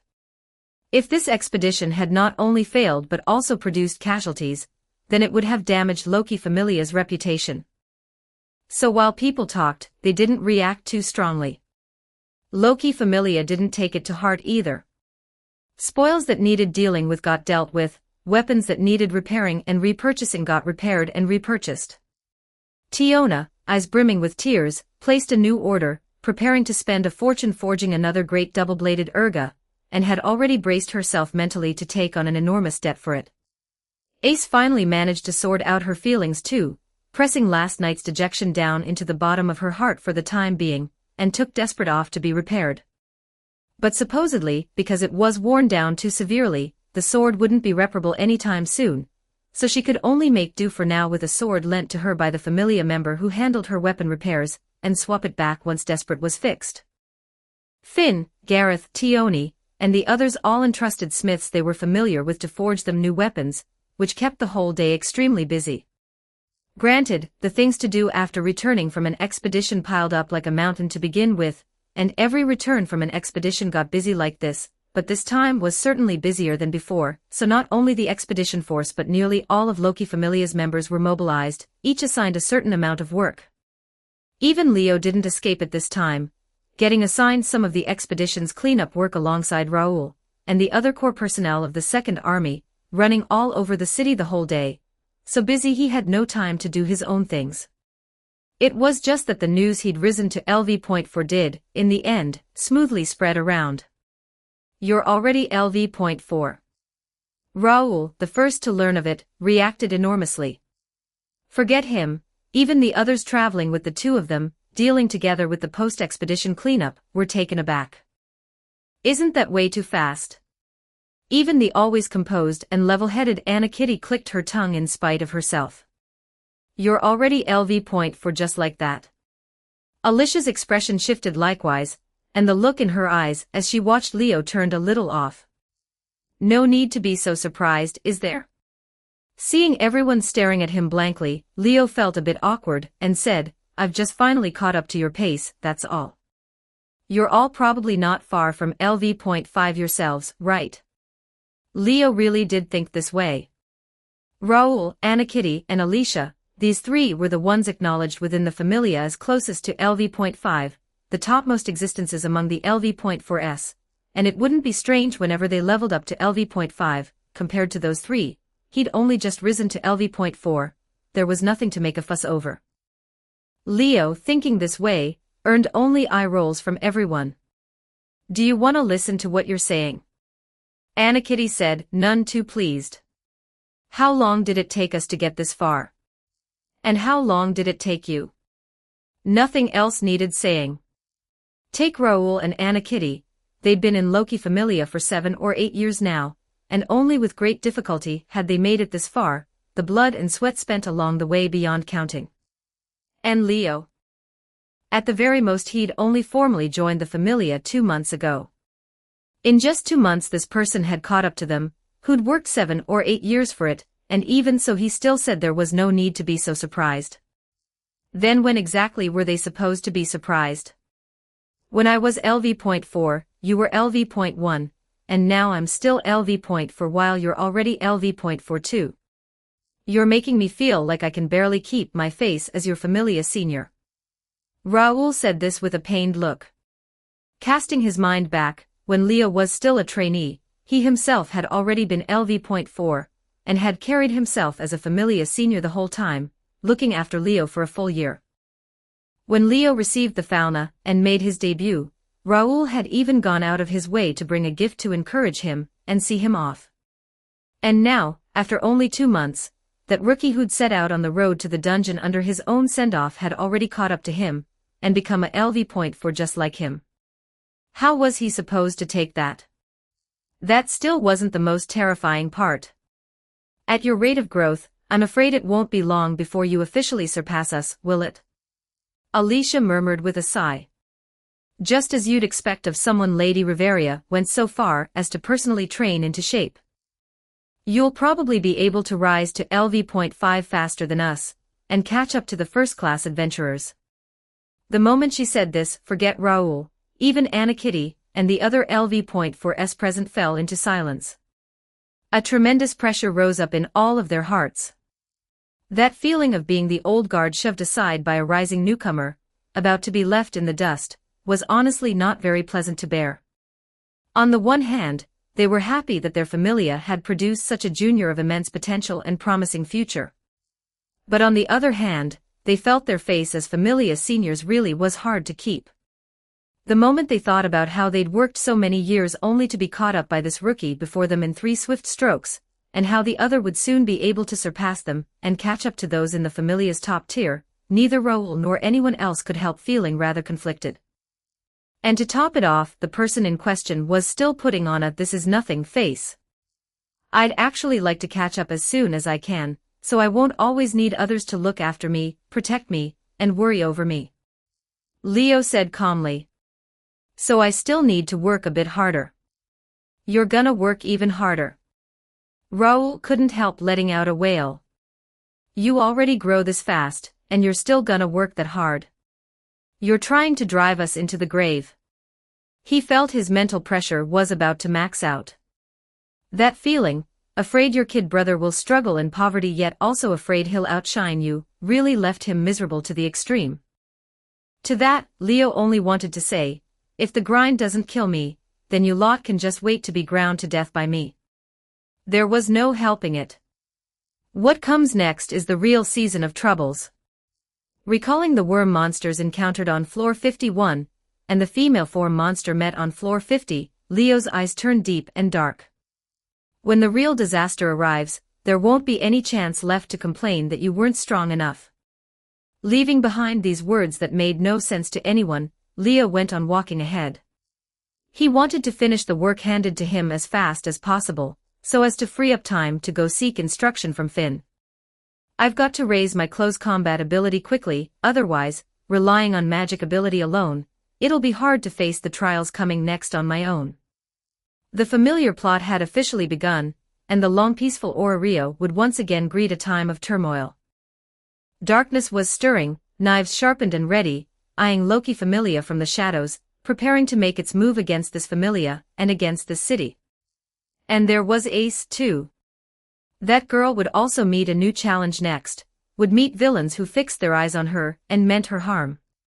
To have the power to deal with these coming difficulties, he absolutely could not stop. Read 30+ chapters ahead on Patreon, patreon.com/NiaXD. Chapter 318, Chapter 85. 2,450 words. That evening, Leo, who'd been busy the whole day, came straight to Finn's office after finishing his meal to formally ask him for instruction. Teach you close combat technique and skill. Finn, in the middle of dealing with a document, was a bit surprised to hear what Leo had come for. Off to the side, Riveria, holding a stack of parchments, and Gareth, seated in a chair checking over something, both turned their heads to look at Leo. That's a pretty sudden request. Gareth seemed to take no small interest in it and said, "What's got you suddenly wanting Finn to teach you close combat?" "It is rather sudden." Riveria nodded in firm agreement, and added, "You're still learning how to use magic, and now you want to split your focus and learn close combat. That's not a good idea." In Riveria's view, Leo's ability in magic was beyond question, but because he'd only been in contact with magical knowledge for a short time, there was still a great deal he needed to learn in that area. Given that, the proper path was for Leo to keep applying himself to learning magical knowledge and steadily uncovering his own strengths. Instead, he now wanted to split his focus and learn close combat, which was rather putting the cart before the horse, and greedy besides. "Of course I'll keep studying magical technique, but I don't want to fall behind on close combat ability either." Leo knew what Riveria was worried about, so he spoke plainly. "I am a magic swordsman, after all. Magic or swordsmanship, having both advanced together is the ideal state. If I only studied magic and didn't study close combat, then I might as well just honestly go be a rearguard mage. What would be the point of being a magic swordsman at all? And technique and knowledge aside, the magic side of my status is already very strong now, so it's about time I applied myself to studying close combat too, so that my close combat ability can bear fruit as well." At this, the three familial leaders looked at one another, and in the end all nodded thoughtfully. "What you're saying isn't wrong, kid." Gareth stroked his beard and spoke. "Your ability in magic may be strong, but your ability in close combat is no weaker.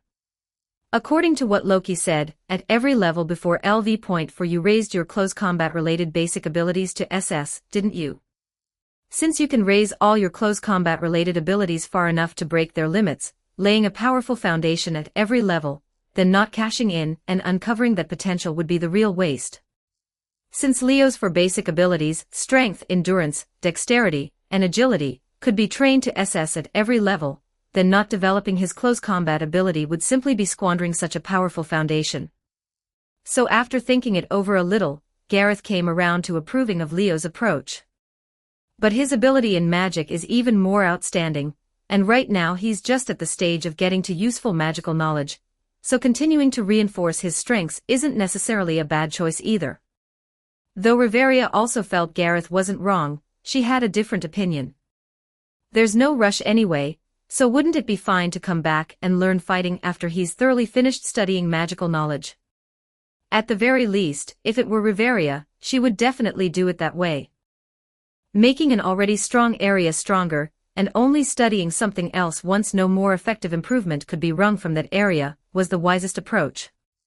So Riveria wasn't really in favor of Leo beginning to study close combat now. Continuing to study magic was what he most ought to be doing at his current stage.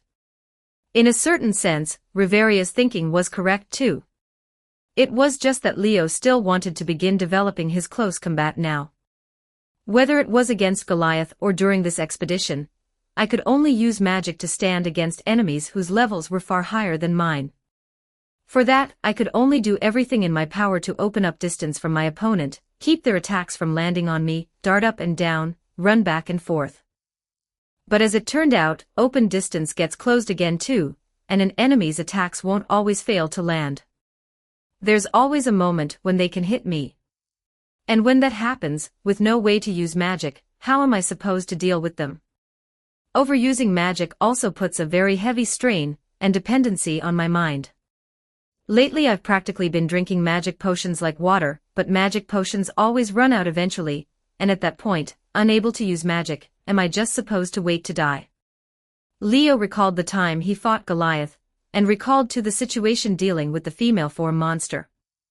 I don't want to run into that kind of situation again, where everything but magic leaves me helpless. So please, teach me how to fight up close. With that, Leo bent at the waist and bowed deeply to Finn. This? Riveria's brows knit at once. It wasn't that she couldn't understand Leo's thinking. She was a mage, after all, and needed someone to protect her so she could chant magic in peace. Without anyone protecting her, she'd have to do everything in her power to maneuver around the enemy, searching hard for an opening to use magic in the gaps between their attacks, struggling for her life. You could say her magic was the very condition for taking victory. Get it off, and there was a chance to win. Fail to get it off, and all she could do was wait to die. But it was precisely because of this that a mage needed to learn concurrent chanting, needed to learn how to use magic, wasn't it? Master those abilities, and why fear being unable to get magic off in battle against an enemy, settling the outcome in one strike.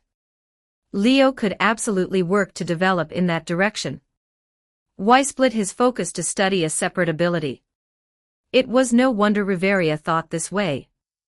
Her own self-positioning was as a rearguard mage, and her way of fighting was to use magic with everything she had, with no other thought beyond that. In her view, Leo's talent in magic was even more outstanding than Lafia's or her own.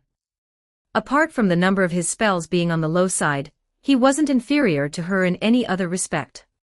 And Leo's magic parameter could be trained to SSS at every level, proof that his best ability was still magic.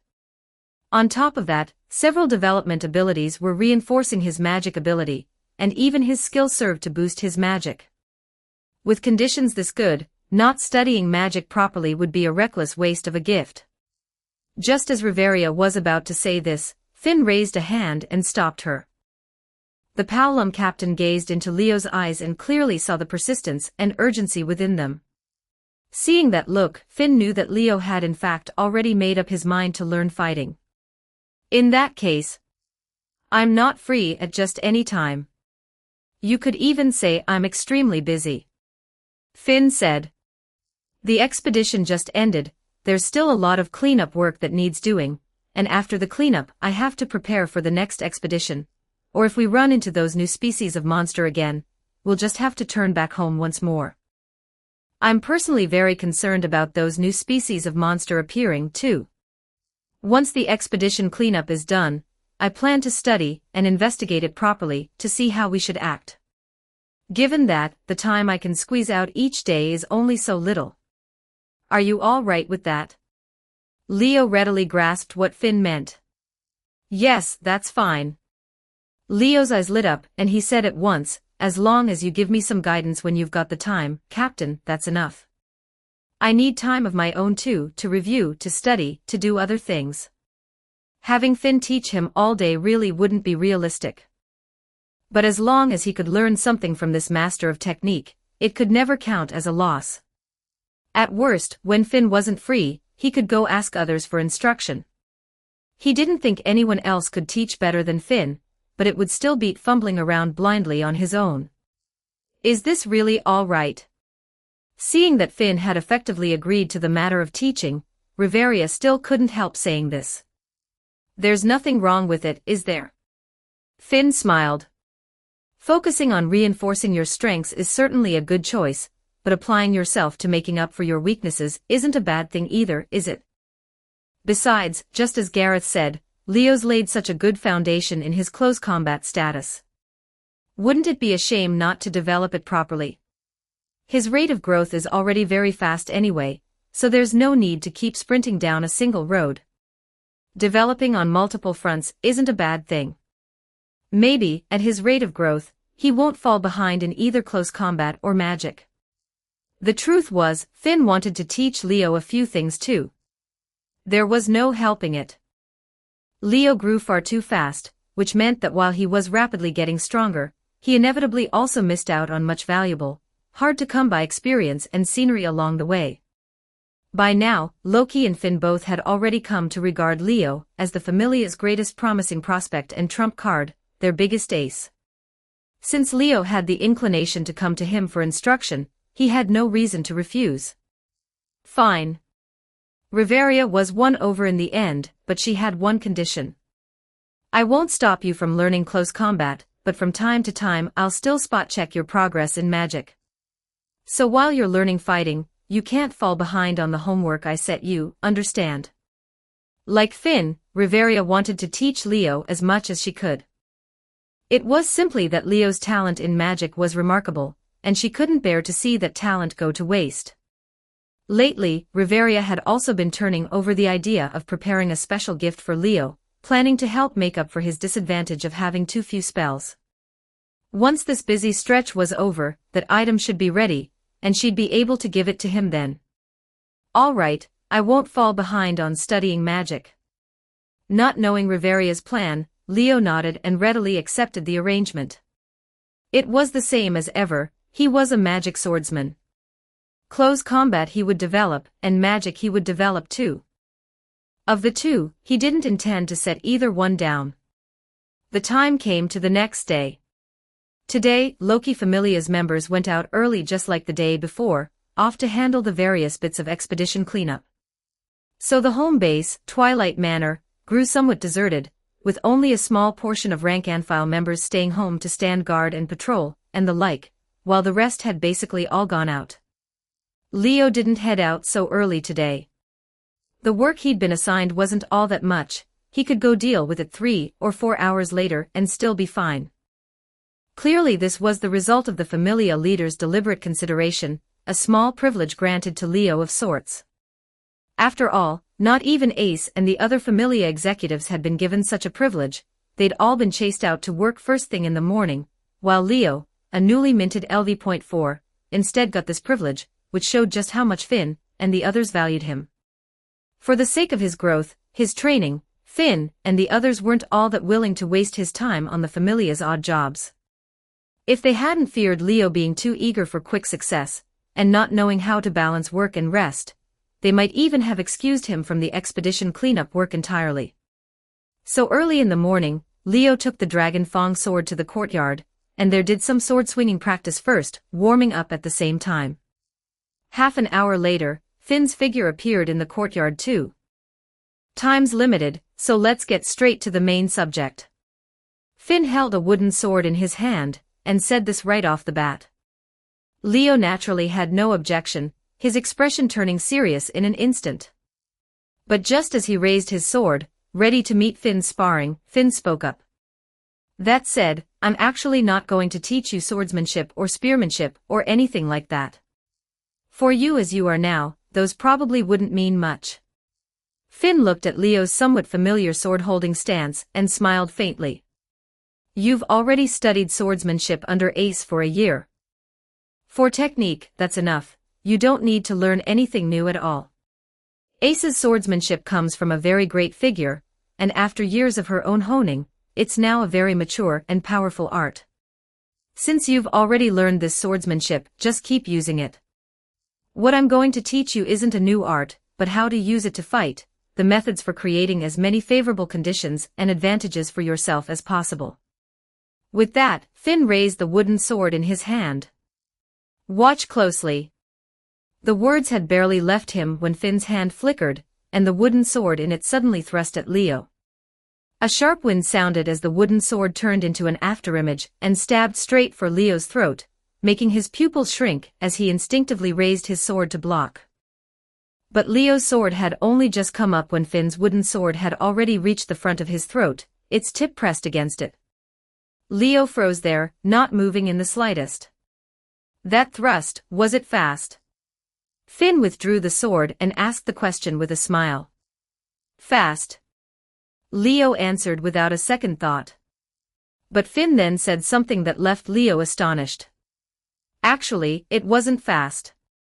Finn said calmly. The speed of that thrust just now was probably about equal to a full-speed strike from a LV.3 with agility at D, forget you as you are now, already LV.4. Even you before you leveled up, swinging a sword offhand, was probably faster than that thrust. Read 30+ chapters ahead on Patreon, patreon.com/NiaXD. Chapter 319, Chapter 86. 2,467 words. What? In that instant, Leo froze. That sword just now was only about equal to a full-speed strike from a LV.3 with agility at D. No way, right? Hard to believe. Finn asked with a smile, and got an honest nod from Leo.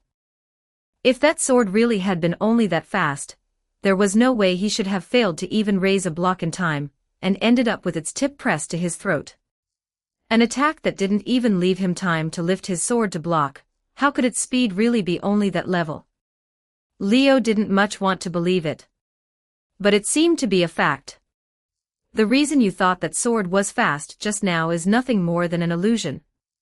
Finn started to explain. The speed of my sword when I swung it wasn't fast at all, but along the way it went through 3 changes of speed and 3 extremely small changes of direction, which made your optic nerves unable to keep up with the shifts in the blade's speed, producing a sensory dislocation that gave you the illusion the sword was moving fast. In other words, your eyes and your brain were both deceived by that swing of mine, to the point that your body itself lagged, making you feel you couldn't block that sword because you'd failed to react in time. Finn's words made Leo frankly show a look of astonishment. You can even do that? He looked thoroughly shaken, and didn't bother to hide it in the slightest, which made even Finn break into a smile. Why not? Finn said, smiling.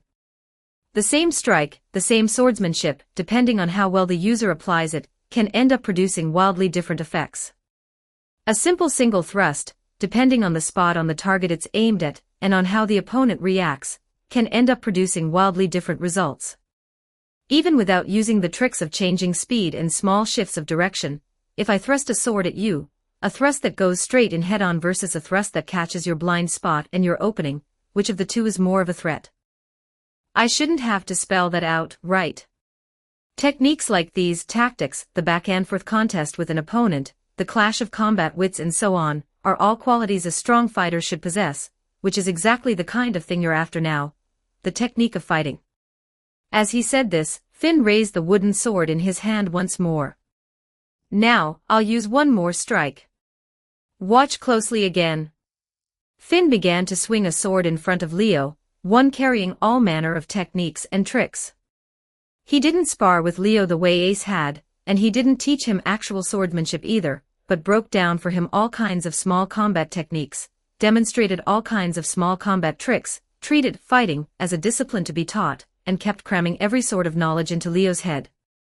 He would tell Leo how, when the opponent was a monster, to kill it the fastest. He would tell Leo how, when the opponent wasn't a monster but a person, to defeat them. Depending on the type of monster, and on the race of the person who was the opponent, the combat methods Finn taught would change too. Even against the same race, the same individual, the fighting style he chose would differ depending on the situation. This was the sort of thing Finn taught Leo. That's right, all I can teach is the knowledge and thinking of fighting. You need to memorize all of this, adjust it as appropriate to your own circumstances, make it your own, even turn it into a kind of bodily instinct or an action you'll take subconsciously. To me, fighting is an art. Only when you've studied it through, seen it clearly, worked it out thoroughly, can you be said to understand how to fight.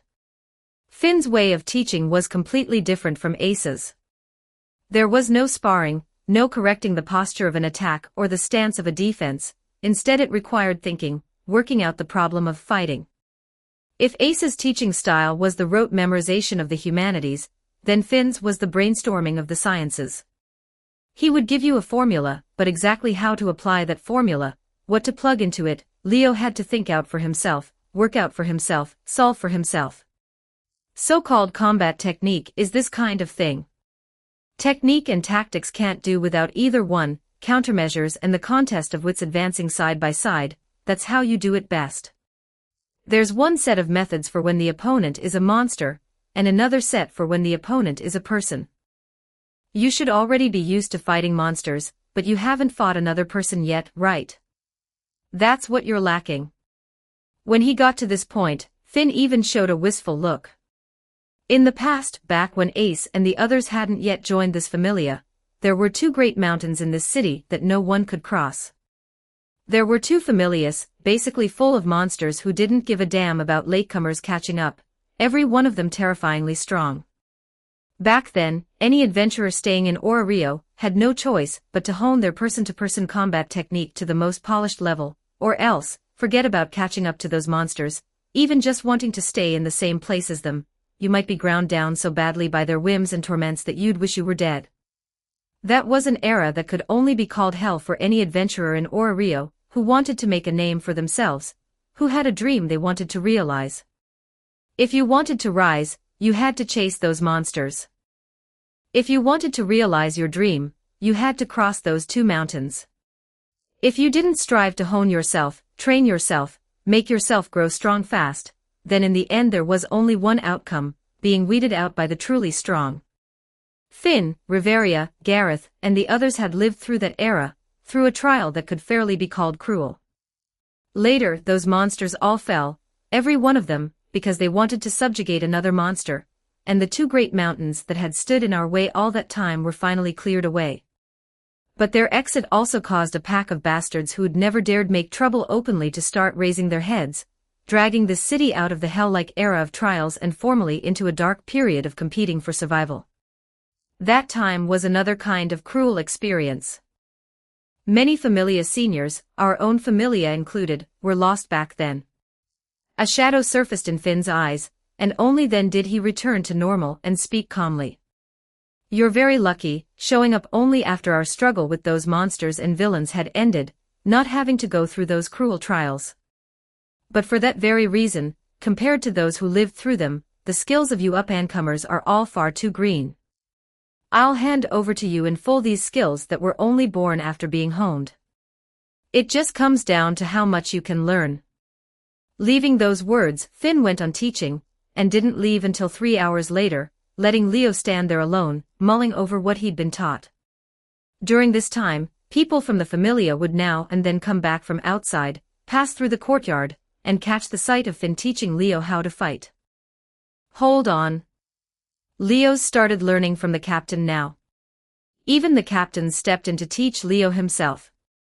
First Miss Ace, then Lady Riveria, and now even the captain's become Leo's teacher. Isn't that guy a little too lucky?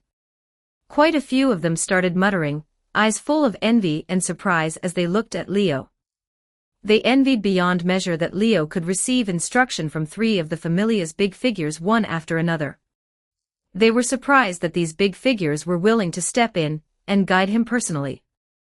But on second thought, if even Leo couldn't receive these big figures' instruction, then wouldn't that be the real problem? This was a monstrous prodigy who'd reached LV.4 in only 2 months. The familia's leaders and executives would naturally regard him differently, and would hope he could grow up quickly and become a pillar of the familia. For that, a bit of guidance and instruction, of course they couldn't be stingy with. Most people thought this way, but there were also those who couldn't accept the situation. I want the captain's loving guidance too. When a certain elder sister of the Amazonas twins came back and learned of this, she was so green with envy she could have wept on the spot, and if the younger sister of the twins hadn't done her utmost to stop her, the other might not have been able to help running off to vent her frustration on Leo. After Ace learned of it, she silently observed Leo standing in the courtyard lost in thought for a while, then left without a sound. Bet likewise glanced at Leo as he passed through the courtyard, then left expressionless. As for Lafia, this elf girl had been listless since yesterday. LV.4. The elf girl muttered under her breath, her mood unbearably low. And I'm still only LV.3. Clearly, the elf girl was rather hung up on the fact that she'd been overtaken by a certain someone, even taking it hard. In Raoul's words, when she was LV.3, Leo was only LV.1, and now she was still LV.3 while Leo was already LV.4, having passed her by. How could the elf girl, who ground her teeth in resentment at a certain someone and regarded him as a rival in love, not feel low? As expected of Mr. Leo. Line, on the other hand, admired Leo more and more now. She counted as one of the witnesses who'd watched Leo grow rapidly from the closest distance, and at Leo being able to achieve what he had today, the girl felt nothing but happiness.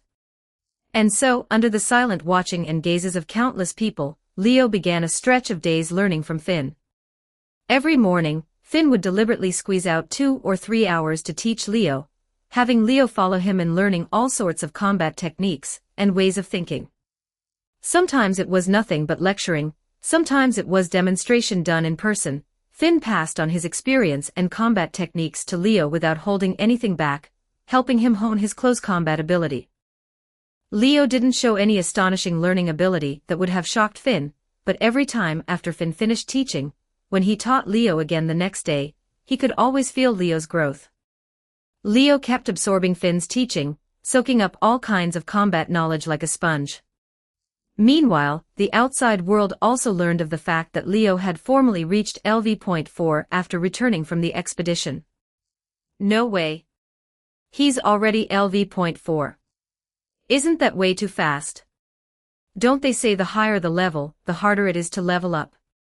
How is this guy's leveling speed getting faster and faster instead?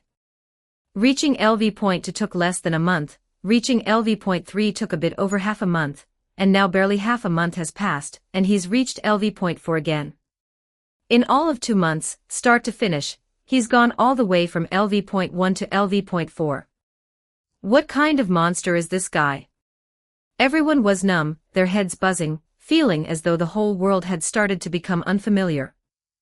Since when did fauna levels go up this easily? Before this, even the Sword Princess had taken a full year just to reach LV.2, and that was already the world's fastest leveling record. So what the hell was this now? 3 levels straight up in 2 months. What kind of daydream could produce such a ridiculous feat? Even though people had already accepted the fact that Leo was a genius, and even though after his earlier feats they understood this person's growth speed was out of the ordinary, on learning he'd reached LV.4 they were still badly shaken. Mainly, the level of LV.4 was already no small thing. In Orario, an adventurer of this level was already at the top of the core fighting force, with fewer than 40 people stronger than them. Once you reached this level, you only had to advance one more step, rank up one more time, and that was LV.5, a first-class adventurer. And Leo was already very close to that step. He was no longer that jaw-dropping newcomer, but a strong fighter who surpassed over 99% of the adventurers in Orario. In the span of 2 months, the men had gone directly from a newbie adventurer to a LV.4 that the vast majority of adventurers could only look up to, which absolutely sat badly with those still struggling at LV.3, LV.2, even LV.1. Those who were LV.4 would feel astonished by it too and question their own lives, while those first-class adventurers at LV.5 and above would begin to take this up-and-comer more seriously.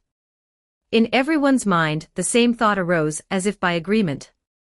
Maybe, before long, Orario's going to have one more first-class adventurer.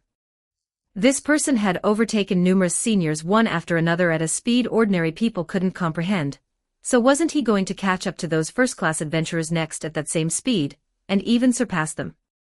This inhuman growth speed, just what level would it take before it started to slow down? How long would he need to reach LV.6? Was there a chance he'd become Orario's second LV.7?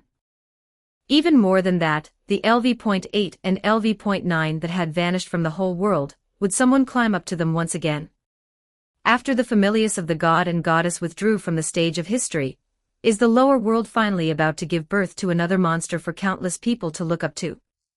This thought inevitably arose in the minds of the countless people who knew the glory of that era, and of the gods. About it, some were wary, some jealous, some curious, some cursing. Every person's and every god's thoughts were different. Leo, however, turned a blind eye to all of it, and pressed steadily ahead on the road he'd decided on. Read 20+ chapters ahead on Patreon, patreon.com/NiaXD. Chapter 320, Chapter 87. 2,402 words.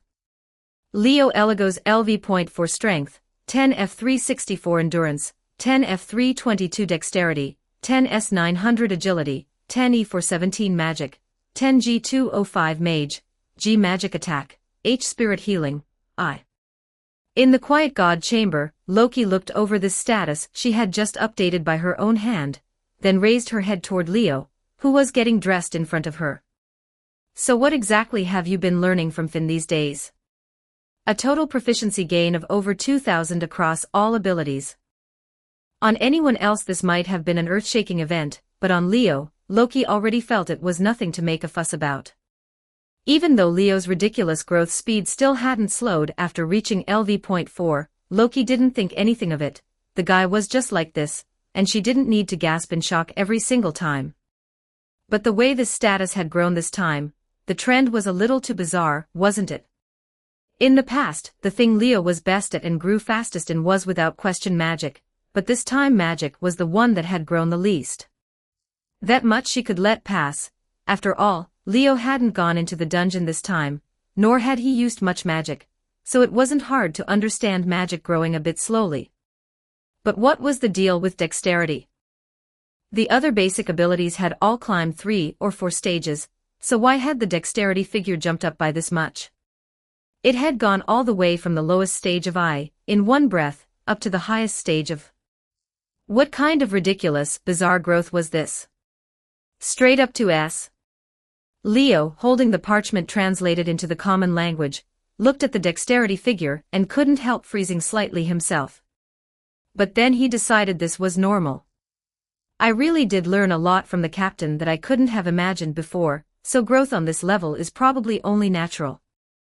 Leo honestly thought so.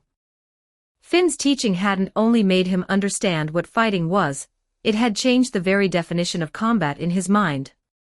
In the past, in Leo's mind, fighting was really no different from brawling, and learning combat skills was the same as learning martial arts or learning grappling, all just making yourself better at fighting. Finn's guidance, however, had shattered the existing impression of fighting in Leo's head, overturned his view of combat, and made him understand that it was a discipline, and an art as well. The things Finn taught were completely unlike Ace's. He wasn't teaching you how to swing a sword faster, nor how to hold a steadier stance, but how to break free of the set framework and make the fight go more smoothly in your own way. What he trained wasn't Leo's body but his brain, his spirit, his mindset, teaching him to know what to do next the very instant a fight began, to know how to adjust mid-fight, to gradually accumulate his own advantages and walk toward victory. He could even give Leo pointers on magic, telling him how to perfectly create openings to use magic in close-quarters combat, and how to perfectly fold the power called magic into his own fighting so it became a part of the fight. Thanks to this, Leo felt as if his brain had been opened up. Even if you couldn't quite call him a Newman, he was close to it. This growth had turned, solidly, into excelia, and once absorbed by Leo's status, it showed itself in full. Dexterity reaching S, far above the other abilities, was the proof. But this is still way too ridiculous, even for you. Loki couldn't help griping.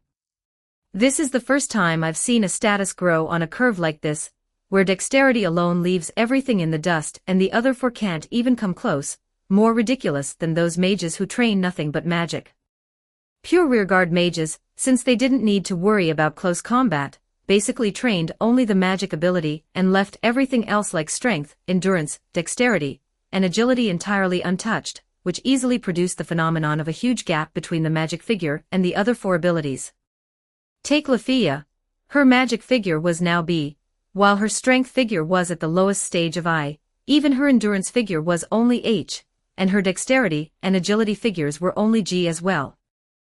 This was the textbook pure rearguard mage, with only the magic figure soaring far ahead.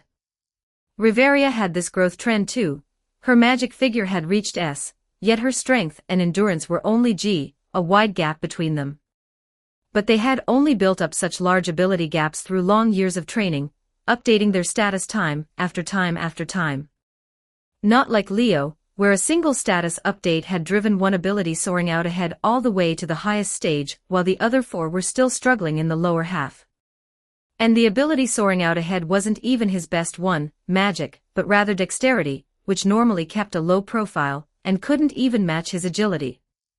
No wonder Loki found it bizarre and ridiculous. Doesn't that just prove I really gained a lot from the captain, though? Leo gave an unbothered smile. To put what Finn taught fully into practice, these past days Leo had, apart from necessary work, spent all his remaining time hard at studying and reviewing, not even going into the dungeon again, becoming an outright shut-in.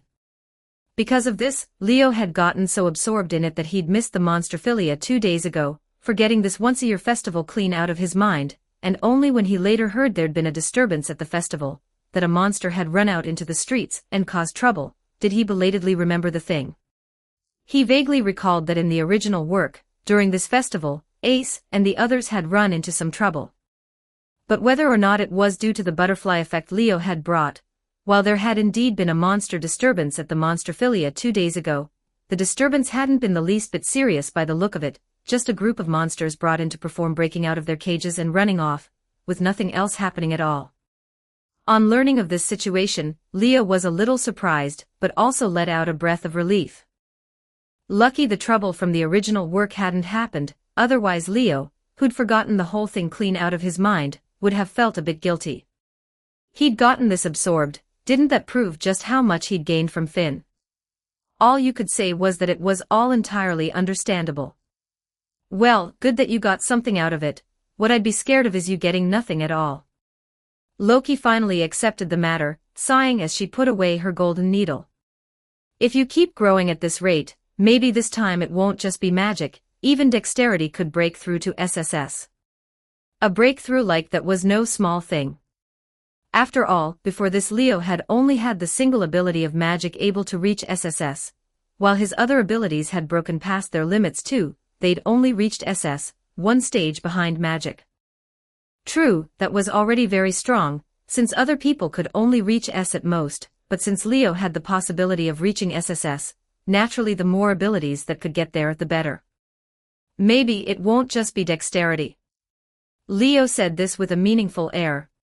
He remembered that the original protagonist, before LV.4, had also only had his single best ability able to reach SSS, the rest all at SS, the same as him. But at LV.4, the original protagonist had formally achieved all abilities at SSS, training every ability except his best one, agility, up to SSS. He too was now already LV.4, and through 3 rank-ups in all, his own container had been fully excavated and expanded. That being so, there was no reason he couldn't, like the original protagonist, achieve all abilities at SSS at LV.4.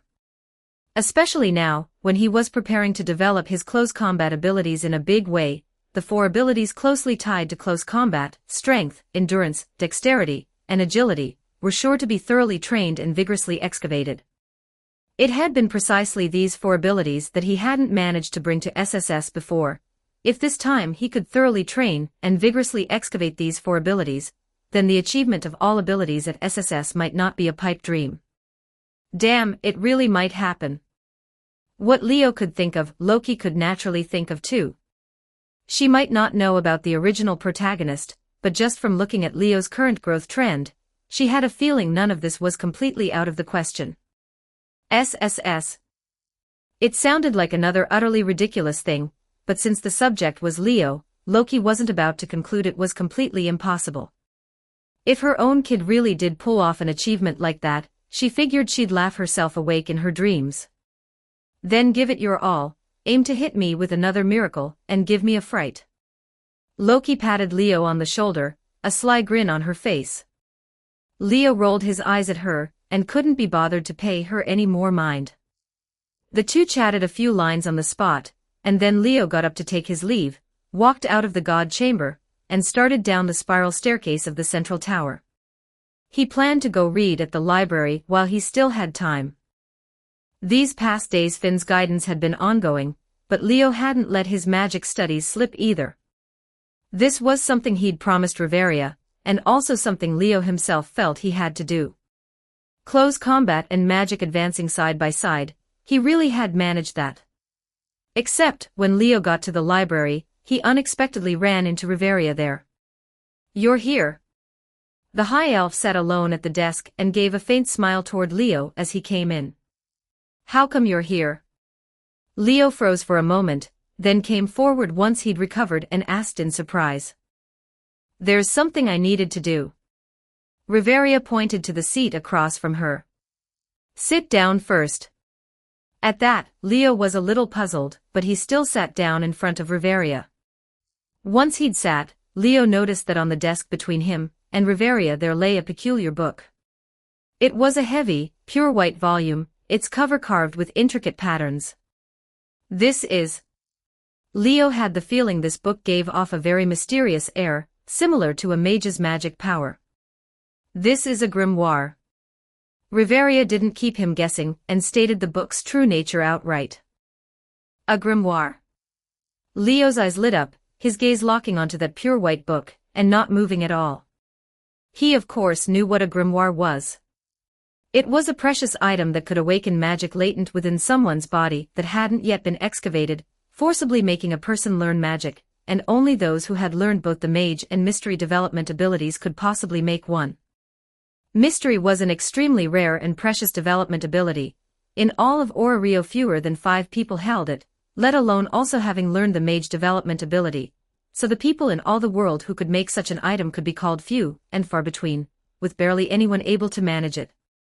Its price was also extremely steep, a single one rivaling a first-class armament produced by the Hephaestus Familia, and even then there was a price but no market. In this library belonging to the Loki Familia, there were a few already used grimoires set on the shelves. Those were things the Familia's seniors had used, only they'd already lost their effect. Grimoires were single-use consumables. Once used they would completely lose their effect and turn into useless old books. But the grimoire in front of Riveria still carried the air of magic power. Could it be? "That's right, this is a grimoire that hasn't been used yet," Riveria said, as if she'd seen through what was in Leo's mind. "I asked an acquaintance of mine to go and buy this book back from the magic kingdom of Altina." Hearing this, how could Leo still not understand what Riveria intended to do? This was clearly something prepared for him, wasn't it? After all, Riveria had no use for this grimoire. Although a grimoire could forcibly excavate magic, it was limited to people who still had an open slot in their status. An adventurer who'd received fauna could learn at most 3 magic spells. This was a rule no one could defy. Riveria's 3 magic slots had long been full. There was no way for her to learn a 4th magic through a grimoire. So this was without question something prepared for someone like him who still had an open magic slot. And that was indeed the case. A high-grade grimoire can not only make a person learn magic, it also has a certain chance of expanding the number of magic slots. Riveria spoke. The upper limit on magic slots was 3, and while it couldn't be made any higher, turning someone who'd originally had only 1 slot into a holder of 2, and someone with 2 slots into a holder of 3, could still be done.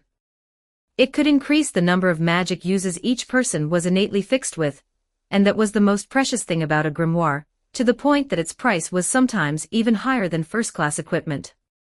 Your magic slots number only 1, and the magic you've learned is only 1, but you can tell just from your status that this is absolutely not your limit. So I'd already had the idea of preparing a grimoire for you, to help increase the number of magic you can use. And now this grimoire has finally been delivered. Read 20+ chapters ahead on Patreon, patreon.com/NiaXD. Chapter 321, Chapter 88. 2,480 words. A grimoire that could force the learning of magic and increase the number of magic spells, that was the gift Riveria had been preparing for Leo all along. She valued Leo's potential highly, and thought very highly of his talent for magic. So when she learned that Leo had only one magic slot and could learn only one magic, she had already set her mind on helping him prepare a grimoire to increase the number of magic he could use. For this, Riveria had drawn on the connections she had as a high elf and as the city's strongest mage, and asked someone to find this grimoire. Now she was preparing to give this grimoire to Leo, which was why she'd appeared here. No. Leo shook his head, refusing. This is too precious. I can't accept it. This was a grimoire whose value rivaled first-class equipment, and was even more precious and steeper in price than that. Even though it was a single-use consumable, its asking price had to be calculated at least in units of 100 million, and there was a price but no market. Even with money you might not be able to buy one. There were far too few people who could make grimoires, which made this kind of item extremely precious, and many people couldn't even find a channel to buy one even if they wanted to. On the market, the moment a trace of a grimoire appeared, it was sure to draw countless people scrambling for it, and in the end it would generally be traded off by auction, going to the highest bidder, so sometimes a single grimoire would even fetch an astronomical price at auction, leaving countless people speechless. For something this precious, even if Riveria dared to give it, Leo didn't dare accept it. Take it. Riveria didn't seem surprised, as if she'd guessed long ago that this would be Leo's reaction, and urged him. With your conditions, having only one magic to use really is a bit of a waste. The more magic you can use, the more you'll be able to cash in on your abilities. Not only could he train his magic figure to SSS at every level, he also possessed the very rare skill used to strengthen magic, and a total of 3 development abilities that assisted in using magic. Such superior conditions, and only a single magic got to enjoy them. If that wasn't a waste, what was?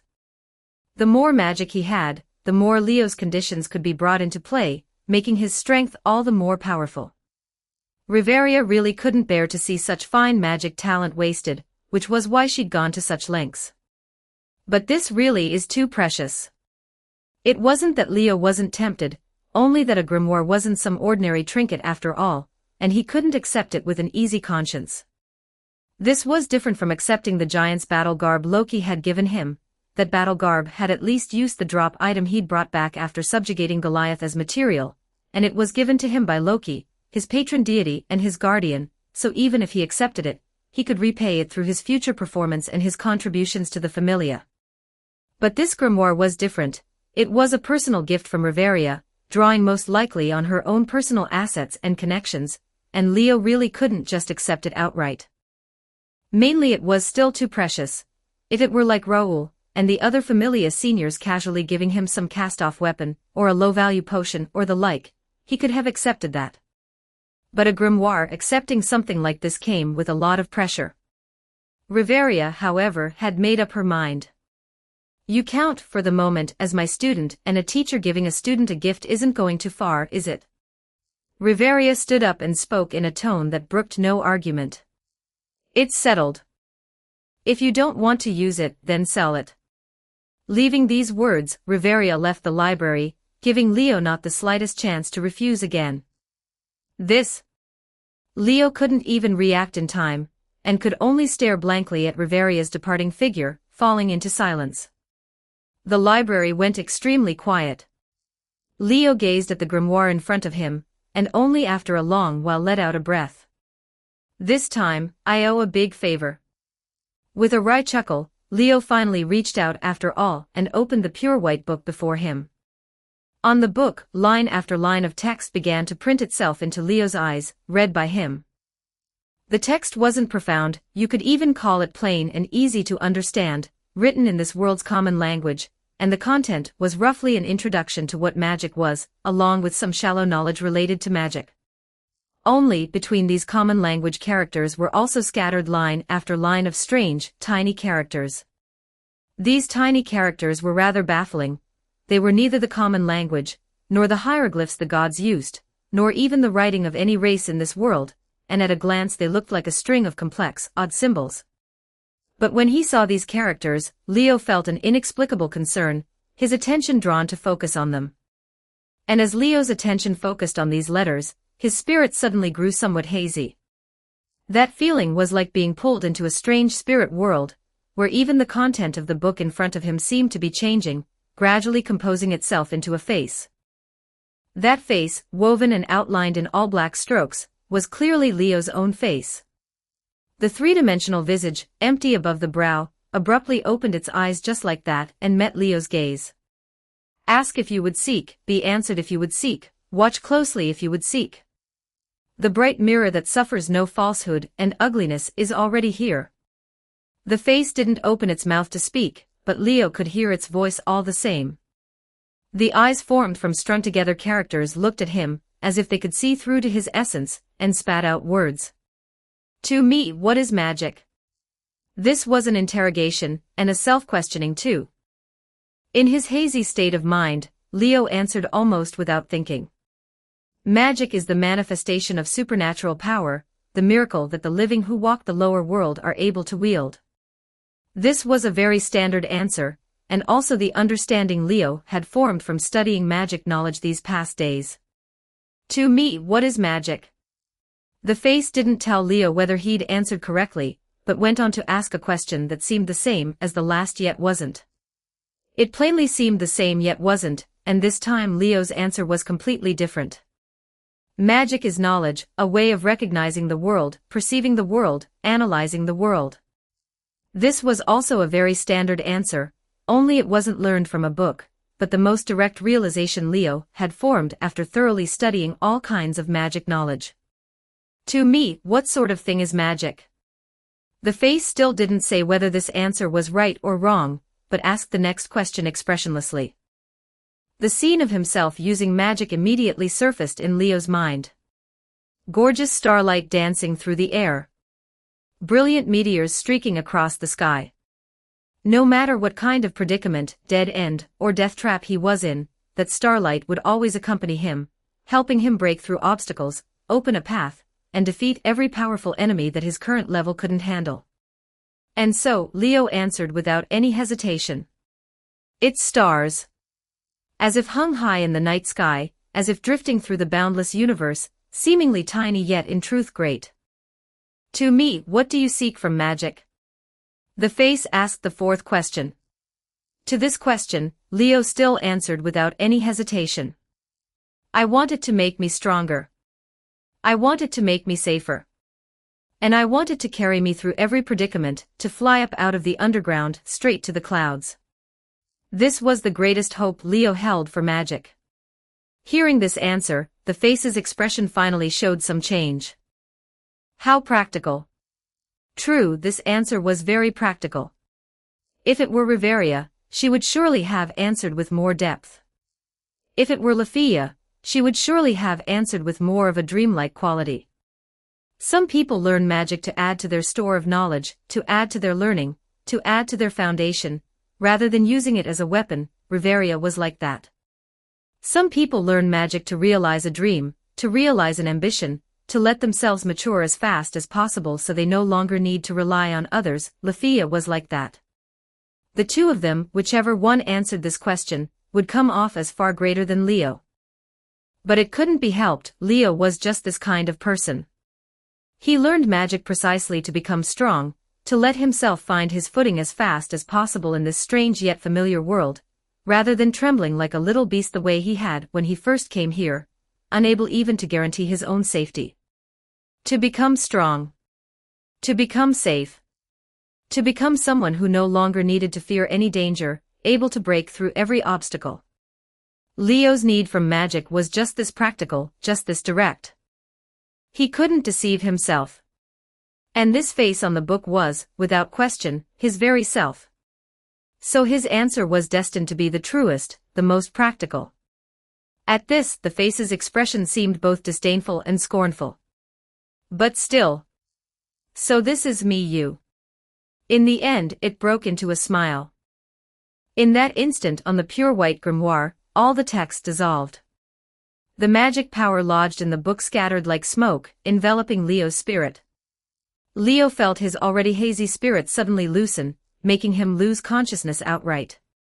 When Leo came to, he found that at some point he'd ended up slumped over the desk, fallen into a deep sleep. What was I? Leo propped up his upper body, raised his head, was muddled for a while at first, and only then remembered what he'd been doing earlier.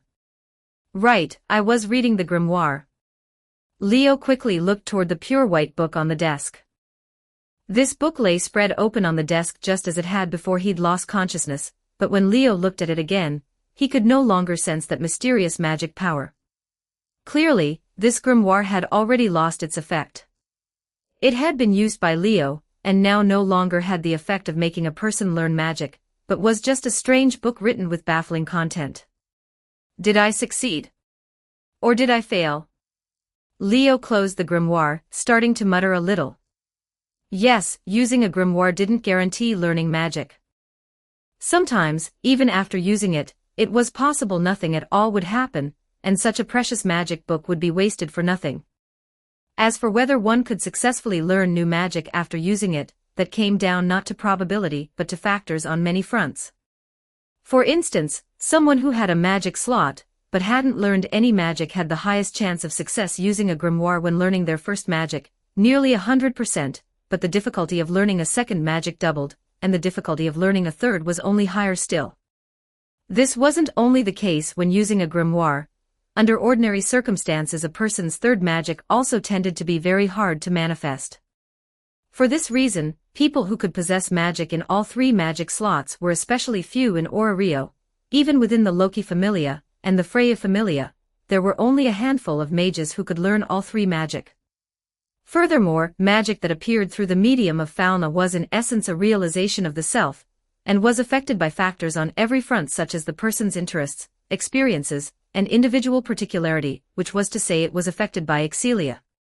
What things one held an interest in, and what one came to feel identification, hatred, longing, lament, reverence, vows, craving, and various other emotions toward, these would all become factors that triggered magic, and the moment one received fauna they would be laid bare at once. Without special experiences, special encounters, special changes of mindset, neither magic nor skills would appear.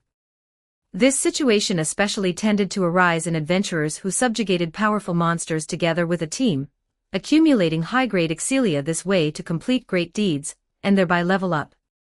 Because they took down powerful enemies together with a team, they lacked a certain degree of crisis and stimulation, so such adventurers' mindsets were hard to change to a relatively large extent, and they couldn't have the special experiences sufficient to become the inducement for magic or a skill.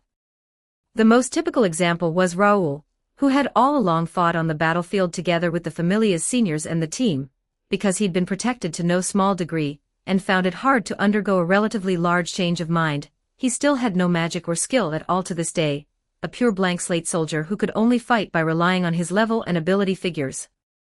Already LV.4, and the result was he didn't even have a single magic or skill.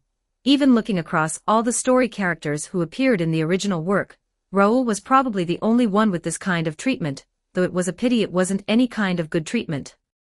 Leo, by contrast, had at one point craved firepower to an extreme degree when fighting the floor boss Goliath, craving more powerful output, and so this craving turned into the inducement for a skill, finally, seemingly under the interference of stranger from another star, budding into a possibility, and successfully appearing on Leo's status in the form of the skill star Soul Eternal. Of course, this also involved factors like individual potential and the individual's growth environment, and couldn't be generalized, but on the whole, it was a certainty that a person without special experiences, and without special excelia would find it hard to learn magic even after using a grimoire. In sum, Leo didn't know either whether he'd successfully learned a second magic after using the grimoire. Let's go find Loki. Closing the grimoire, Leo stood right up, and after putting this book onto a nearby shelf, walked straight out of the library. Destination, the top floor of the central tower, Loki's God's Chamber.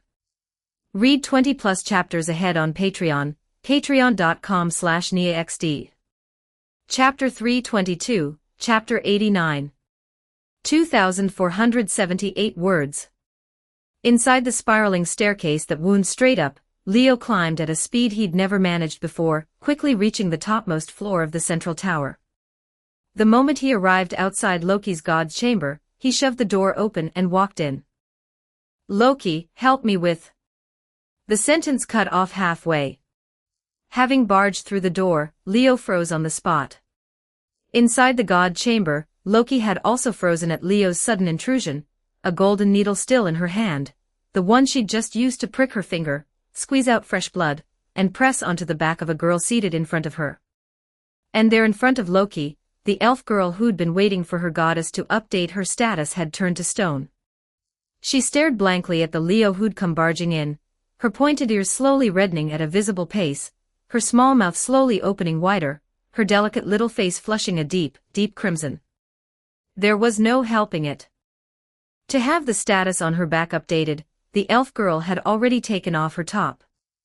In other words, her upper body was right now in a completely bare state, taken in fully by the Leo who'd burst through the door and come face to face with her. The air in the god's chamber instantly went dead silent. Leo's face stiffened, his gaze dropping a few inches by pure reflex, then snapping back up as though he'd been electrocuted. "Pardon me." He retreated at top speed and shut the door. "Ya-ya-ya-ya." A second later, a shriek went up inside the room, ear-splitting. Not long after, the door he'd just closed flew open with violent force, as though someone had kicked it. Inside, the now fully dressed elf girl, eyes blazing like they were on fire, lunged toward Leo without a moment's thought. "I'll kill you." Driven by violent emotion, the elf girl burst into a speed a LV.3 mage had no business having, and tackled the unprepared Leo to the ground. She just sat there straddling him, ears red, face red, whether from shame or from anger no one could say, slender hands clamped around Leo's throat as she shook him hysterically. "I'll kill you, you pervert. You filthy creep. You pest who clings to Miss Ace all day long." Yes, this elf girl was none other than Lafia. Wait. I didn't know you were in there." Lafia's grip had Leo half choking. He hurriedly grabbed her wrists and rushed to explain. "Just because you didn't know I was in there means you can barge in however you like. Is that your room? Even if you wanted to come in, you could have at least followed the most basic manners and knocked. You bastard." Lafia had gone completely berserk. She somehow managed to ignore Leo's struggling, choking him and shaking him wildly all at once, her eyes faintly wet now, tears hanging at their corners, plainly having taken a serious blow. True, she was a sociable elf, not as obsessive about purity as the rest of her kind, who treated their own chastity as something on par with their lives, but as a girl in the bloom of her 15 years, to be seen stark naked like that by a man, face to face, was a deeply mortifying thing. To say nothing of the fact that this man was the one she'd long regarded as her rival, as her opponent. The instant she thought of how she'd just been sitting there bare in front of him, her whole upper body seen clean through, Lafia felt like her entire body was on fire, gripped by a shame so total she wished she could die on the spot. Under the rule of that shame, the girl unconsciously began to move her lips, chanting out the words of a spell. That's right, she was about to use magic. "Hey! You Yuri-obsessed elf. You're seriously doing this?" Hearing the sound of that chant, Leo lost his composure all at once too. Loki, stepping out of the god chamber, got an even bigger fright, and rushed over to throw her arms around Lafia. Wait. Hold on a sec. Lafia." Loki cut off Lafia's chant and dragged her off of Leo. "Let me go. Let me kill him." Lafia thrashed desperately, falling into a frenzy like nothing she'd shown before. Right now there wasn't a trace of the tension she had facing monsters, none of the timidity she had in front of Ace and the other Familia seniors, only a madness utterly unlike the impression she usually gave. Anyone used to the usual Lafia, seeing this, would have had their jaw hit the floor on the spot. "Calm down. Lafia. This isn't your whole character, is it?" Loki held Lafia fast, somehow able to ignore a LV.3's desperate struggling, dragging her away while pleading over and over. "So you got your top seen, big deal. What's the harm in that? When Ace 10 got her whole body seen by that brat a year ago, I still let him keep his worthless hide. How's your temper even worse than mine?" So muttered a certain patron deity, who doted to an absurd degree on a certain golden-haired girl. And her words, before they could even get a reaction out of Lafia, first stunned the Leo who'd gotten to his feet rubbing his neck. How do you know about that? Leo looked at Loki in utter bewilderment. This was something only he and Ace were supposed to know about, wasn't it? How did this lousy goddess know? Heh, you think just because you two don't say anything, I can't tell. Loki said with a huff. Brats like you who can't keep a thing hidden, all I gotta do is poke around a little, and I can guess most of what you're up to. She was, after all, a god who'd lived for hundreds of millions of years. The children of the lower world couldn't even tell a lie in front of them without being seen through, so how could they truly keep a secret hidden? And Ace was a natural airhead besides. She'd probably been wheedled into talking by Loki without even noticing. So it was only the two people involved who thought they'd hidden it well. In reality, the very day Leo was brought back to Twilight Manor by Ace, Loki had dug the whole business of their meeting out to the bottom, knowing everything she ought to and everything she oughtn't. Back then she really had gone on a rampage. Her own sweet, soft, naive little cabbage, raised so tenderly, had been seen by some punk who'd crawled out of who knows where. The thought alone was enough to make her boil over. If Finn, Riveria, and Gareth hadn't stopped Loki, there was a real chance she'd have blown Leo away on the spot back then. Only, having learned about it, Lefia's reaction was far bigger than Loki had imagined. He's seen Miss Ace naked too. Lefia stopped struggling and stopped blushing. Her once tear-filled eyes seemed to go dull, black and fathomless. A black aura began billowing up off her body in waves, her whole person as though gone dark, her expression turning utterly terrifying. Gulp. Loki couldn't help swallowing. Forget Loki, even Leo's mouth twitched a little, and he couldn't help taking a step back. Why you, calm down a little, okay, calm down. Lefia. Loki said gingerly. Why's your reaction scarier than when you got seen yourself? Lefia paid this Loki no mind, only staring fixedly at Leo as though looking at a dead man. Seen me and seen Miss Ace too. Like some kind of zombie, she swayed her way toward Leo. Maybe I really should just kill him after all, or else gouge out the eyes, should chop off the head. That way he'll forget those things. This emotionless muttering had even Loki scared stiff. You're way too terrifying, you know that. Lefia. Loki shot back. Your whole character's fallen apart. Hurry up and give me back the Lefia, who got all bashful, and wouldn't dare take her clothes off in front of me just to get her status updated. After much cajoling and desperate restraining from Loki, Lefia finally gave up her decision to cremate Leo on the spot, and left with a black look on her face. Leo and Loki exchanged glances, watching Lefia stagger off, and couldn't get a word out for a long while. That woman's definitely lost it. Such was the verdict Leo delivered. That's the first time I've seen Lefia like that too. Pushing that girl into that state, I'll give you credit for the talent. Loki said sourly to Leo. And you've already had your status updated, so what did you come running back for all of a sudden? Don't tell me you knew Lefia was here and barged in on purpose to get an eyeful. Loki eyed Leo with a suspicious look. Who would have known she was here? Leo said, his own face going dark. It's this late at night. Good kids are all tucked into bed and asleep, you know. Leo had come to Loki to update his status only after finishing dinner, then gone to the library, where he'd read the grimoire and taken a nap. That nap, while it hadn't carried Leo straight through to the next day, had carried him straight into the dead of night. It was already nearly the small hours now. By all rights, the people of the Familia should have all gone back to their rooms to sleep. After all, there was business to attend to the next day. Even with the expedition wrapped up, adventurers rarely stayed up late. They were used to rising early and working late, and anyone with plans to enter the dungeon would generally set out the next day at the first faint light of dawn, getting in as early as possible, so they could kill more of the monsters that had freshly respawned, hadn't yet thinned out in number, and didn't have too many peers competing for them. In light of all that, Leo really hadn't expected that someone would still be coming to Loki for a status update at this hour. He'd figured that at this time of night, there'd be at most Loki alone in the room, drinking herself silly. That's because you've got no idea how big a shock you gave the kid. Loki shot Leo a glance and went on, these past few days, Lafia's been coming back only after the dead of night every time.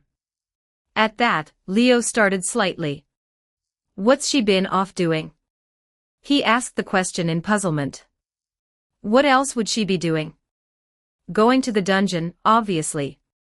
Loki said as though it were the most natural thing. You're already LV.4. Even Lafia's getting anxious by now. That girl doesn't want to be left far behind in your dust, and she sure doesn't want to keep going on like this, so any spare moment she gets these days she runs off to the dungeon, sparring in some corner of the upper floor region with a pack of monsters that can't threaten her.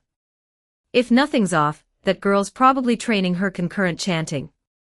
Hearing Loki put it that way, Leo realized he really hadn't seen Lafia in a while. No, not just Lafia. Including Raoul and the others, it seemed he'd barely seen any of them lately. Ace, Tiona, Tioni, Bet and so on, people he used to run into now and then, had all been vanishing without a trace these past days. He'd been immersed in his own training too, sure, but it wasn't like he'd gone and holed up in some corner. More often than not he trained right out in the open in the courtyard. Even if he hadn't noticed them for a stretch, it shouldn't have come to never seeing anyone at all, should it? Figured it out, have you? Seeing Leo wear a pensive look, Loki understood he'd already caught on that something was off, and grinned wide. Lafia and the rest, all of them, they've been goaded to no end by that inhuman growth speed of yours, and now they're throwing themselves into it harder and harder. The rank and file members are one thing, but old hands like Raoul, the LV.4s, now that they've been caught up to by you, every last one of them striving away. Tiona's lot are even more terrified of getting overtaken by you. Except for Monsterphilia, when they were in the mood to go out and wander around, the rest of the time they're either handling the cleanup work from the expedition or down in the dungeon grinding away. Even with things like that you're still in the courtyard every single day working yourself to the bone studying and training. Anyone passing by who saw that would feel ashamed, wouldn't they, like they're not trying hard enough? Loki's half-smiling expression left Leo a little speechless. It's not like I'm trying to goad them on purpose. Leo muttered. The goading you don't mean is the worst kind of all. Don't play dumb when you understand perfectly well, kid. Loki put her hands on her hips.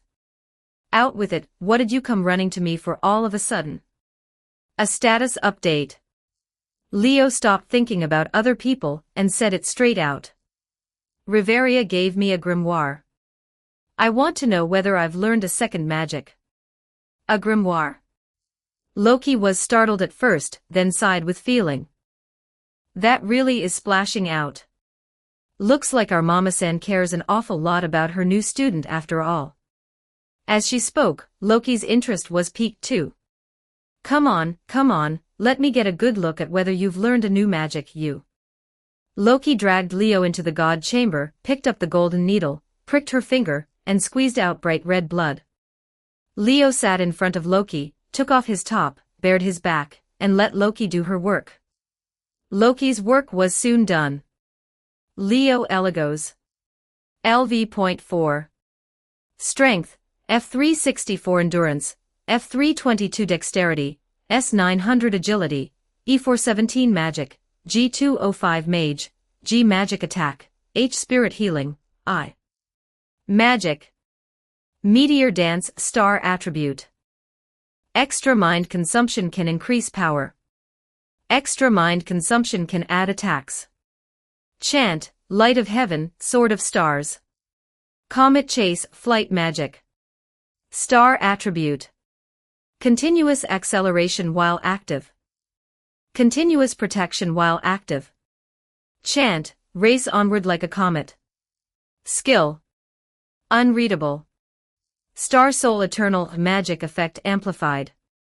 Development Ability Mage Effect Amplified. Basic Ability Magic Strongly Enhanced. A new magic had, beyond any doubt, been born. Read 20+ chapters ahead on Patreon, patreon.com/NeaXD. Chapter 323, Chapter 90. 2,424 words. The next day, early morning. The sky had barely brightened when Leo, already washed and ready, left his room with the dragon fang sword as he did every day, came down the tower, and arrived at the courtyard. A faint smile hung on his face, and there was a touch of cheer in his eyes too. One look was enough to tell he was in a good mood. Carrying that mood, Leo began warming up in the courtyard, practicing his sword work while waiting for Finn to arrive. He waited about half an hour, and Finn showed up as promised. Only, the moment he came up he got straight to the point. "Have you uncovered the new magic yet?" Finn's blunt question gave Leo pause. "You know about that too?"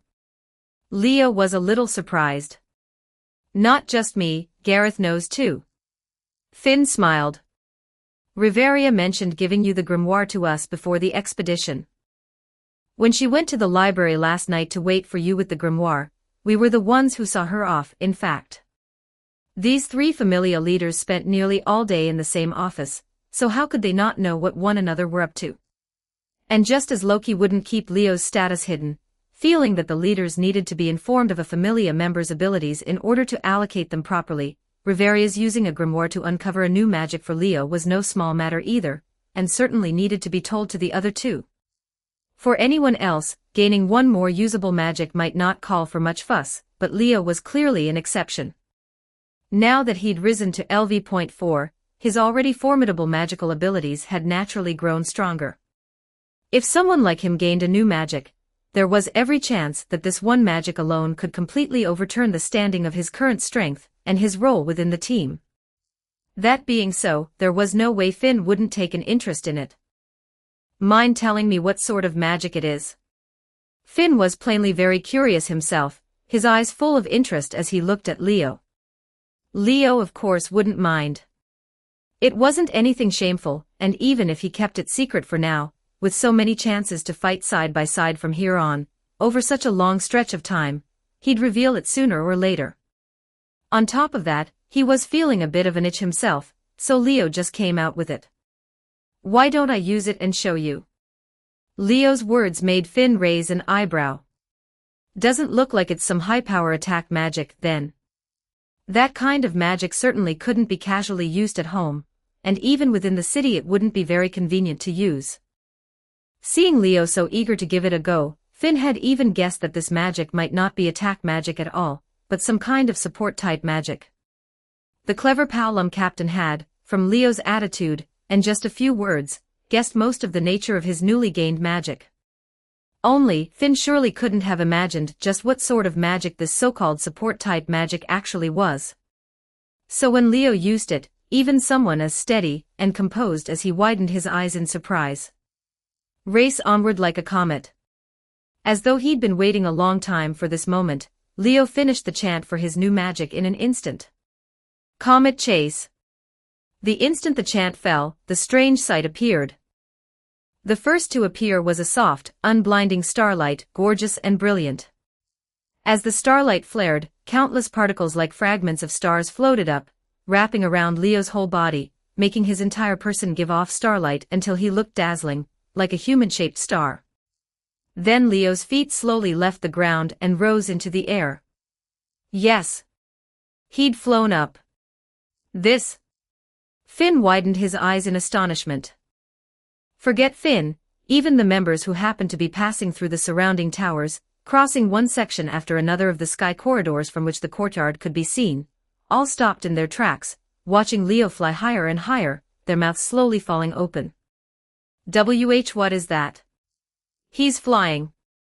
Tiona and Tioni happened to be passing along a sky corridor mid-bicker, and got a perfectly clear view of Leo floating up bathed in starlight, both crying out in shock together. Even Ace heard the commotion over here, came out from one of the towers and onto a sky corridor, and finally saw Leo flown up into the air, stopping right where she stood, not moving for a long while. Flight, this was an ability that, set against the adventurers of this world, still counted as a sliver of miracle. In the dungeon there were plenty of monsters with flight abilities, bird-type monsters or dragon-type monsters and the like, nearly all of them possessing wings that let them fly, but even after receiving fauna, adventurers still fell within the category of lower world life, and had no way yet to shake off gravity at will, to shake off the bindings of the earth and fly freely into the sky. Even Ace's wind magic only borrowed the force of the wind to gain a brief ability to hang in the air. It was nowhere near being able to fly freely. In the original work, looking across the whole story, there was only one adventurer with a flight ability who appeared, and that was the captain of Hermes Familia, the LV point for second-class adventurer, Asfi al-Andromeda.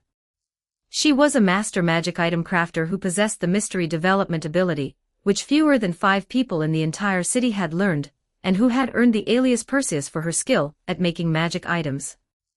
She'd created many magic items, including but not limited to a helmet that put its user in a transparent state, as well as flying shoes that let their wearer fly at will.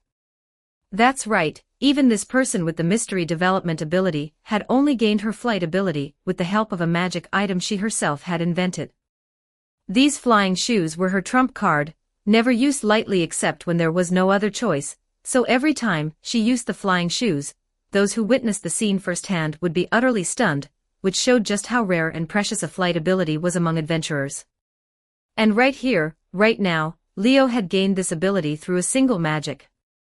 This was flight magic, Comet Chase.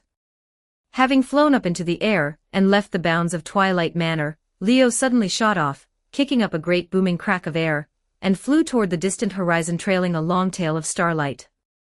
That sight was just like the magic's name, a comet chasing after something, streaking across the heavens. And it was fast, too. So this is what it feels like to soar above the sky. Turned into a comet, his whole body bathed in starlight, Leo spread his arms wide, looking at the scenery of the earth receding endlessly below him, and the boundless, vast sky, feeling nothing but a rush of exhilaration in his heart. The howling great wind hammered against his body, yet didn't touch him at all, like waves crashing into a reef, parted at once the moment they met the starlight around Leo. Like that, in the blink of an eye Leo flew out of Ora Rio, and into the wilderness beyond the city. To think the first time I leave Ora Rio would be under circumstances like this. Looking at the circular fortress city receding behind him, Leo felt a touch of emotion.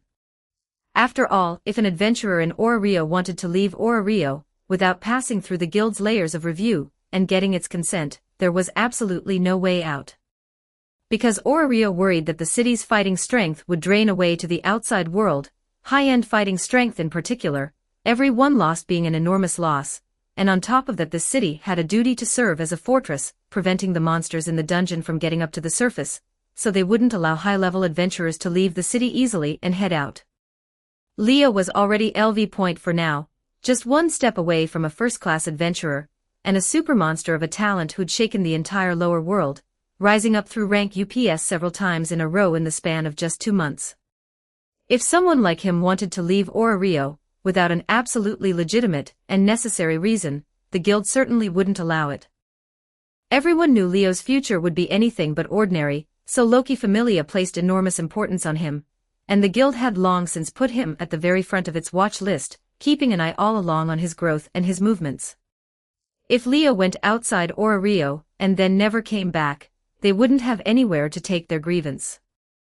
Barring something unusual, if he wanted to leave Ora Rio, the difficulty was definitely higher than for most first-class adventurers. Leo had figured he'd stay in Ora Rio the whole time, with little chance of ever getting out, and who'd have thought the appearance of a single flight magic would change that state of affairs. With the magic comet chase in hand, he could now go wherever he wanted, and Orario's fortress walls, enough to bar countless people and monsters, were as good as nothing to him. If I get the chance down the line, I could go wander all over the world and have a look around. Carrying that thought, Leo, after seeing the sea and flying to the edge of a harbor city, flew back reluctantly in the direction he'd come.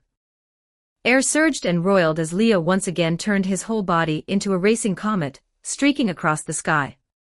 Not long after, Leo returned to Ora Rio, returned to Twilight Manor, and descended toward the courtyard below.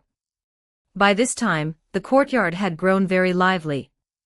Never mind Finn being here, the rest of the members had all come out as well, including Ace, Tiona, Tioni, Lafia, and the others.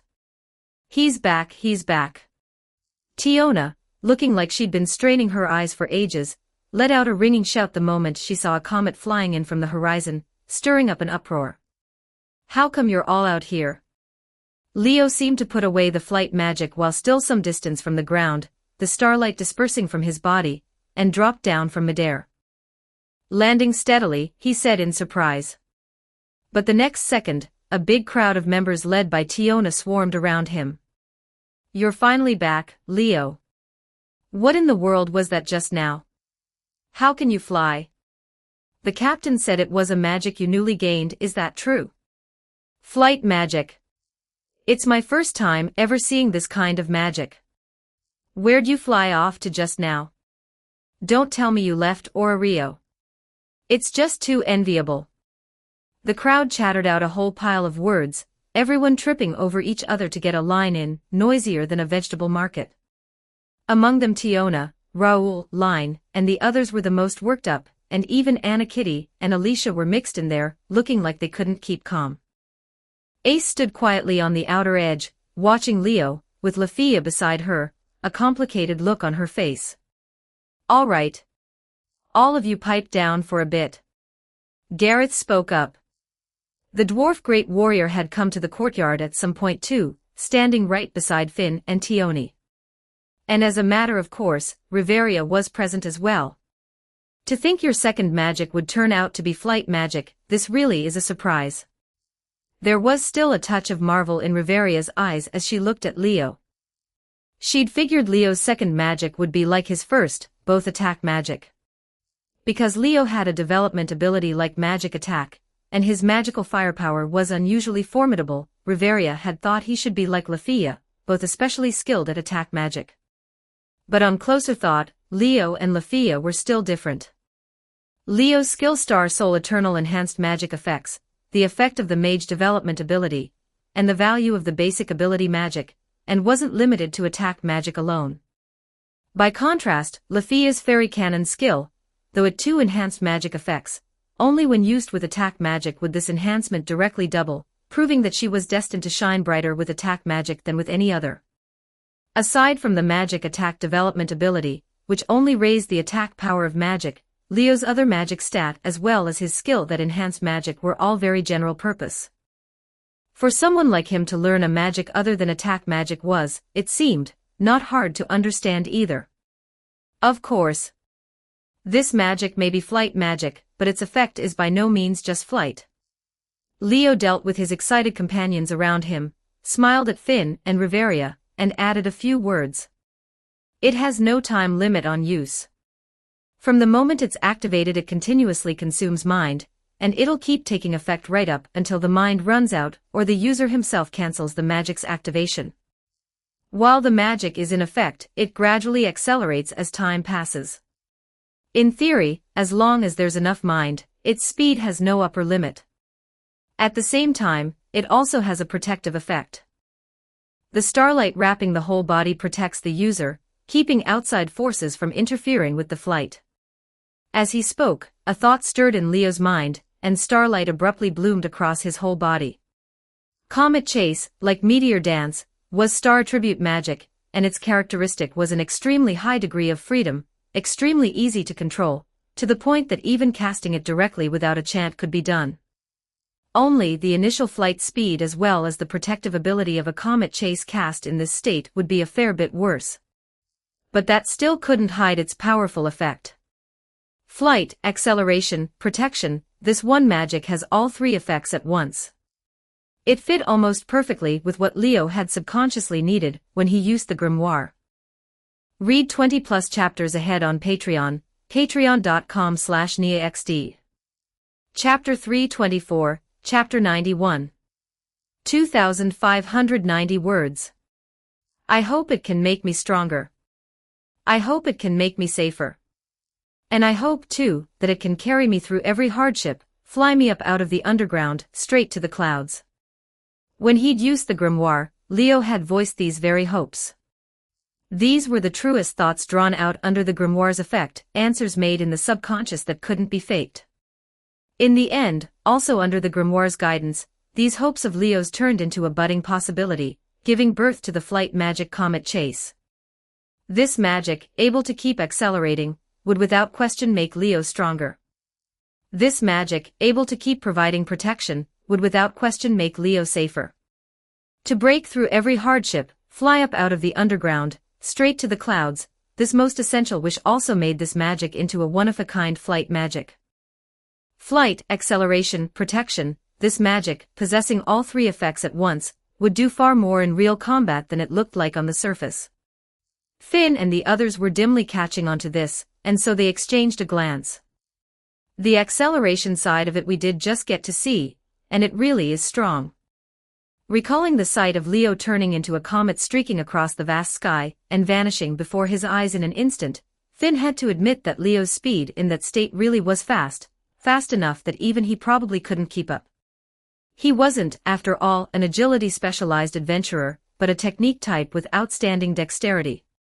In all of Loki Familia, that alone specialized in agility, with very high basic ability values reaching S at nearly every level, plus speed-boosting skills, so his fleetness of foot was unmatched by anyone in the whole of Loki Familia. The speed Leo burst out with from the very start was already no less than bets at full tilt, to say nothing of his being able to keep accelerating as time went on.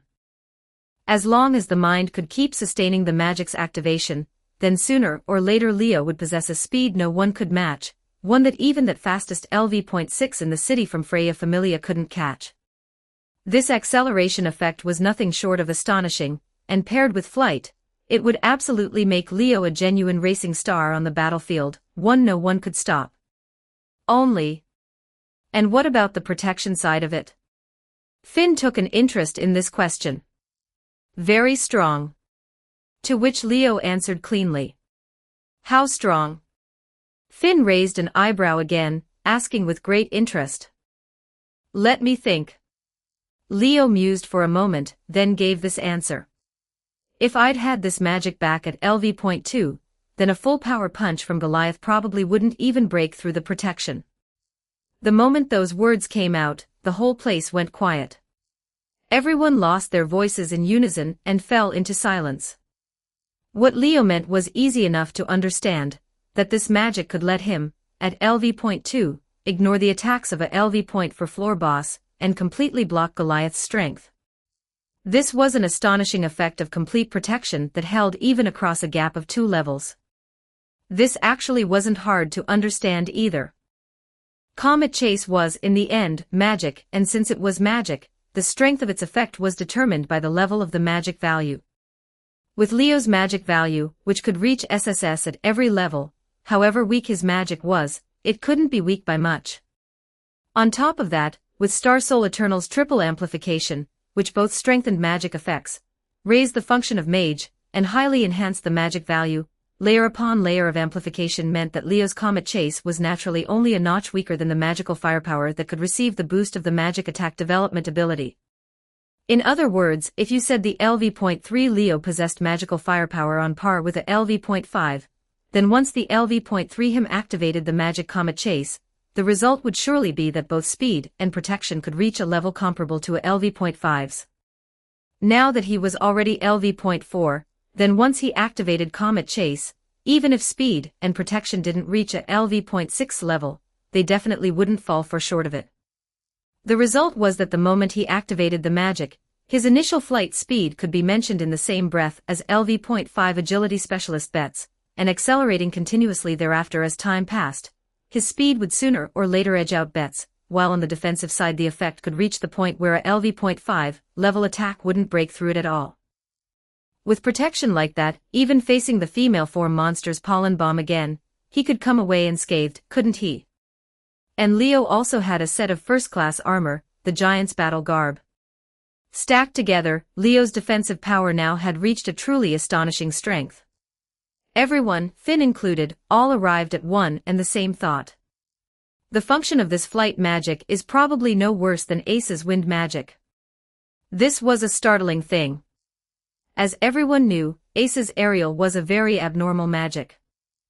For all that it was merely an enchantment magic of the ultra-short chant grade, it not only had an all-purpose power combining offense and defense, but also gave Ace a strength formidable enough to stand against a floor boss single-handed. This already went beyond the bounds of enchantment magic, never mind the ultra-short chant type, even an ultra-long chant-type enchantment magic might not have so great an effect. Thanks to this magic, Ace, originally just a LV.5, became the city's strongest female swordsman, with strength enough to span levels, standing on the same peak as a slew of LV.6s.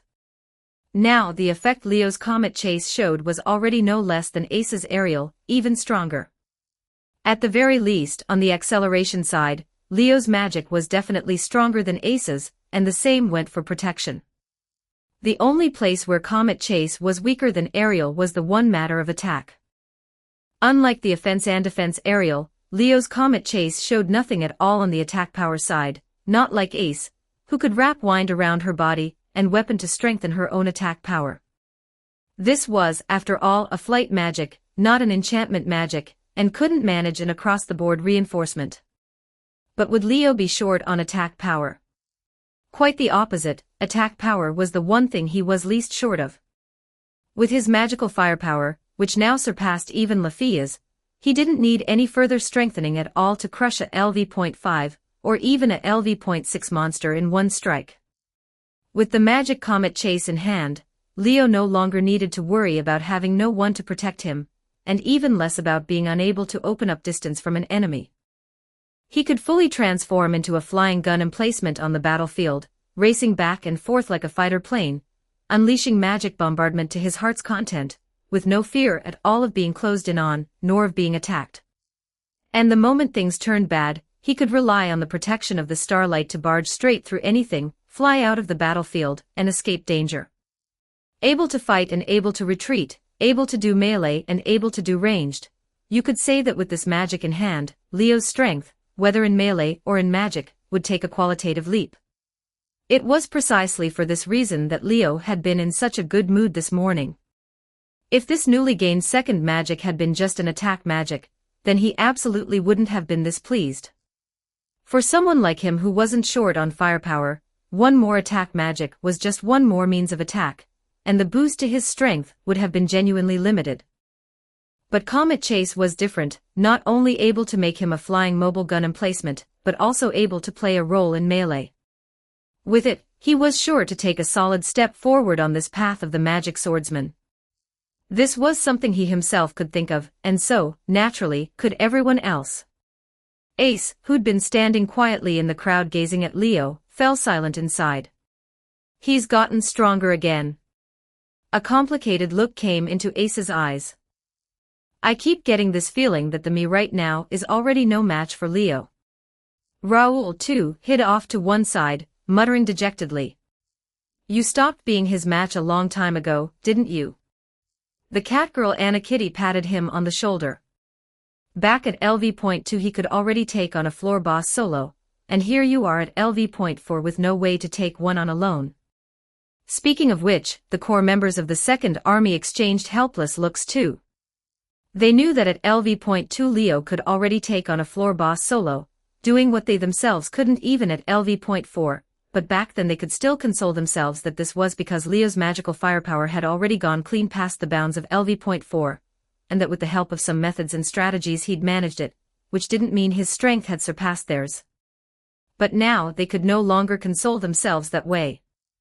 Both being LV.4, though Leo had only risen up recently, his magical firepower was strong to begin with, and now he had this magic combining flight, acceleration, and protection in one. Ask yourself, within the same level, who could still be his match? He could definitely manage cross-level challenges now. Even if a whole slew of LV.5 first-class adventurers made their move, they might not be able to do anything to him.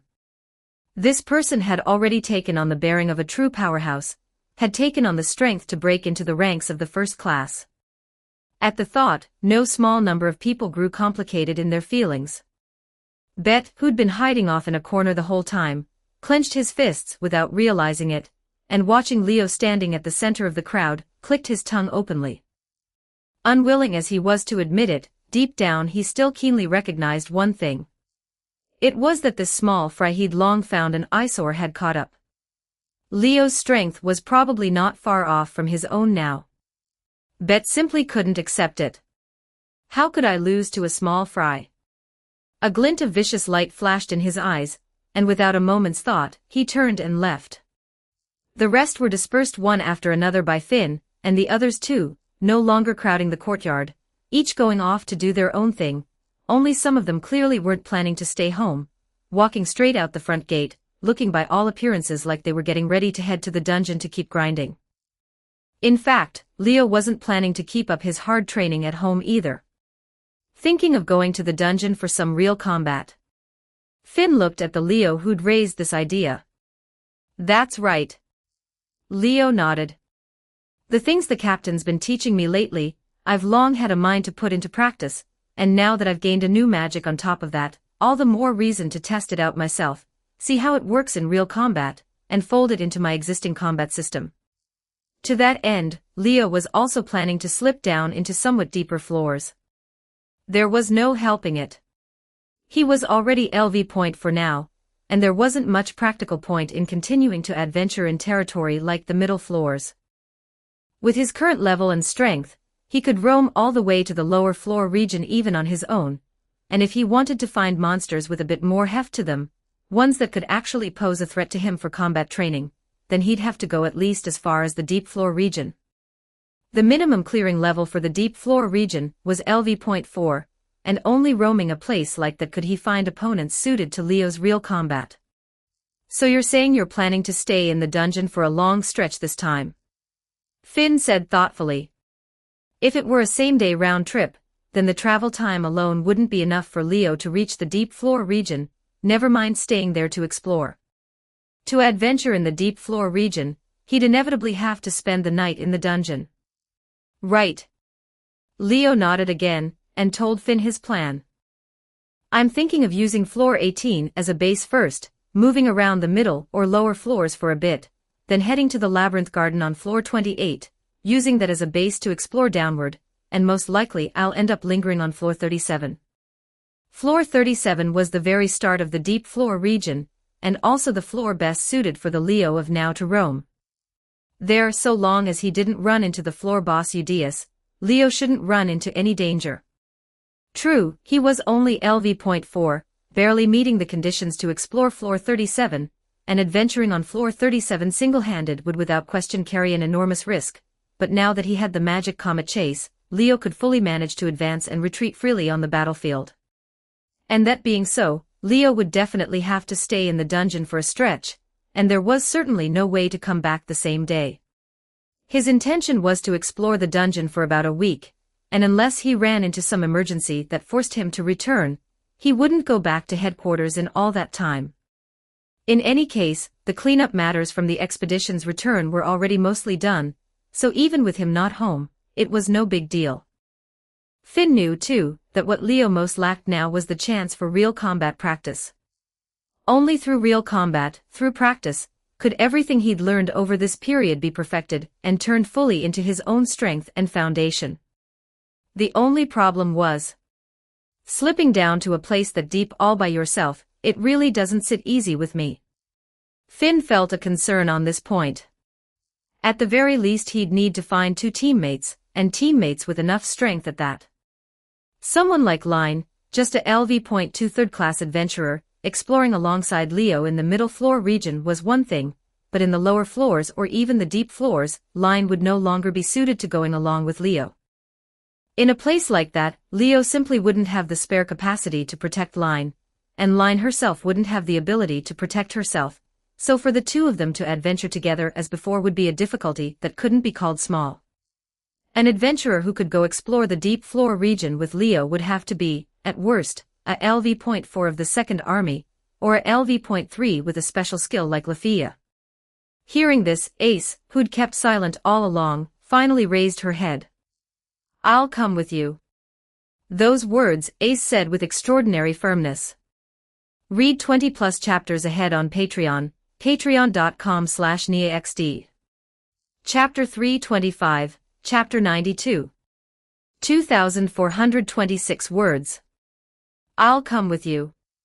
When Ace said this, everyone present turned to look at her. Ace?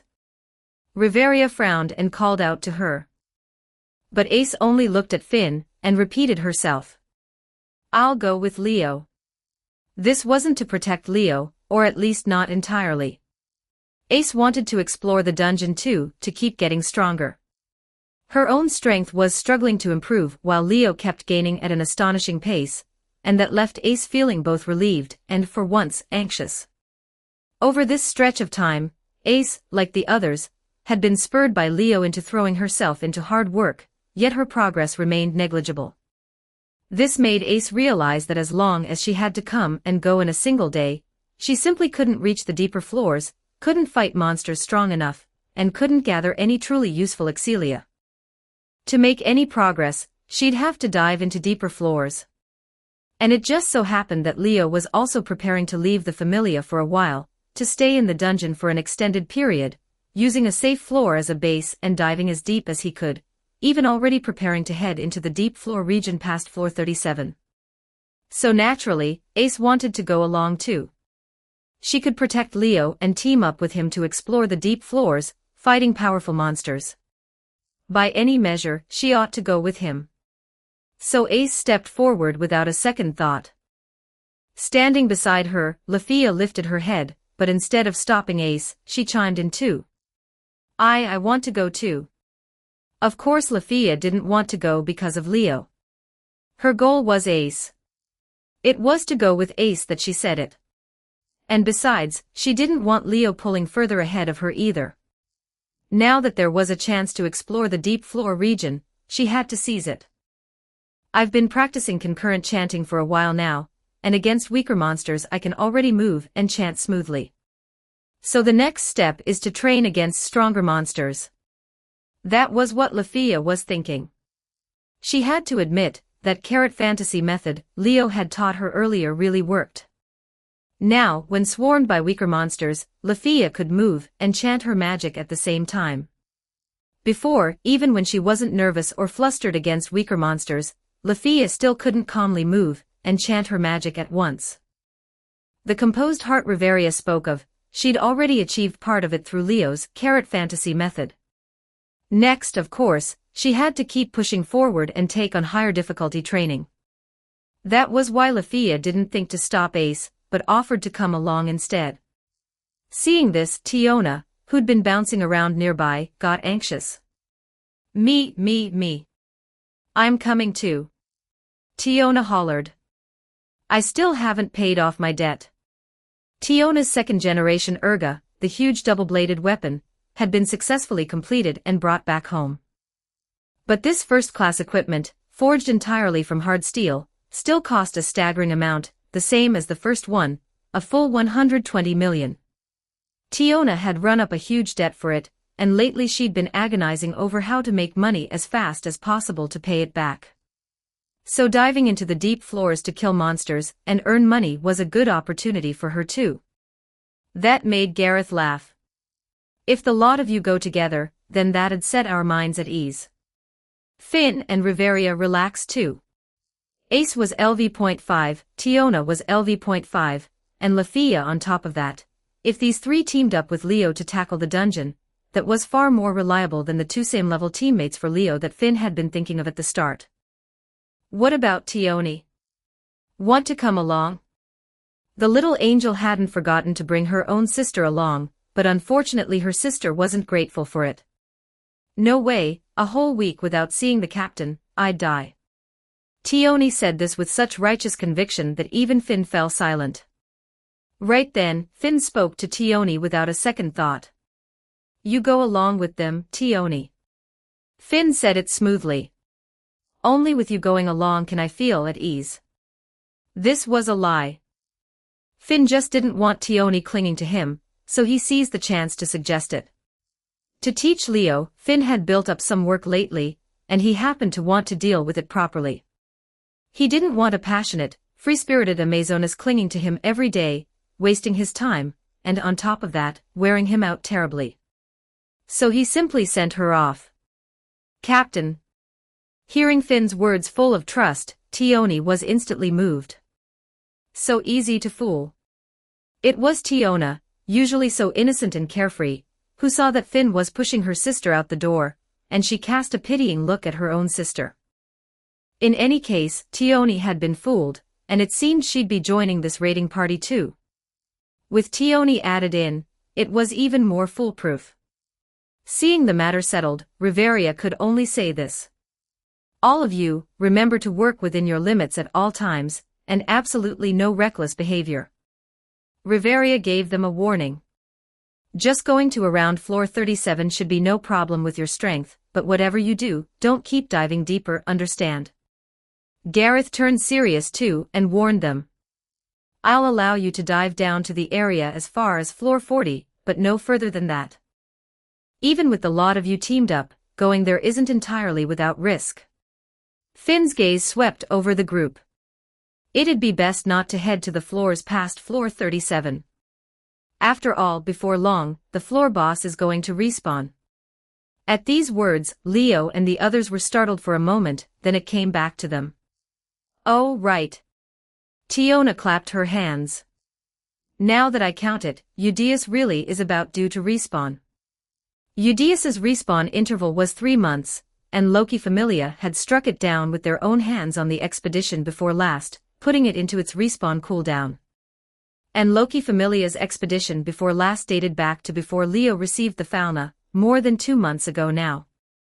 Counting the time, in about another week, it would finish its cooldown and be reborn. And this floor boss, classified at LV.6, was located on floor 37. If Leo and the others went to the floors past floor 37, then whether going or coming back, they'd inevitably run into this powerful floor boss. By then, even with 3 LV.5 first-class adventurers and 2 second-class adventurers with LV.5 level output, facing a floor boss classified all the way up at LV.6, they might still be done for. After all, it was a floor boss, a super large class monster. Even a team of same-level adventurers would have a hard time defeating it, let alone Leo and the others, whose levels were each below its own. Goliath, with just its endurance specialized to LV.5, already made it hard for a LV.5 first-class adventurer to take it down single-handedly. Eudias, compared to Goliath, was only more unusual, more special. Even Loki Familia's expedition force had to send in all their elites to safely subjugate it. For just Leo and the others to want to bring it down, you couldn't say it was impossible, but it was extremely difficult. And that was only because Ace and Leo were present. These two both had the ability to challenge above their level, which was why there'd be some chance of winning against Eudias. If it were just a few ordinary LV.5s, there was absolutely no way to defeat Eudias. In a week you all come back. Finn made his ruling. Coming back before Eudias respawns, that's the safest course. That floor boss could be left for the next expedition to deal with. To wipe away the earlier disgrace, Finn wasn't planning to wait a long stretch of time. Once all the cleanup matters from the last expedition were fully resolved, he'd set about preparing for the next expedition. By then, the expedition force should be the ones facing that floor 37 floor boss. Whatever you do, don't push yourselves, understand? When he said this, Finn shot a glance at Ace. Ace almost instinctively avoided Finn's gaze. As for Leo, he watched from the sidelines the whole time, as his adventuring party was settled in just a few words, and he nearly hadn't even processed it. How had things suddenly turned out like this? He hadn't planned on teaming up with anyone. In his original plan, he'd been preparing to take on this adventure alone. But seeing that it was all settled, he opened his mouth, then in the end decided to say nothing. Because even if he said it, it most likely wouldn't help. It went without thinking that Finn, Riveria, even Gareth, none of them would agree to him running off to the deep floor region to adventure alone, even though Leo's safety had improved enormously after gaining Comet Chase. Fine. Leo's gaze passed over Ace, Tiona, Tioni, and Lafia in turn, and finally he spread his hands. This familiar lineup. I just hope we don't run into those disgusting worm monsters again this time. You had to know, last time it was this very lineup that ran into those disgusting worm monsters down on floor 51. How could we possibly run into them again? Tioni crossed her arms and curled her lip. If those things made it up to the higher floors, the dungeon would have been thrown into chaos long ago. Why yeah. Lafia muttered sheepishly too. From floor 51 to floor 50 is still kind of normal, but from floor 50 to somewhere like floor 37, that'd be no joke.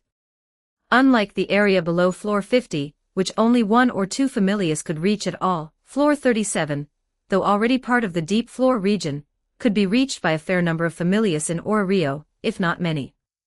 Loki Familia and Freya Familia, the two strongest familiars in the city, went without saying, and familiars like Ganesha Familia and Ishtar Familia, second only to the city's strongest familiars, had likewise pushed their reached floor down to the area below floor 37. If the worm monsters made it into a place like that, it could very likely cause massive casualties. Those familiars that could only barely manage to explore down that far, once they ran into these monsters that even Loki Familia had to take a heavy loss and retreat from, would absolutely not meet a pretty end. Even Tiona said as much. I don't want to run into those worms again. What if my second generation Urga gets dissolved too? Remembering her first generation Urga, the huge double-bladed weapon, Tiona had tears welling in her eyes again. It broke her heart. 120 million Valis, dissolved just like that, just thinking about it broke her heart enough that she couldn't breathe. If we run into those monsters again this time, I'm turning around and leaving on the spot. For a fierce Amazoness to make such a retreat without fighting declaration showed just how big a psychological scar those worm monsters had left on Tiona. But unfortunately, I just don't know whether we'll actually run into them. Leo mused inwardly. He vaguely remembered that entering the dungeon during this period, it was possible to run into the ones behind those worm monsters. That was how it went in the original work. Whether things would change now, Leo didn't know either. Because of his existence, the way things had developed before had already shifted somewhat. There'd been no incidents on the way back from the expedition, and no danger had come out of nowhere during Monsterphilia, which proved that some things really were changing. Leo wasn't sure either whether more changes might happen later on, so he could only take it one step at a time. He was actually still pretty passive about it. Although he knew some of the future developments from the original work, problems like the dubious source of his information meant he couldn't lay it all out. On top of that, his own existence had already triggered some changes to the plot, so Leo really did worry a little that even if he laid out everything he knew about the future, those things might no longer happen. If it really came to that, the one in trouble would be himself instead. Foreknowledge, in this world full of all kinds of gods and beings of unknown origin, was truly of not much use. At most it let him prepare a little in advance for certain things. Once I have the strength, I'll strike straight at the heart of it all in one go and settle everything. That's the approach that suits me best. Leo knew better than anyone that he still needed time to grow. Before he had enough strength, it was wisest not to think about changing the future, but to salvage as best he could some of the regrets from the original work that couldn't be salvaged, and change the endings of certain things. Otherwise, delving too deep into that bottomless darkness would in the end harm not only himself, but the people around him. Take it slow, no need to rush. Leo told himself this more than once. Time was on his side. The longer it dragged on, the stronger he'd get, and the more confidence he'd have to face those things. So what Leo needed to consider most now was nothing else but to make his greatest effort to grow, to work hard, to get stronger, all while keeping the familia safe and sound. Udius.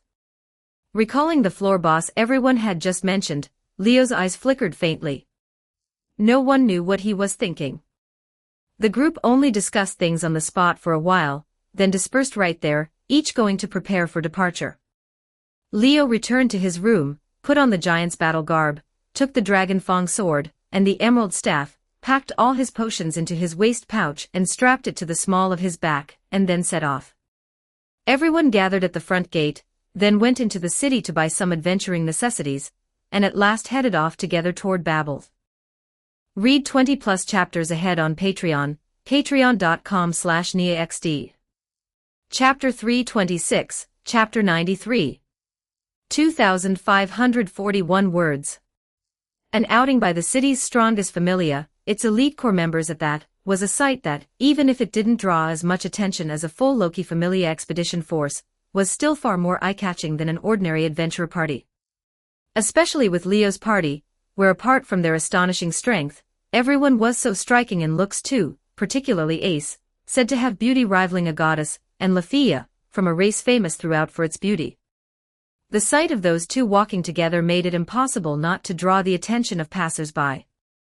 So when Leo and the others appeared in the central plaza, and walked toward Babel, they immediately drew the attention and chatter of the surrounding crowd. Aren't those a few of Loki Familia's people? The Sword Princess, the Thousand Elf, the Amazon, Jormungand, these few are planning to enter the dungeon together. Who's that man next to them? No idea. From his build, he doesn't look like Vannergand, and he's definitely not Braver or Elgarm. To be able to team up with these four, he can't be an ordinary person, right? Could it be? That sort of chatter spread through the crowd, making Leo's party the focus of the whole place. Leo had long anticipated things would turn out this way, so before entering the central plaza he'd pulled up the hooded cloak that came as a set with his giant's battle garb, and put the hood on, covering most of his face, so that not a single one of the people present recognized him. Otherwise, with his current popularity and the buzz around him, he'd have become the target most people fixed their attention on in an instant, possibly even stealing Ace's thunder. It couldn't be helped. The news of him becoming LV.4 was still being hotly discussed throughout the city, the center of countless people's conversation, and once he himself appeared in public, it was impossible for him not to draw notice. To avoid trouble, Leo just put on the hood, concealing his identity so no one would find him out. Still, seeing some people fix their eyes on him and whisper, they'd probably guessed at his identity somewhat. After all, there weren't many men in Loki Familia who could join a party like this in the first place. So along the way, plenty of people kept their eyes fixed on Leo, all sorts of emotions showing in them. So now you're a celebrity too. How does it feel?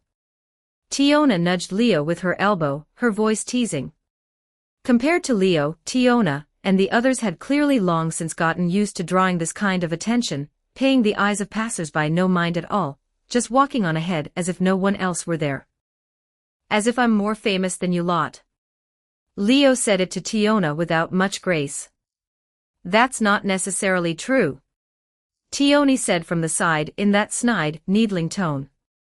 Before, sure, but now we really might not be as famous as you. Just look at what Leo had done over these past 2+ months. Ranking up in a row, jumping 3 levels in one go, from LV.1 all the way up to LV.4, and then soloing the floor boss Goliath, subjugating it smoothly, achieving a record no one could match. All these deeds added together had already built Leo an enormous reputation and popularity, making his renown now greater than that of many first-class adventurers. Though Tiona and Tioni were also first-class adventurers of no small fame, possessing both strength and beauty, and twins on top of that, with no shortage of everyday buzz around them, compared to the deeds Leo had achieved these recent days, they really did come off as the weaker side. The same went for Lafia. Though the great name of the Thousand Elf was widely known, in the end she was only a LV.3 rearguard mage, and compared to Leo, who'd set so many incredible records, she still fell quite a bit short in battle record and fame.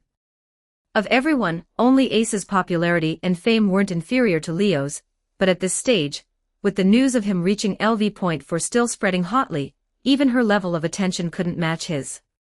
So Tioni really wasn't talking nonsense. I never wanted to be famous. Leo said, unmoved. If I could, I'd much rather grow stronger quietly, unknown to all. Hearing this, Ace nodded silently in deep agreement. She didn't much like being famous either. The feeling of always being watched wasn't good at all. If she could, she too wished she could find some corner no one knew of and grow stronger quietly. Even Lafia agreed with Leo's remark in her heart. She got socially anxious sometimes too, and really didn't want to be stared at constantly. Unfortunately, their way of thinking wasn't most people's way of thinking. What adventurers crave most is fame, fortune, and glory, and yet here you are saying you don't want to be famous. That really doesn't sound like something an adventurer would say. For the naive, carefree Tiona to come out with words like that showed that the way Leo and the other two thought really was an oddity among adventurers. Even the captain isn't above all that, so don't go acting like you don't know what's good for you, kid. Tioni went further and jabbed at Leo. Don't look at Finn's usual calm, steady manner and assume he didn't care about such external things and empty fame. In fact, at the very start Finn had become an adventurer precisely to make a name for himself. Of course, he wanted fame not for his own sake, but to revive his race. The Palams, being a naturally weak and small race, were a people of low standing all over the world.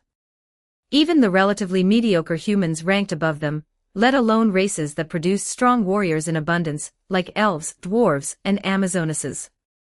Finn couldn't accept this state of affairs, and even less could he accept the way his people wholly resigned themselves to it, which was why he decided to become an adventurer, come to Ororio, the most watched center of the world, and resolved to make a name for himself here, to awaken the courage in his people's hearts and let the Palams truly stand up.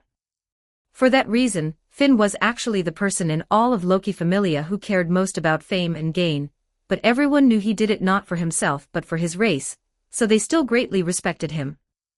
Given all this, Leo's remark about being indifferent to fame and gain naturally left the Amazoness shrew, who was utterly infatuated with the Palam captain, feeling dissatisfied. I'm only speaking for myself, I'm not saying doing it this way is the right way. Leo shot Tioni a glance. The captain is more or less my teaching mentor now, so how could I have any complaints about him? Hearing this, Tioni, far from feeling satisfied, instead clenched her fists tight. Damn it. I want the captain to be my teaching mentor too. Teaching me all sorts of things. The Amazoness shrew's jealous flames inexplicably blazed up. What this dumb sister means by teaching is absolutely not the same thing Leo's talking about. Ahaha. Tiona muttered her quiet aside, making Lafia, who was carrying the huge cylindrical backpack, laugh sheepishly. We're here. Ace had actually been paying attention to Leo and the others' conversation the whole time, seeming a little bothered by the fact that they could talk together so harmoniously, but in the end she was clumsy with words and had no way to join in, so she could only speak up to alert them once Babel's great gate came into view. The group then entered Babel along with the surrounding stream of adventurers, passed through the great hole into the dungeon, and hurried down toward the lower floors. The 5 of them didn't raise their guard especially, only picking up their travel pace. With their strength, the upper floor region was basically no different from stepping into the courtyard at home. The monsters here couldn't possibly pose a threat to them, so there was no need at all to get serious here, not even any need to draw their weapons. They could just head straight down toward the lower floors.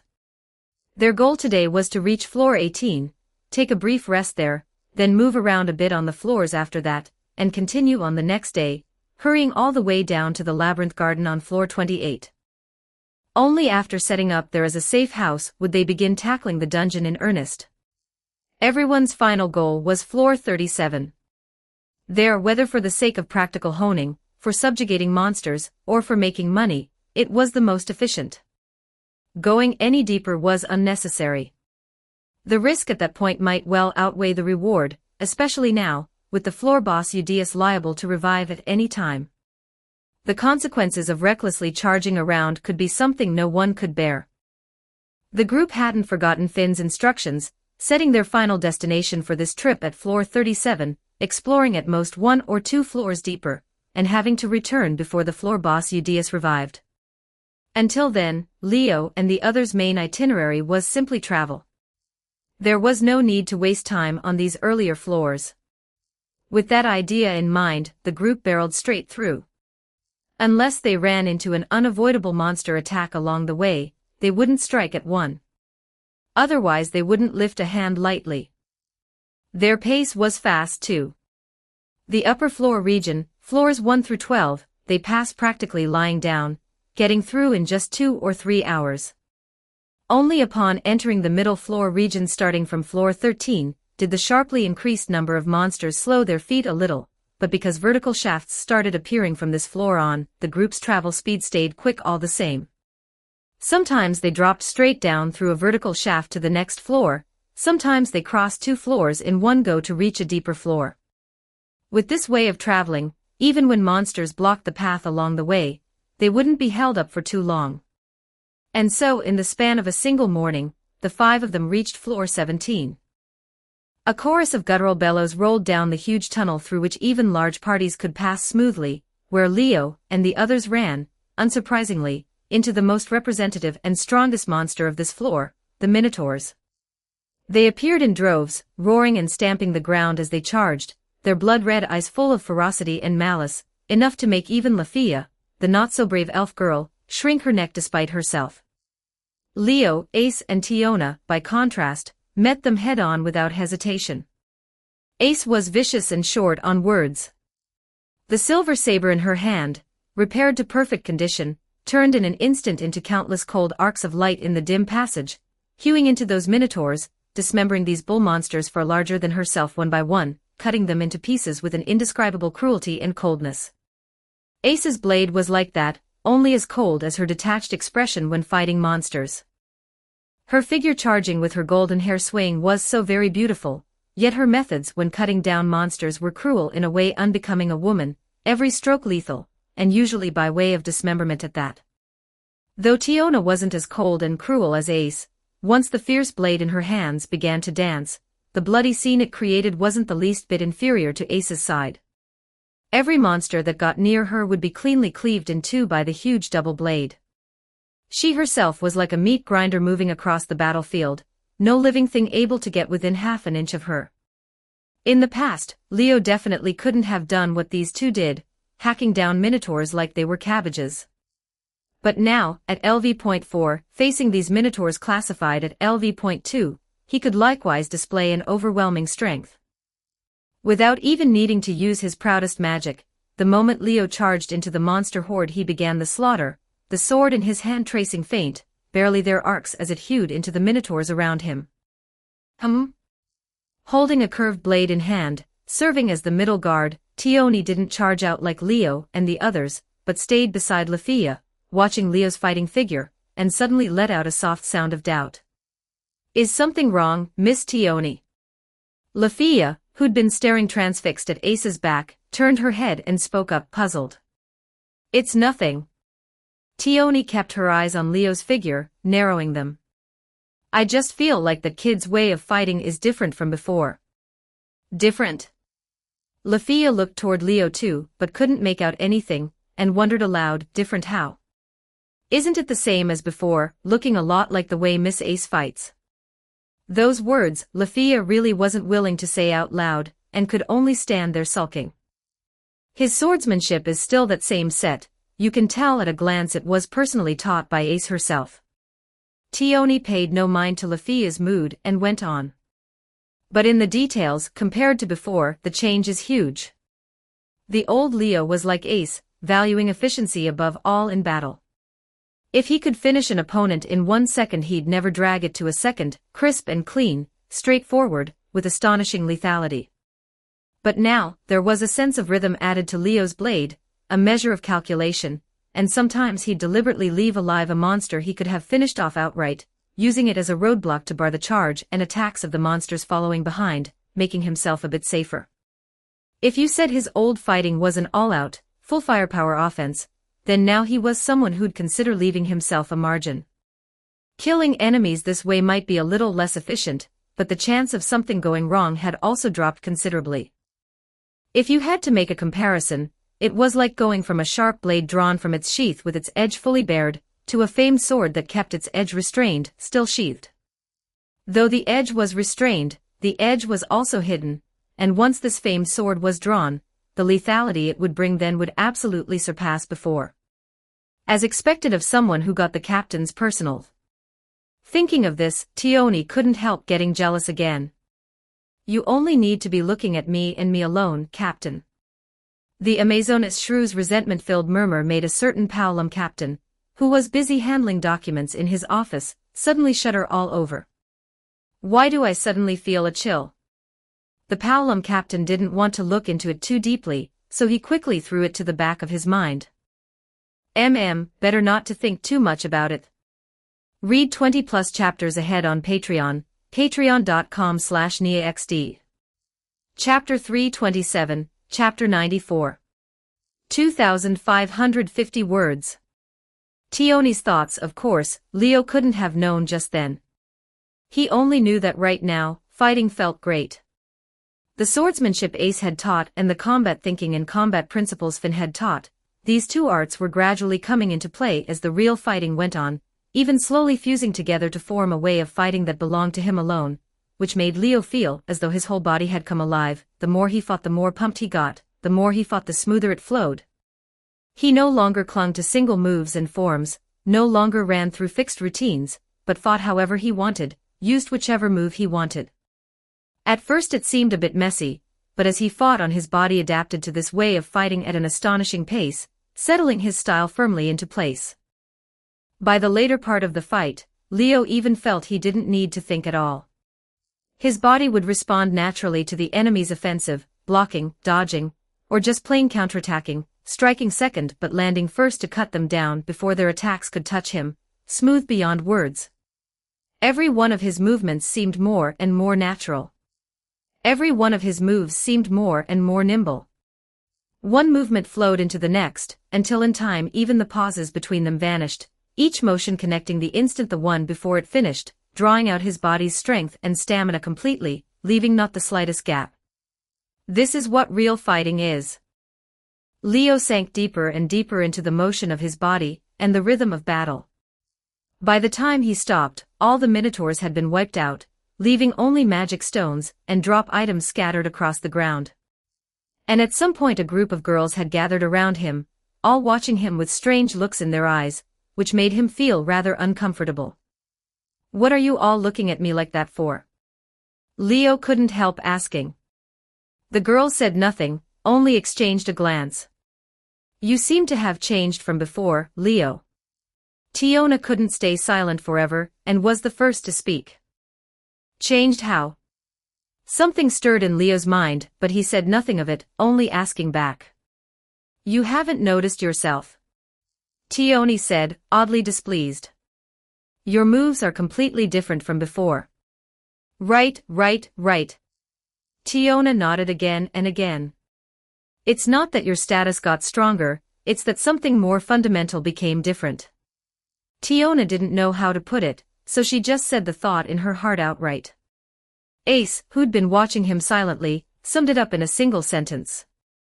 "Apart from your level, other places got stronger too." As for what places, well, that was for each to judge in their own way. In any case, it definitely wasn't simply skill, but included his mental state, his frame of mind, his thinking, and every other aspect, otherwise Leo wouldn't have had that feeling just now either. Leo didn't deny it. "It really is different." Leo looked at his hand gripping the dragon fang sword, slowly tightening it as he smiled. "It feels like I've broken free from some cage and finally understood what strength means, what fighting means." This was the greatest transformation Finn's teaching had brought him, not simply growth in skill, but progress in thinking. The girls watched Leo's undisguised, pleased smile, each with different thoughts. Tiona and Tioni felt that this person was truly terrifying, growing faster and faster, more and more incredible. Ace simply felt wistful, felt envious, as though she were watching her own child gradually become independent, no longer needing to rely on her. As for Lafia, he's really sly. Yes, she just felt this man was too sly, always managing to change when she wasn't paying attention. Every time she worked up the courage to chase after him, she'd be left behind in a moment of inattention, and cruelly made aware of just how big the gap between them was. This left Lafia feeling quite sour inside. "It's handled here, let's keep moving forward." Leo paid no mind to the girls' complicated feelings, called out to everyone, and walked on ahead. Seeing this, they pushed down the feelings in their hearts and followed after him one by one. Crossing the spacious tunnels and dealing with the many monsters, the five of them gradually reached the deepest part of floor 17, and saw that familiar hall space. That was the end of floor 17, where the passage leading to floor 18 was located, and at the same time the room of the floor boss Goliath. Coming here again, Leo could face it with an even mind. True, he'd once fought a desperate battle here against the floor boss known as the Monster Rex, but back then he'd only been LV.2, whereas now he was already LV.4, and he'd come here during the expedition too, so coming here again, Leo no longer felt anything special. The main thing was that this time when he came, he didn't get to see that huge figure that barred adventurer's path, and in its place were many of the monsters active on floor 17 wandering around here aimlessly. No floor boss. Tiona looked at the scene and said quietly. Has it already been beaten? The floor 17 floor boss Goliath had the shortest respawn interval of all the floor bosses, just 2 short weeks. And Leo soloing Goliath was already roughly a month ago. In other words, in that span Goliath could have revived at least twice, so even if they'd run into it here it wouldn't have been anything strange. But whether to call it lucky or unlucky, Goliath's figure hadn't appeared in the end space of floor 17, taken over instead by a pack of wandering wild monsters, which showed the floor boss had been subjugated and entered its respawn cooldown again. Well, it's not like the ones below, after all. The floor Goliath's on is too near the front, any LV.2 at all comes to this floor, and wants to keep going down, and that being so, it being stuck here is just too much of an eyesore. Tioni said all this without much interest, telling everyone that Goliath's cause of death was usually just one thing, that it caused a traffic jam. Adventurers wanting to go down had to beat it, adventurers wanting to go up had to beat it too, and even those crooked merchants doing business in the town of Rivera on floor 18, would worry that having it blocking the way here might scare off their customers and get in the way of their earnings, so the adventurers in that town would also regularly form parties to come subjugate this floor boss, throwing the doors wide open for the adventurers who came here. In other words, not running into this floor boss was actually perfectly normal. Leo was a little disappointed, though. I was hoping to use it for some more practice. The Leo of now was qualified to say something like that too. Honestly, he's begging to get smacked. A certain elf girl started muttering resentfully under her breath. Using a floor boss for practice, huh? Aren't you something? Lafia was envious, but Lafia didn't say so. In any case, with her current strength, she definitely couldn't say something like that, that much was certain. Ace, for her part, drew her sword without a word and charged straight into the hall now lacking its master, cutting down those monsters that couldn't even react in time. Leo and Tiona quickly joined the fight, while Tioni stayed where she was on guard, and together with Lafia served as supporters, picking up the magic stones and items dropped on the ground and packing them into their bags. Before long the fight ended smoothly, and the group walked into the deepest part of the great space, entered the cave hollowed out in the wall, and headed down to the next floor. Yes. We've reached floor 18. Arriving at the safe floor where no monsters were born, Tiona immediately cheered, as if to cast off all her complicated thoughts. The others gradually relaxed their expressions too. The gentle light spilling down from overhead shone on the group, and though it wasn't like the sunlight on the surface that could bring them warmth, the mild, soft glow and the fresh air still brought a refreshing, carefree mood, making one relax the body without realizing it, no longer tense. So what are we doing next? This beautiful scenery finally let even the constantly muttering Lafia recover her usual composure, a young yet beautiful smile rising to her face, her voice carrying a touch of cheer. Yeah, are we heading straight to floor 19? Tiona looked toward Leo too. Though it hadn't been said outright, this party was probably the same as last time, when they went to floor 51, with Leo in command. Who told him to be the one who first launched this whole undertaking? These girls had more or less joined the party Leo put together, and that being so, naturally they'd go along with his arrangements. What do you all think? Leo didn't decide outright but asked for everyone's opinions. Do we need to rest a bit?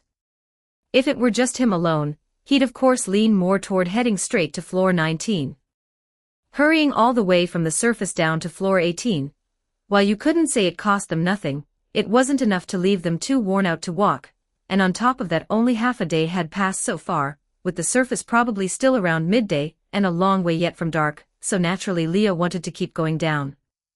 Unfortunately, he wasn't alone now, and had to take everyone else's thoughts into account too. Let's deal with the loot first. Tioni knit her brows, looking at the bags on her and Lafia's backs.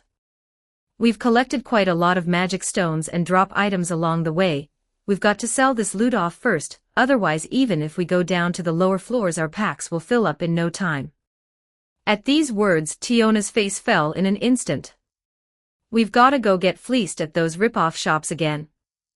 So annoying. The little angel had reluctance written all over her face.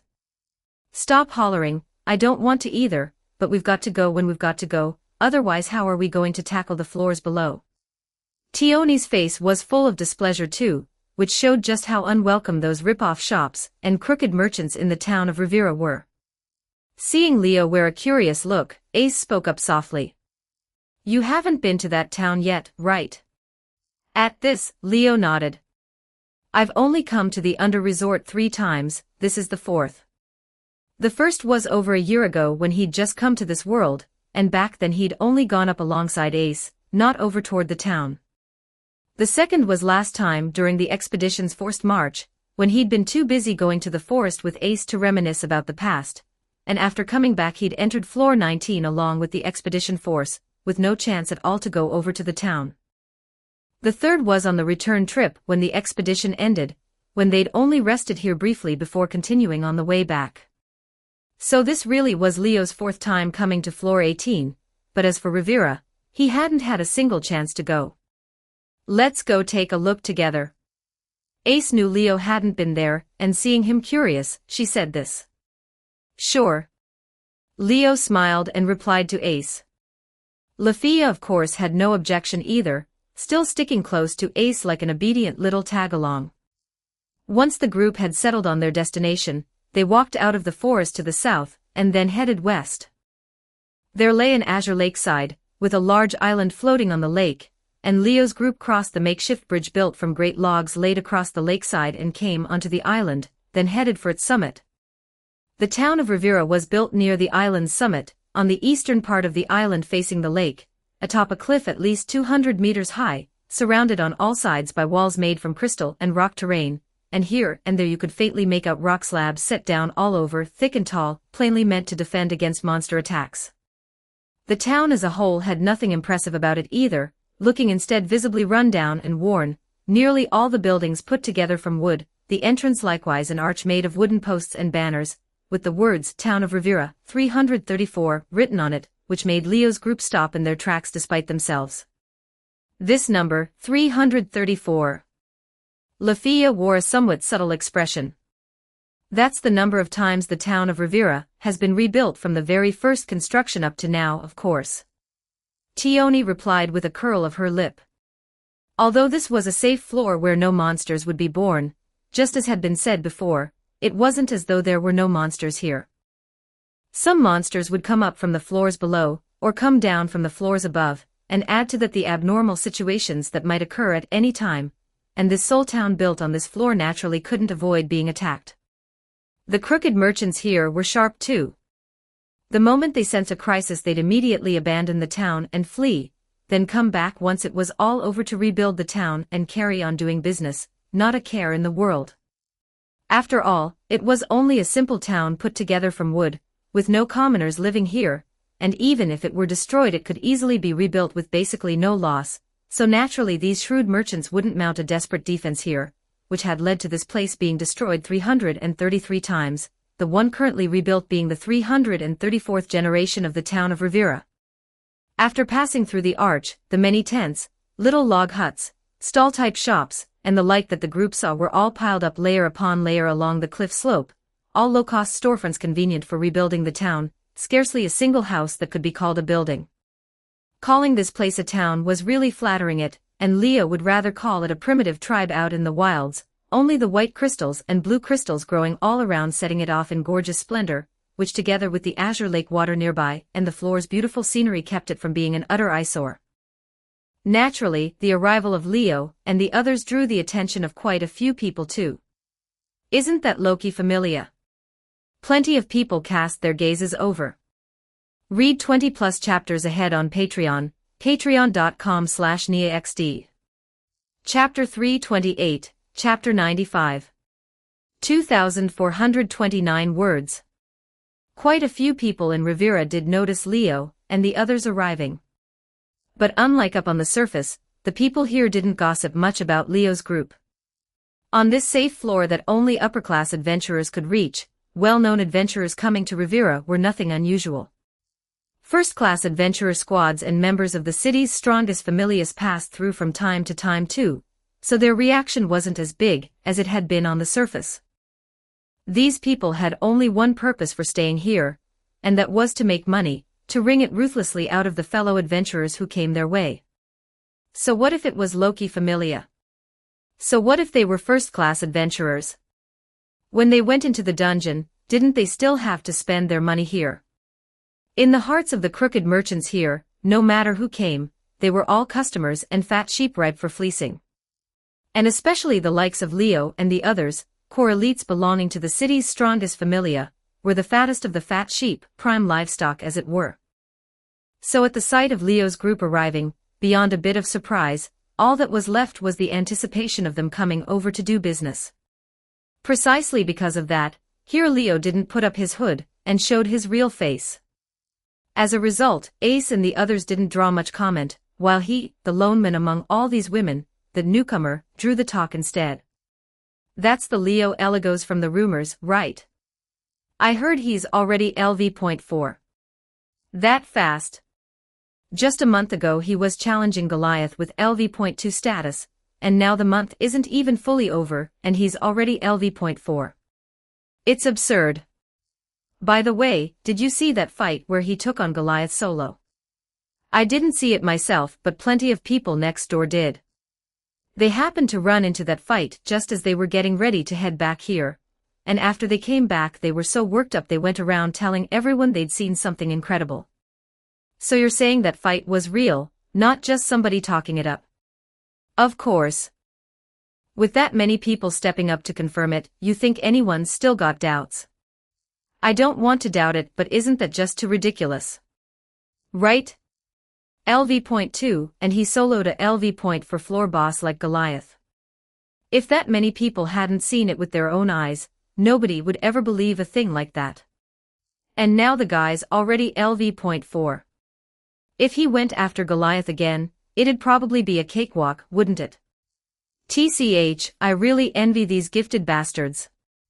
We've trained for years and still haven't hit LV.4, never mind soloing a floor boss, and he just pulls it off without breaking a sweat. Who isn't envious? The talk wasn't loud, but it wasn't quiet either, and Leo's group, walking through the town, caught snatches of it. Still gonna tell me you're not famous? Tiona grinned and elbowed Leo, her tone all sly mockery. Leo couldn't be bothered to discuss the topic any further. He just looked at the stalls and storefronts around him, cursing in his heart at how blatant the gouging was. The prices here really were insane. Everything sold for several times the surface price, not a single item priced below 5 figures, even if it was just a bag of trail rations. And the stall owners and shopkeepers selling all this at such a markup put on a take-it-or-leave-it air, no hawking, no soliciting, just sitting there bold as brass, mouths split in wide grins, looking for all the world like crooked merchants waiting for the fat sheep to come to them. They had it figured out on 2 counts, that adventurers couldn't easily resupply inside the dungeon, and that there was a limit to how much gear they could carry, so they weren't the least bit afraid of going without customers, which was why they could be so brazen. No wonder Tiona and the others always wore that fed-up look whenever this place came up. Tioni, on the other hand, was thoroughly old hat at this. She went straight to the buyout station where you traded magic stones and the like for cash, and dumped out all the loot she and Lafia were carrying. All of this. Sell it. Tioni's attitude was nowhere near pleasant, but the shopkeeper didn't take offense, just glanced it over and named a price. 100,000 Valis. Hearing that number, the corner of Leo's eye gave a violent twitch. Good grief. That was at least a fifth of the surface buyout price. It had only been half a day, and Leo's group had been focused on covering ground rather than seriously hunting for money, but the efficiency of this group killing monsters together went without saying, and if that loot were taken up to the surface to sell, it'd easily fetch 400,000 or 500,000 Valis. Here it was only 100,000. The gouging was off the charts. But Tioni looked like this was business as usual. She didn't even haggle, or rather she knew there was no haggling to be done here, so she briskly handed over the goods and took the money. The owner of that buyout station was an Amazoness dressed like a dancing girl, the same race as Tiona and Tioni. Since you lot are so generous, let me give you a piece of news. The Amazoness shopkeeper put on a mischievous look and smiled. The town's not very peaceful today. Most folks have run off to watch the excitement. If you're interested, you could go take a look too. At that, everyone froze. Excitement? Lafia said, puzzled. What kind of excitement? The Amazoness shopkeeper glanced at Lafia, then sneered. Somebody died in town. Now wouldn't you call that exciting? The moment those words came out, the air went dead silent. Ace, Tiona, and Tioni all frowned, while Lafia's face filled with shock. But Leo's eyes flickered faintly, something no one else could read passing through them. How could someone die inside the town? Tioni's voice was low, breaking the silence. Put that way it might not sound like much, since at any given moment in the dungeon someone could be dying. People dying was nothing new, much less a big deal. But that was when fighting monsters. This here was a town. A town built inside the dungeon, true, but in theory, unless monsters attacked it, it was unlikely for anyone to die here. And if monsters had attacked, how could the town be this calm? When monsters attacked, there were usually only two outcomes. Either a stray monster that posed no real threat happened by and got hunted down once the adventurers in town spotted it, or a whole horde of monsters came swarming in, and the adventurers in town saw which way the wind was blowing and simply ran, leaving the place to be wrecked. This was different. Someone had died inside the town for no reason at all, and that simply couldn't be the work of monsters. The Amazoness shopkeeper said as much with a perfectly indifferent face. Who knows why that poor bastard ended up dead in town? All I've heard is the body was a real mess, had stomped to a pulp, so badly that nobody's been able to figure out who the dead guy even was. As she spoke, the Amazoness shopkeeper opened the coin pouch she'd been about to hand to Tioni, took a big handful of gold coins out of it, and handed the pouch back. So much for telling them the news because they'd been generous. The whole thing had been a deliberate transaction to charge an information fee. So this poor bastard was killed by someone. Tioni simply tossed the whole pouch back to the Amazoness shopkeeper, and went on questioning her. Pretty much, I'd say. The Amazoness shopkeeper caught the pouch and said cheerfully, sure, monsters can smash a person's head in two, but slipping right into the middle of town like this, smashing someone's head, and then quietly sneaking off, that's just not the kind of brains a monster's got. So you see, other than being killed by someone, there's no way that person died for any other reason. Maybe the killer's still wandering around this town. You'd best be careful. Saying that, the Amazoness shopkeeper slapped her forehead as if suddenly waking up. Almost forgot you lot are Loki familia, first-class adventurers no less. Other people might be scared, but you don't need to be, right? As she said it, the Amazoness shopkeeper shot a glance at Lafia, and split her mouth into a grin. Of course, it never hurts to play it safe. The killer might not dare do anything to a LV.5 first-class adventurer, but a dainty little LV.3 girl who looks like an easy target, now that's a different story. Hearing that, Lafia nearly went white with fright. Everyone exchanged looks, and in the end they left the buyout station. A killing, huh? Walking through the streets of Rivera, Tiona muttered under her breath as if grumbling. It's not exactly news, but hearing about it still leaves a bad taste. In principle, an adventurer killing an adventurer was forbidden, and once confirmed it was a crime no one could escape. At the very least the guild and the city's guards wouldn't let it slide. To the guild, every adventurer in the city was living strength for exploring the dungeon, important fighting power within the city, not to be lost lightly. So while clashes between adventurers happened often enough, it was rare for them to escalate to actual deaths. Once a death happened, it could even drive the two familias involved straight into war, and naturally the guild couldn't pretend not to see it. They had to step in. Rivera sat in the dungeon, beyond the guild's reach, but once something blew up and word got back to the surface, it would still draw attention, even serious concern. So as crooked as Rivera was, killings here were rare. Now, all of a sudden, someone had died here, and clearly been killed by another person at that. There was no question it cast a shadow over everyone's hearts. Just then Leo, who had been silent the whole time, clapped his hands, the sharp sound snapping everyone out of the heavy mood that had settled over them. All right, this isn't our business to deal with, and you'd all do well not to overthink it. Leo spoke calmly, as if to brush away the shadow in everyone's hearts. We're not guild staff, and we're not city guards. A murder case is the kind of thing best left to the professionals to handle. As long as the dead person isn't a comrade from our familia, and the killer isn't someone from our familia, it's got nothing to do with us. Leo's words were a little cold and heartless, but no one present was the sort of bleeding heart saint who loved to meddle, and hearing it put that way, their expressions brightened up somewhat. Leo's right. This has nothing to do with us, no need to dwell on it. Tioni patted her own cheek and said to Ace and the others, if the captain were here, he might take some interest in that murder, but there's no reason for us to get mixed up in it. Ha, I guess you've got a point. Tiona scratched her head. But with something like this going on, are we still gonna stay here? Lafia shrank her neck and said timidly, maybe. Maybe we'd better not stay here. It's pretty scary. Clearly Lafia hadn't forgotten what the Amazonas shopkeeper had just said. The way she saw it, the killer surely wouldn't dare go making trouble for Ace and the others. Leo was already LV.4 and had a floor boss solo kill to his name, so unless the other party was a first-class adventurer themselves, they wouldn't dare go after Leo either. That left the most likely target in the group, the most dangerous spot to be in, as none other than herself, the only LV.3.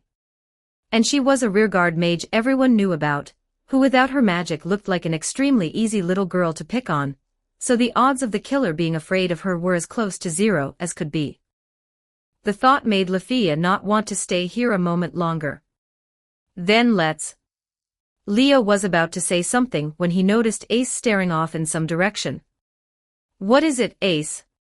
Even as he asked, Leo followed her line of sight. And looking, he spotted a suspicious figure at once. It was a young Chianthrope girl. The Chianthrope girl had weak-colored skin and carried a medium-sized pack, her appearance not exactly eye-catching, so by rights she shouldn't have drawn Ace's notice. But right now she was moving in a hurry, leaving quickly as if spooked and unsettled, and however you looked at it her manner was deeply suspicious. Miss Ace? Ace? What are you looking at? Lafia, Tiona, and Tioni all noticed something off about Ace and turned to look together. That person. Ace didn't shift her gaze, still fixed on the hurrying Chianthrope girl. It wasn't only because the girl was suspicious, but because, for some reason she couldn't explain, Ace found herself oddly fixated on her. Or rather, oddly fixated on some object the girl was carrying. Ace pressed a hand to her chest, feeling an inexplicable tightness. Watching Ace like this, Leo was silent for a moment, then said mildly. If she's bothering you, go after her. With that, Leo didn't wait for Ace to answer. He simply stepped forward, heading toward that hurrying Chianthrope girl. Ace started, hesitated a moment, then followed. Hey, what's gotten into you two? Where are we even going? Wait for us. Tiona, Tioni, and Lafia looked at each other and could only follow one after another. The hurrying Chianthrope girl seemed to realize someone was tailing her, and as if frightened, broke into a run. Leo and Ace didn't stop to think, quickly giving chase, which set Lafia and the others running too without quite knowing why. The group chased one after another and soon ran out of the street, drawing the attention of certain interested parties. Read 20+ chapters ahead on Patreon, patreon.com/NiaXD. Chapter 329, Chapter 96. 2,252 words. Rivera was a rundown little town that could be abandoned at any moment, so even its stalls and storefronts looked shabby, and there was no way anyone could have built proper roads inside it.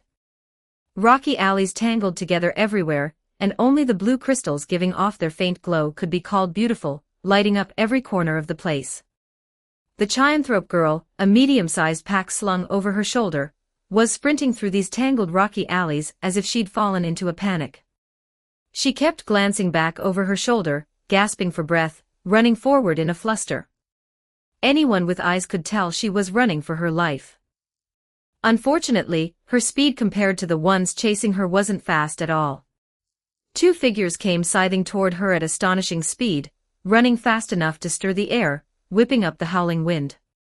That speed, that force of presence, would make even the most sheltered person understand one thing. Namely, that these two behind the girl were extremely strong. At the very least, compared to her, who was only LV.3, they had to be far stronger. Thinking that, the girl grew more and more panicked, and gritting her teeth, she darted into a narrow side path, winding into even more convoluted little lanes in an attempt to shake off the ones behind her. Sadly, no matter how hard she tried, a single LV.3 like her couldn't shake those two. At one point a golden figure swept in ahead of her, coming up behind her before suddenly leaping, flipping over her head to land in front of her and block her way. The girl let out a strange yelp. Like a horse slamming on the brakes, her limbs flailed, and she barely managed to stop her own forward momentum. The moment she turned to flee the other way, she made the grim discovery that it too was already blocked. Still planning to run, Leo stood there alone with his single sword, blocking the girl's path, watching her. One hand rested on the hilt of the dragon fang sword at his waist, but he didn't draw it. He just stood there and spoke quietly. "Why you two?" The girl's face went stiff. She looked at Leo, then at Ace, who was likewise blocking the path behind her, thrown into a total panic. "Who are you?" Ace observed her in silence for a while before speaking. "Why did you run?"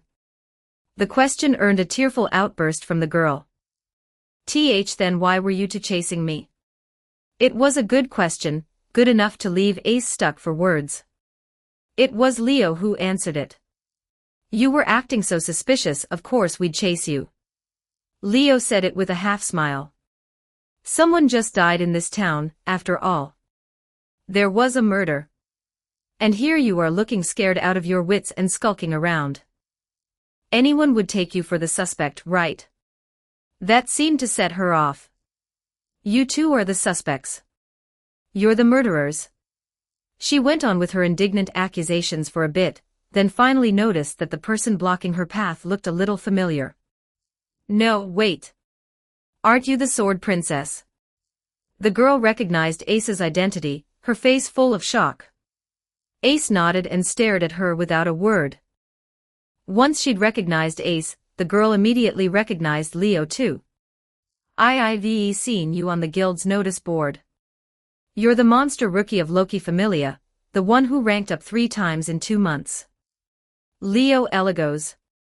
She pointed at Leo, the shock and bewilderment on her face growing even stronger. Monster rookie. Leo, for his part, was baffled by the epithet. It was fitting enough, but why didn't it sound like a compliment? A rookie was a rookie. Why tack a prefix on it? Who was a monster, exactly? Leo grumbled inwardly while keeping his face perfectly calm, and even took a step closer to the girl. "Now that our identities are out, shouldn't it be time to reveal yours?" At that, the girl looked at the two people before her, famous across Ora Rio, and even the whole lower world, and suddenly calmed down, no longer so panicked. The change was as if she'd suddenly understood that these two weren't her enemies, and wouldn't hurt her. "I'm Lillian. Lillian Louis." That was how she introduced herself. Leo glanced at Ace, who answered with a shake of her head. The meaning was simple, she was telling Leo she didn't know this person. "Which familia are you from?" Leo already knew who she was, but he asked anyway, feigning ignorance. Then she gave a familia name. Hermes Familia. At those words, never mind Leo, Ace had a somewhat subtle reaction. Hermes Familia. Clearly, Ace knew of this familia. Hermes Familia was a somewhat unusual familia.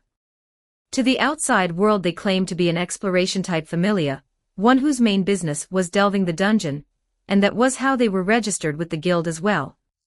In truth, though, as long as there was profit in it, whether it was commerce, courier work, or intelligence, they'd take it on and get involved. They dabbled in every field and would handle anything, to the point of being a notoriously unscrupulous familia. By the guild's grading, this familia was only rank F, and even its highest level member was only LV.2. It was a familia so small it couldn't be smaller, and its dungeon progress only reached as far as floor 19.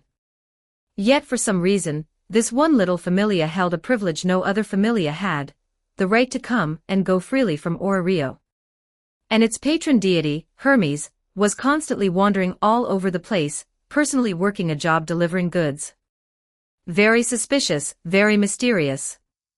Compared to Loki familia with its familia rank of S, Hermes familia hardly seemed like much, yet no matter who you asked, the moment their patron deity Hermes came up, they'd put on a hard-to-describe expression. Loki included. Ace didn't know the inside story, but Leo, who knew the original work well, understood it perfectly. Hermes familia. This familia was actually not weak. It was still nowhere near a strongest in the city familia like Loki familia, but Hermes familia's overall strength was enough to rank among the best even across all of Orario. Because their patron deity Hermes valued keeping a low, ordinary profile, and liked to hide his strength, at his request a great many of the adventurers in this familia had concealed their own strength. In their guild filings they'd falsely reported the familia's dozen-odd LV.3 members, and its LV point for captain all as LV.2, and even underreported their dungeon progress by more than 20 floors. It was shady beyond belief. That maker of the Talaria mentioned before, the Perseus who'd acquired the mystery development ability, Asphi al-Andromeda, was the captain of this very familia. Her own level had long since reached LV.4, but to the outside world she claimed to be LV.2, leading many people who didn't know better to badly misjudge her, and the strength of the Hermes familia she belonged to. This girl before them, Lulyun Louis, had probably lied about her level to the guild too, which was why she seemed so unknown. Knowing none of this, once Ace had confirmed Lulyun's identity and background, she spoke again right away. Why did you run? This question, already asked once, finally earned a different answer this time. I thought you two were the ones who killed the courier, that you were chasing me to get that piece of goods. Lulyun's words drew another different reaction from Ace. Goods? This time the question earned no reply from Lulyun. Lulyun stood there hesitating, starting to speak and stopping, as if wrestling with whether she should tell the inside story. Seeing this, Leo just spoke up. You mean the person who was killed was actually a courier, that he handed some piece of goods over to you, and then got targeted and killed by someone you don't know? Am I right? Faced with Leo's blunt questioning, Lulyun fell silent, choosing to say nothing. Ace understood Leo's meaning too. Leo's meaning was simple. He was saying someone had set their sights on a certain item, an item that had originally been on the courier who'd been killed, which was why they'd killed him, wanting to seize that item. But the item had already been secretly handed off to someone else, namely the girl in front of them. Lulyun had received the goods, learned before leaving Rivera that the courier had been killed, and immediately guessed that someone had set their sights on the goods, or rather on her. That was why she'd seemed so hurried and panicked, and the moment she'd noticed she was being followed, she'd immediately started running in a blind panic. She'd thought Leo and Ace were the ones coming to hunt her down and take the goods, but once she realized the two were famous figures of Loki familia, she felt there was no way these two could be the killers. Say what you would, they were core elites of Loki familia, members of the strongest familia in the city.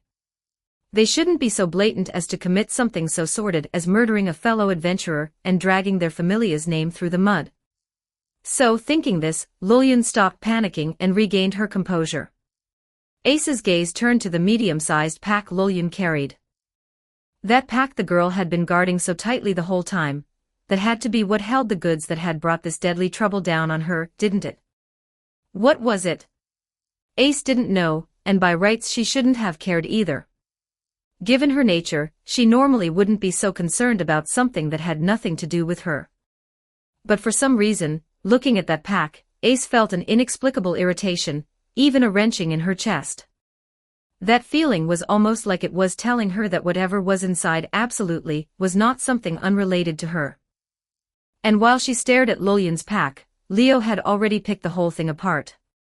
I hear Hermes Familia has dealings across a lot of fields, including a professional service delivering goods, with even the patron deity himself working that trade. Leo spoke in a calm tone. So can I assume that you, as a member of Hermes Familia, actually took on some request today? That you needed to retrieve a piece of goods from someone here and bring it up to the surface. That person was the courier, and you're the receiver. Maybe the two of you didn't know each other's identities, and you certainly didn't know exactly where the goods came from, but as long as the passphrase matched, you could take the goods off him. After that, all you had to do was bring it up to the surface and hand it to the client. But what you didn't expect was that the courier would be killed afterward, and that you'd very likely become the next targeted victim, which is why you were so frantic to get away. Those words, without a doubt, frightened Lillian. Why you. She pointed at Leo, stammering so badly she couldn't get a word out. That reaction alone told anyone that everything Leo had said was correct. Something that should have been a closely guarded secret had just been guessed at, nearly whole, by this monster rookie of Loki Familia. She'd heard the Braver was a brilliant strategist, a tactician overflowing with schemes. Was this monster rookie of Loki Familia the same kind of brains type? That would be too terrifying, wouldn't it? Lillian, badly rattled, had no idea that Leo was no brains type tactician. He'd simply stood on the vantage point of the original work, and used his foreknowledge to lay the whole thing bare. That piece of goods, what exactly is it? Ace broke her silence, and with suppressed emotion, pressed the question. I don't know what it is either. Lillian shook her head, thoroughly aggrieved. The client told me not to ask any questions, and said I absolutely could not show it to anyone. Those words didn't make Ace back off. If anything, they made her fix her stare on Lillian. That attitude was practically telling the girl outright, hurry up and take it out, stop hiding it.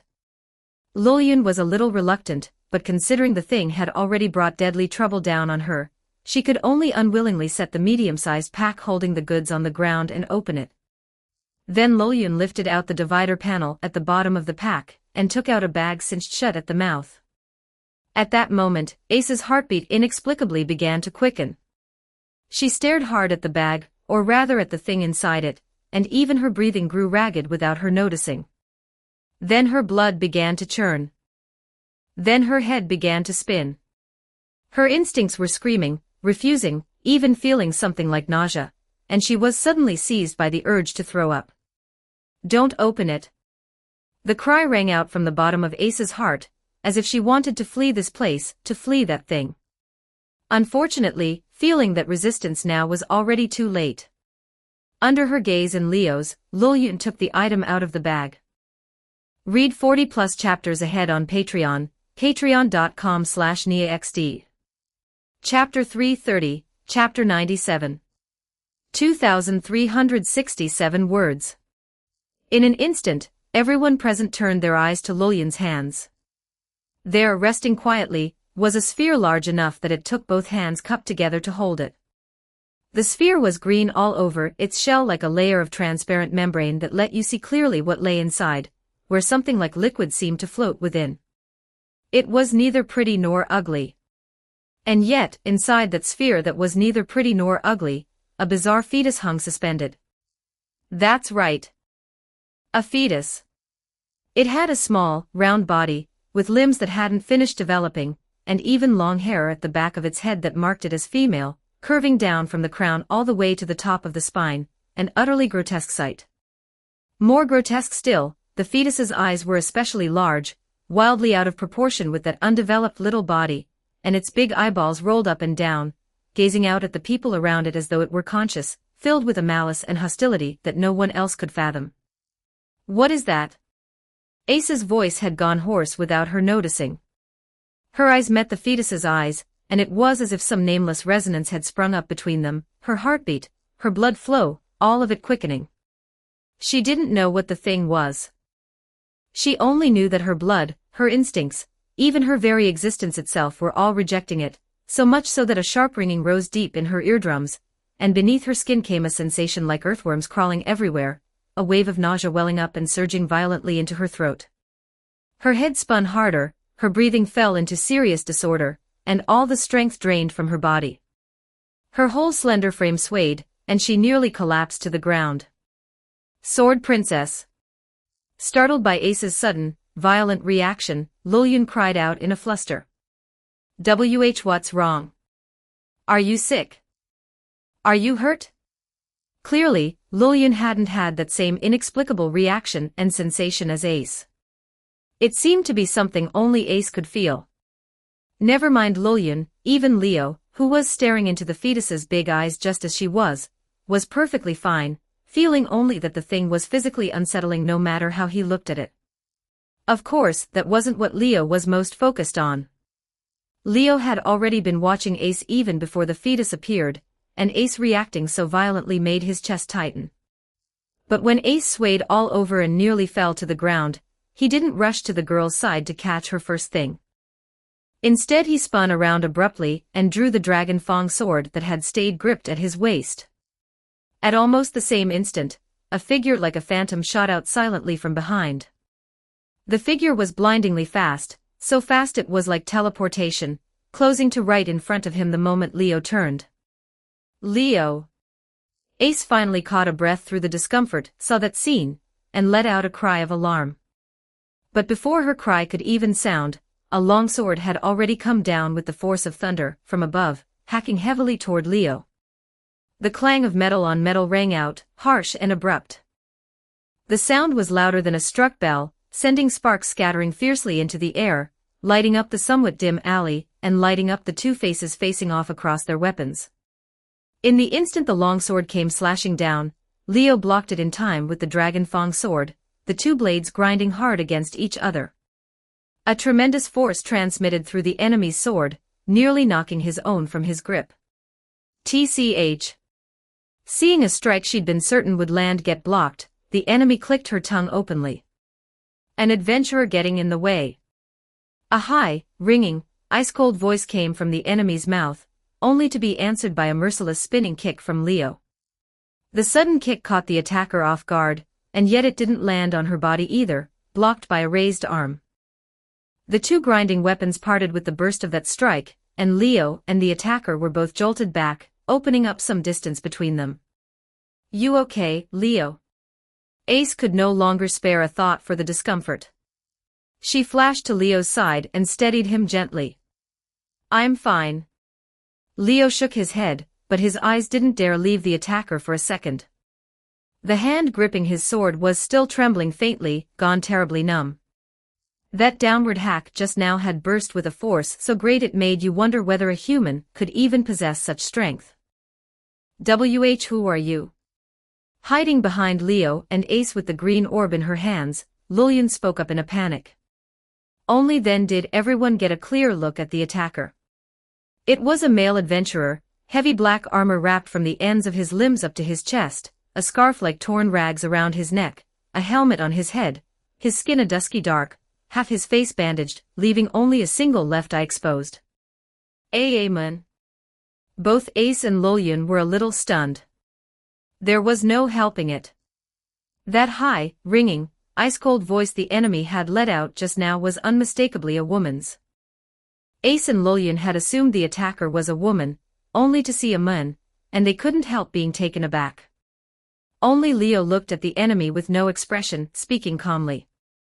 That's not her real face. It's just a disguise. The moment Leo finished speaking, the enemy let out an irritated sound. Moving around in this getup really is stifling. The voice was still high, ringing, and ice-cold, badly at odds with the male appearance. Then the enemy began stripping off the armor. She first crushed the breastplate with brute force, then destroyed the rest of the armor with total ease. Once the fragments had been flung down onto the ground, out came a full, pale neck and a supple body wrapped in an undershirt. The bandages wound around her face were torn off too, revealing a male face that neither Leo nor Ace had ever seen. That's the delivery man who handed the goods to me. Luoyun let out that startled cry, and it made Ace understand something in an instant. The Amazonas owner of the buyback stand had already said that the head of the person killed in Rivera had been stomped to a pulp. In other words, the killer had done something to the victim's head. Only, she hadn't completely destroyed the head. She had peeled the skin of the face off it and pressed it onto her own, disguising herself as a mun. That guess was confirmed once the enemy tore off the face skin, revealing an ice-cold woman's face beneath. Much more comfortable now. The mysterious woman said this without a shred of feeling, raising her head in the light armor of only a helmet, knee guards, and arm guards, gazing at Leo and the other two. The aura radiating off her was hair-raising. She didn't seem like a living human, more like a savage giant beast, an unusual pressure to her. The way she looked at Leo, Ace, and Luoyun wasn't like looking at her own kind either, more like looking at a swarm of lowly creatures, cold and pitiless. Only when she saw the green orb resting in Luoyun's hands did her gaze change. "Hand that over." The mysterious woman spoke coldly. It was a declaration that brooked no doubt. It was a notice that brooked no refusal. No warning, no advice, as if she were simply informing them one-sidedly that they had no right to refuse, and even as she spoke she had already started walking over. The next second the woman's figure vanished. Leo's face changed abruptly, his pupils shrinking hard, and almost without thinking he shoved Luoyun behind him out of the way. "Look out!" "Ah!" Leo's shout and Luoyun's cry rang out at the same time, sending the two of them stumbling to one side and toppling clumsily to the ground. A long sword slashed through the spot where Luoyun had been standing a second before with lightning speed, landing on empty air. Just now, if Leo hadn't shoved Luoyun out of the way in time, she'd already be cut clean in two. Sprawled on the ground, Luoyun understood that, cold sweat sheeting down in an instant, while the green orb in her hands rolled off to one side as she fell. Having swept in at astonishing speed and brought down that slash, the mysterious woman saw this, and was about to turn to grab it, only to be forced back by a silver saber. "Don't even think about it." Ace had finally drawn her blade, her condition seemingly recovered as well, swinging out a strike as sharp as ever, forcing the mysterious woman to leap up and spring back. The silver flash of the sword swept past like a burst of light, nearly slicing into her body, making the retreating woman click her tongue again. "Didn't I say you're in the way?" The mysterious woman attacked Ace. Her speed was still that fast, vanishing on the spot as if teleporting. Even Leo could only catch a blurred afterimage, and Luoyun couldn't see anything at all. Only Ace caught the enemy's figure completely, and even met her head-on at a speed that lagged barely at all behind hers. Saber and longsword collided in the dim alley, kicking up a burst of blinding sparks. The next moment, the sound of metal striking metal rang out without cease, turning the whole alley into a battlefield in an instant. Ace and the mysterious woman entered a high-speed close-quarters duel right in front of Leo and Luoyun, their figures crossing back and forth as if flickering in and out, the weapons in their hands carving cold arcs of light, colliding dozens of times in a heartbeat, sparks bursting cluster after cluster across the alley. So strong. Luoyun, at LV.3, was already dumbstruck, trembling all over. She had never seen a battle like this, never seen a sword fight so fierce. Both Ace and that mysterious woman felt to her like beings she couldn't begin to comprehend. If you don't want to die, you'd better hide, and don't go running around." Leo warned Luoyun, then paid her no more attention, drawing the emerald staff clipped at his left waist, the jewel on its body lighting up. "Light of heaven, sword of stars." He chanted the magic without hesitation, and as the starlight magic circle spread open, he fired off several thick meteors. Locked in her fierce battle with Ace, the mysterious woman sensed this, and without any attachment to the fight she hacked Ace back with one stroke, then, tapping the tips of her toes in quick succession, exploded backward and dodged the incoming meteors, her footwork nimble in the extreme. But she didn't know that Leo's magic wasn't so easy to dodge. The meteors she'd evaded suddenly all curved, as if steered by an invisible hand, chasing down one after another to her retreating form. "What?" The mysterious woman's expression changed. The flying meteors fell mercilessly onto her in that instant, bursting again and again against her slender frame, as she threw up both arms in a rush. Dazzling starbursts erupted in the alley at once, throwing the air into chaos while the shockwave, riding surging waves of blast, shook the buildings all around. "You bastard!" Arms still raised, her skin blasted a charred black all over, the mysterious woman came flying backward out of the explosion, barely steadying herself to land on the ground, her cold voice and face beginning to turn to rage. Little did anyone expect that her showing was what left them astonished instead. She actually took Leo's magic head-on. Ace couldn't help her shock. Others might not know, but how could she not know how absurd the firepower of Leo's magic was? That was firepower that could wound a floor boss back at LV.2, that could rival a LV.5 mage at LV.3, that could punch clean through even the notoriously tough Black Rhino of floor 51 in a single blow, that could make even those female form monsters howl in pain. Now Leo was already LV.4, and his firepower had grown more terrifying still, yet firepower like that, landing on this mysterious woman, had only left her skin charred black. She still had the strength to move, to curse. By the look of it, she didn't even seem to have taken any particularly serious injury. That kind of defense was nowhere near what a human should have, was it? Never mind that the enemy looked like nothing more than a human. Even a LV.6 dwarf great warrior like Gareth, taken by Leo's magic head-on, wouldn't necessarily come away with only that degree of injury, would he? Who exactly are you? Why kill people for a thing like that? Ace demanded. No need to think about it. This mysterious woman before them was the one who had killed the courier, and set her sights on that green orb. And what is that thing, anyway? Ace pressed on, but it won her no response from the woman. The woman only grew more and more irritated, more and more impatient. Since things have already gotten this troublesome, then don't blame me for tearing this whole place apart. The woman coldly reached out and drew a grass whistle from her chest. Seeing this, Leo behind them immediately called out loudly. Ace! Stop her! Ace, who trusted Leo completely, at once burst out at her fastest speed, and charged the enemy without a word. Come out! But the mysterious woman, unhurried, tapped her toes to the ground, exploding backward to open up distance from Ace even as she blew the grass whistle. The grass whistle let out a shrill note, like a whistle blast, echoing over the town. The under-resort descended into chaos. Read 40+ chapters ahead on Patreon, patreon.com/NiaXD. Chapter 331, Chapter 98. 2,394 words.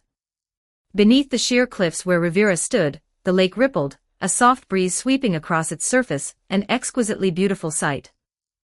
But the very instant the shrill note of the grass whistle rang out from the town, the ripples spreading across the lake's surface suddenly began to widen, shattering that tacit peace. A spray of water burst apart, and a massive figure broke through the surface from below, tearing out of the water. As if setting off some chain reaction, sprays of water burst one after another across the surface, and countless massive figures appeared in succession. Ohu! Roars like cracked gongs spread from the mouths of these figures, rumbling and shaking the air. Before long the spray fell away, and the full forms of the massive figures were laid bare, lit by the radiance the crystals on the vaulted ceiling gave off. They were monsters with long, slender bodies and smooth skin tissue, no eyes or other organs on the front ends of their bodies, only some bulging shapes like sunflower seeds, their whole forms a pale yellowish green that gave off an unpleasant impression. The monsters were like snakes without faces, their long bodies writhing over the water surface, bizarre tentacles growing out at their sides and squirming along with the bodies. While letting out their grating cries, they raised the front ends of their bodies, and then those parts split open along several lines, like countless petals blooming apart, slowly opening to reveal a head of gaudy colors, as if it hid a deadly poison, its center a huge mouth crammed with teeth, and dripping mucus. That shape wasn't any faceless snake at all but a savage flower. Savage and ugly, man-eating flowers. Violas. The violas emerged one after another from beneath the water, tentacles branching endlessly from their bodies and dancing around them, their main forms swimming across the water surface like snakes, heading for that sheer cliff. Soon they climbed up the cliff one by one, came before Rivera, and then went over the towering wall, cutting into the town where the adventurers were gathered. Monsters! Monsters are attacking! Somebody, help! Only now did the people in the town realize the monsters had cut into it. Faces going white, panicking, they shouted while fleeing in a scramble. The Violas displayed a ferocity and aggression beyond anything ordinary, wrecking the buildings inside the town, crushing tents and huts flat, then surging like a tide toward the fleeing people, throwing the whole town into panic in an instant. What is this? Having lost their targets after failing to keep up with Leo, and the other two who'd suddenly accelerated into the dark back alleys, Lafia, and the others, forced to wander the streets, watched this sudden monster assault, every one of them dumbstruck. Miss Tiona! Miss Tioni!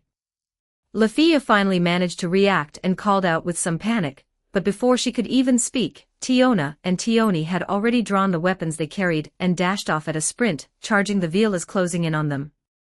Take this! Tiona's movements were as broad and sweeping as ever, the great double blade in her hands raised high, and hacking down heavily, cleanly splitting a viola in two with a wet tearing sound, sending green blood spraying everywhere. These monsters! Tioni stared at the Viola's gaudy, multicolored bodies, her brow furrowing as if something had come to mind, though her hands didn't slow in the slightest, her two kukri flashing past like light, easily severing a tentacle of viola swung at her and drawing an anguished wail from it.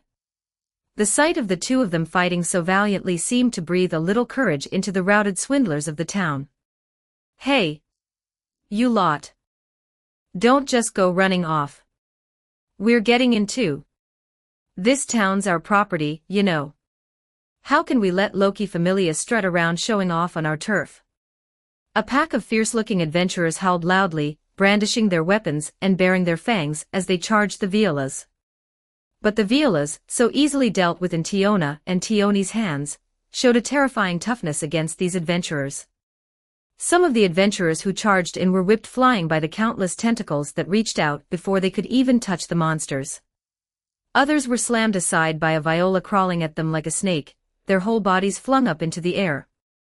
And some were caught and held fast in those hideous, fawn-lined maws, unable even to wail, only able to kick their legs and struggle. Of course, it wasn't as if no adventurers landed hits on these Violas, but their attacks, falling on the Violas' bodies, were like hacking at steel, bounced off one by one, utterly unable to deal any effective damage to the Violas. And no good. I'm running. What even are these monsters? There's no beating them. Run. Help. Watching the vanguard that had charged in become cannon fodder one after another, the remaining adventurers cried out in an uproar and scattered in flight without a shred of shame. Tiona and Tioni could only stare dumbly as these unscrupulous adventurers, like defenseless commoners, fell into panic and ran off to every corner of the town, plenty of Violas chasing and hunting them from behind, and for a moment they couldn't believe these people were their fellow adventurers. I already knew the people in this town had no scruples and could only play swindlers ripping folks off, but isn't this running away a little too fast? A bunch of spineless cowards. Serves you right. Tiona wore a speechless expression, and Tioni was even more livid. There was no helping it. There were simply too many Violas that had broken into the town. Though the two of them were clearing them out, they'd ended up surrounded after all, and now they could no longer break out of the encirclement. They'd been counting on these guys to lend an assist, to give a hand, but who'd have thought this pack of bastards would run without a second thought, making the two of them look like real clowns for rising up to fight back. Loosed arrow of light, bough shaft of the holy tree, I am the master of the bow. Snipe, fairy archer. Pierce, arrow that never misses. In the end, it was Lafia who raised her staff toward Tiona and Tioni, and chanted the magic loudly. Arc's Ray. This was Lafia's first magic, a single-shot magic with an automatic tracking effect of the short chant type. Though it was only a short chant single-shot magic, once it fired from Lafia's hands it wasn't any arrow of light at all, but a huge pillar of light. The pillar of light swept over the street, gouging up the earth, scraping away the rock strata, striking the Violas and blasting a great number of them away on the spot. That single strike freed the Amazonas twins caught in the encirclement, but it also stirred a powerful reaction from the Violas. At once the Violas in the surrounding area gave up chasing the routed stragglers, gave up wrecking the buildings, and all surged toward Lafia together. W.H. Watt. Lafia hadn't expected that simply casting a single spell would make her the target of everyone, and looking at the Violas roaring in at her, she went stiff on the spot, unable to move. Lafia. Tiona kicked off the ground hard, sweeping in like a whirlwind, cutting down several Violas in one stroke and landing before Lafia, shielding her. These monsters really are the same as those disgusting things, all of them react abnormally strongly to magic. Tiona charged in, swinging her kukri all the same, cutting through the body of one Viola with one stroke and severing the head of another with the next, her face grim enough to be frightening. She had already halfway guessed at where these Violas came from. Or rather, she'd made some connection from the Violas themselves. The Amazonas twins raised their weapons high, facing off against the great swarm of Violas rushing in. Sheltered behind the two of them, Lafia didn't dare cast magic carelessly now either, and could only watch the twins fight, with their backs to the wall, and the town being wrecked step by step.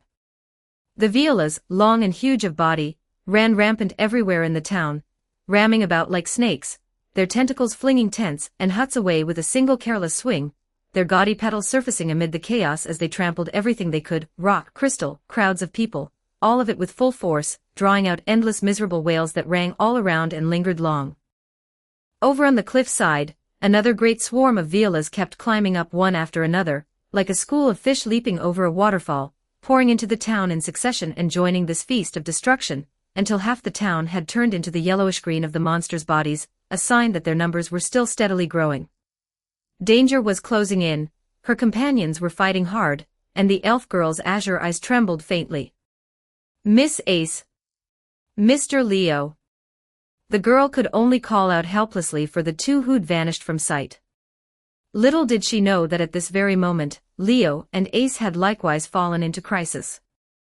The silver saber and the strange-colored longsword collided for who knew how many times, striking harsh sparks off each other in a clash of metal like a struck bell.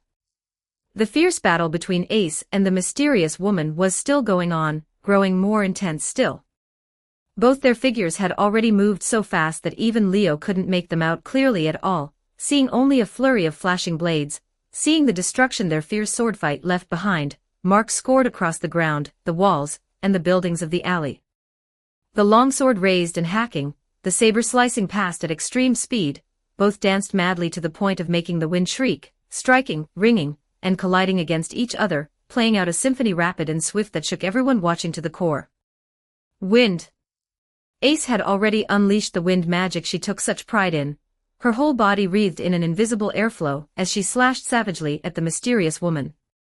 But facing an Ace whose strength had surged, the mysterious woman not only still kept up with her movements, displaying astonishing power that lagged not at all behind her opponents, but also, as if she'd discovered some enormous delight, lost the ice-cold look on her face entirely, leaving only a sudden shift into shock and excitement. "So you were here. I've been searching for you so long." That tone was completely different from before. Ace's brow furrowed slightly, but she wasn't thrown off by her opponent's baffling attitude.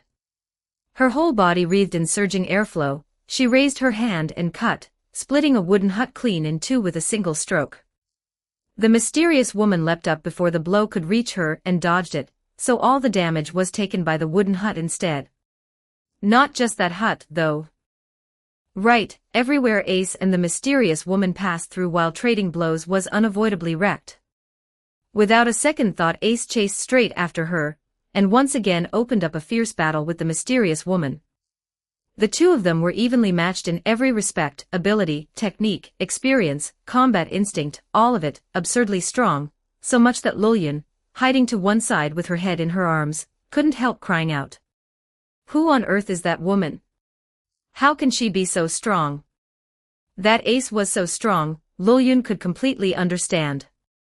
After all, the name of the Sword Princess had long echoed throughout the entire lower world, and the alias of the city's strongest female swordsman was one everyone knew. Even though Lillian had never seen Ace fight, and was scared by the astonishing power Ace displayed, it still didn't feel out of place. But that mysterious woman was another matter. To fight to a draw against an ace going all out, even using magic, the opponent had to be at least a first-class adventurer. LV.5. Maybe even LV.6, or there was no way she could be a match for the Sword Princess. But how many first-class adventurers were there in all of Rio? Fewer than 40. And if it came to LV.6, there weren't even 10. And among those fewer than 10 LV.6s, there wasn't a single woman like this who used a longsword, with such extraordinary skill, seemingly a human. Hermes Familia was in the business of dealing in information to begin with. The secrets Lolyan knew weren't many, sure, but she wasn't so ignorant as to not even recognize an adventurer this strong. By rights, an adventurer like this should have made a name long ago, should even be famous across the world, yet she couldn't place the woman, which made no sense at all. Could that face be a human skin mask too, not her real face at all? But that voluptuous body was surely real, wasn't it? Among the LV.6s, there was simply no female swordsman with a figure this good either. Or else, was the woman from outside the city. But even if people outside the city received the fauna, because there was no dungeon, no endless stream of monsters to subjugate, challenge, and draw excelia from, leveling up was far harder for them than for adventurers inside the city. Those who could reach LV.2 were few enough to count on one's fingers, never mind LV.6, of which there were probably barely any to be found in all the lower world. Same point again, for a figure of this strength to be impossible to identify was itself unreasonable. Compared to Lolyan, lost in her doubts, Leo hadn't thought it through so elaborately. Never mind that he already knew the woman's identity, just given his current situation, it wasn't a good time to think too much either. Amid the rumbling, a great many violas smashed through building after building and came charging in from outside, striking at Leo. Ohu! Broken gong roars rose and fell one after another, making Leo narrow his eyes, his expression turning utterly cold. Read 40+ chapters ahead on Patreon, patreon.com/NiaXD. Chapter 332, Chapter 99. 2,349 words. What kind of monster is that? Watching the violas smash through building after building and appear in the dark alley, Lolyan let out yet another cry of the same tenor. She had never seen monsters like this. They didn't look especially fierce or terrifying, yet they made her feel physically sick from the depths of her being, enough to turn her stomach. Leo, by contrast, surrounded by the violas, looked at them with a stony face. Their outward form was different, but that gaudy, multicolored body coloring, those harsh, rasping cries, and that familiar, physically sickening look, these traits were exactly the same as the worm monsters that had appeared on floors 50 and 51 of the dungeon not long ago, which had caused enormous trouble for their Loki Familia expedition force and forced them to retreat back the way they'd come. There was no doubt about it. These too were new species monsters, and they were bound up inextricably with those worm monsters. Before setting out, they'd all worried they might run into those worm monsters again in the dungeon, and in the end the worm monsters hadn't appeared, but these violas, clearly connected to the worm monsters, had shown up instead. They'd been hiding in the safe floor that spawned no monsters, hiding beneath the lake on floor 18, and had emerged at that mysterious woman's summons to attack all of Rivera. Ohu! Broken gong voices rang out all around, and the violas swung their tentacles, sweeping them at the surrounded Leo in an overwhelming mass, kicking up gust after gust of shrieking wind and enormous commotion. Look out! Slumped on the ground, Lolyan let out another cry of alarm, but Leo had already moved before she could speak. With the dragon fang sword in one hand and the emerald staff in the other, Leo sprang straight up from a standstill, leaping high into the air and evading the countless descending tentacles. The countless tentacles slammed into the spot where he'd just been, smashing the ground there to pieces and sending up a cloud of dust and smoke. Leo had dodged one wave of the assault, but because he was up in midair, he couldn't dodge what came next. Several violas came roaring in, opening their fang-lined maws and biting at Leo, each scrambling to get there first. Light of heaven, sword of stars. Leo extended his left hand, gripping the emerald staff, and lit up the jewel on it. Meteor dance. Several thick meteors rose from around him and flew at the violas lunging in. One of the meteors arrived first, striking a viola in the head and blasting its whole skull apart. Amid the rumbling, thick meteors either punched through the viola's bodies or blasted their forms apart, turning them to ash on the spot, scattering into the air. The remaining violas weren't cowed by the deaths of their fellows. On the contrary, because of the magic Leo used, they reacted strongly to his magic, howling and continuing to lunge, biting at him one after another. Though Leo was in midair, his agility didn't slack in the least. He kicked out at the head of the first viola to lunge in front of him, planting his foot on its face and using the force to spring away, then swung the dragon fang sword at a viola behind him, drawing a sharp arc of light as he cut down. The dragon fang sword split the viola's outer hide smoothly, sending green blood spraying out. But the cut was far too shallow. Never mind a fatal wound, it didn't even amount to a serious one. The viola seemed to feel nothing at all, and a tentacle lashed out violently, striking Leo hard across the body and knocking him flying with a heavy thud. So tough. Leo's whole body slammed through several buildings like a cannonball before landing on the ground, stomping it in as he came down. He wasn't hurt, though. The viola's tentacle attacks weren't weak, but they still couldn't break through the protection of the giant's battle garb on his body to injure him. Still, looking at the dragon fang sword in his right hand, then at that shallow wound on the viola's body, Leo realized his sword probably couldn't pose much of a threat to these violas.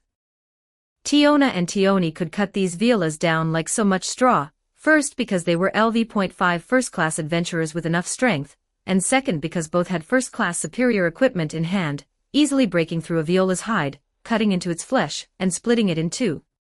Leo couldn't manage that. First, he was only LV.4, his strength no match for the Amazonas twins, and second, the weapon in his hand was only third-class superior equipment, its power only approaching that of second-class equipment, still far short of the first-class equipment in the twins' hands. In other words, his slashes, whether in attack power or lethality, were far weaker than the Amazonas twins. For someone like that to manage to make a wound on a viola, at all was already a decent showing, considering the adventurers in Rivera couldn't so much as budge these violas with their blades. Still have to rely on the power of magic after all. Leo didn't put the dragon fang sword away, but the jewel on the emerald staff was clearly glowing brighter. He converted his mind into magic in an endless stream, channeling it into the emerald staff, preparing a high-powered spell. The violas, reacting strongly to magic, naturally couldn't just watch and do nothing, and charged at Leo as frantically as ever, the tentacles thrashing wildly about their bodies, wreaking enormous destruction on the surroundings. Any other mage in his place would surely have had to stop chanting, choose to run first, and evade the frenzied viola's assault before doing anything else. But Leo didn't need to. Amid a burst of wind, meteors flew out like flashes of light, blasting toward the violas. Since there was no time to chant, then he simply wouldn't chant. Leo cast the magic without a chant, sending countless meteors firing out to meet the violas. At a glance it looked as though the violas were throwing themselves at the meteors on purpose, and doing it in waves, one after another. And so in the blink of an eye, the violas on every side were all struck by meteors. The sound of bodies being blasted apart rose and fell one after another, dazzling starbursts appearing in succession, blinding to the eye. The countless meteors either punched through or blasted apart, killing the violas one by one on the spot, not a single one spared. Within a mere 2 seconds, every viola that had come here was slain, not even leaving their magic stones, all of them turning to ash and vanishing. Only Leo was left on the scene, sword in one hand, staff in the other, just standing there, making Lullian, who'd watched the whole thing, swallow hard. Solved that easily. Lullian's eyes were full of shock as she looked at Leo. The magic just now, was its power really that strong? Was this the power of the monster rookie who'd risen all the way from LV.1 to LV.4 in a mere 2 months? Could 2 short months really make a person this strong? He really is a monster. That was the only thought Lullian had left. Leo still paid her no mind, only looking toward the direction Ace and the mysterious woman had gone, before turning to Lullian. "Where's the green orb?" Leo's question left Luoyun stunned for a moment, and then she hurriedly began searching all around. Soon she spotted the green orb in a corner. There, it's over there. Luoyun rushed over and reached out toward the orb. Just as Luoyun was about to touch it, the fetus inside the orb suddenly let out a cry. It was an extremely unpleasant cry, so grating it made you start to wonder whether someone was shrieking in agony. No. Locked in her fierce battle with Ace, the mysterious woman heard the cry, and her expression changed drastically. Ace's face changed too, and she turned her head to look toward where the sound had come from. At the same moment, as if something had come back to Leo, his eyes narrowed and he immediately raised his hand and fired off a meteor, sending it blasting toward the green orb. The fetus inside the green orb struggled and shifted its body at once, its tiny little hands, and the head set with those bizarre eyeballs poking straight through the green membrane and reaching out. Its small body drew force from somewhere and leapt like a rubber ball, springing up into the air, actually dodging the incoming meteor shot. But Leo seemed to have been waiting for it, and fired a second meteor that slammed into it, vaporizing the green membrane around it completely. The fetus, liquid dripping all over it, tumbled to the ground, its bizarre eyeballs fixed dead on Leo, some venomous emotion seemingly hidden within them, hair-raising to behold. Leo was about to fire off a third meteor, but the fetus gave a single leap, slamming into a viola crawling out of the corner and clinging onto its body. Then the fetus melted into the monster's body, boring its way inside. Wah! Everyone present was taken aback. Ace and Luoyun above all wore looks of shock at this sudden turn. The mysterious woman's face was extremely grim. Damn it. It was all for nothing. She looked as if she'd seen some treasure defiled. She had valued that green orb so highly before, but now her eyes held only fury as she looked at it. Leo was about to keep casting magic, to attack the viola parasitized by the bizarre fetus. The viola seemed to sense danger. It let out a saliva-soaked wail from its maw while rolling on the ground in agony, red vein-like lines suddenly surfacing across its body as though its blood vessels were rising up, swelling that already long, huge body further still. Like a chrysalis, the part of the viola the fetus had parasitized began to bulge outward, but what bored out from within wasn't a moth or a butterfly, but an upper body shaped like a human's. An upper body with every feature of a woman's, and eerily familiar with it, tore its way out through the viola's flesh. Ah ah. The next second, the female opened her mouth and let out a sound. Ah. The sound gradually turned into a grating scream, blasting the air away and becoming a wave of sound that swept around the monster like a shockwave. Luoyun had already fallen into a daze, mouth agape, unable to get out a single complete sentence. The mysterious woman's face was full of vexation, and she smashed a fist into the crystal pillar beside her, shattering it. You could tell this was a situation she hadn't wanted to see, and it had put her in a foul mood. As for Ace, looking at the female body growing out of the viola, her golden eyes were already trembling violently. It was only because that shape, that body, was unmistakably identical to the female form monster she and Leo had encountered on floor 50. At least, the female upper body was exactly the same. The only difference was the lower half. The female form monster on floor 50 had a huge worm for its lower half, while the lower half of this female form monster before her was a viola. It made this female form monster like a giant octopus, huge tentacles extending from its body, tentacles that seemed to have grown far more nimble than before, bending, tumbling, and squirming as if with a mind of their own, and together with its gaudy, multicolored body and the upper half in the shape of a female form, from a distance it looked exactly like a half-human, half-octopus thing. But that vaguely familiar female form forced Ace to make more connections. Thinking of how the female form monster had only turned into this after being parasitized by that bizarre fetus, even someone as slow as Ace should understand now. The one on floor 50, and this one too, both became female form monsters after being parasitized by that fetus. The female form monster on floor 50 had very likely been born when another green orb parasitized a worm monster. And this one before her had been born when a green orb parasitized a viola. What in the world is that green orb? Ace demanded of the mysterious woman again. The mysterious woman was in a foul temper just then, and being pressed like this by Ace, she was so angry she laughed instead. "Shouldn't you understand what it is better than I do?" the mysterious woman sneered. "In a certain sense, you and it are the same kind." Hearing this, Ace felt that wave of nausea from when she'd first seen the green orb come surging back. Who's the same kind as that thing? Ace utterly rejected the notion. To that, the mysterious woman only said a single cold line. "Stop deceiving yourself. The blood in your body has already told you the answer. Isn't that right? Arya. Arya." When that name came out of the mysterious woman's mouth, Ace froze. No, she was frozen solid. Body and heart alike, both frozen in that instant.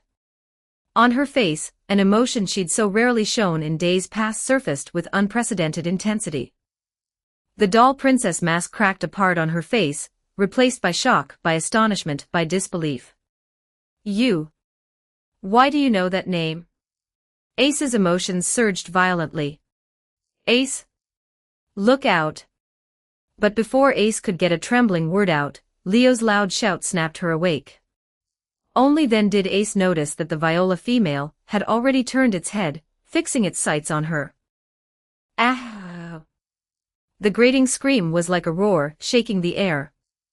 Read 40+ chapters ahead on Patreon, patreon.com/NiaXD. Don't forget to like and subscribe to Novels Wonderland.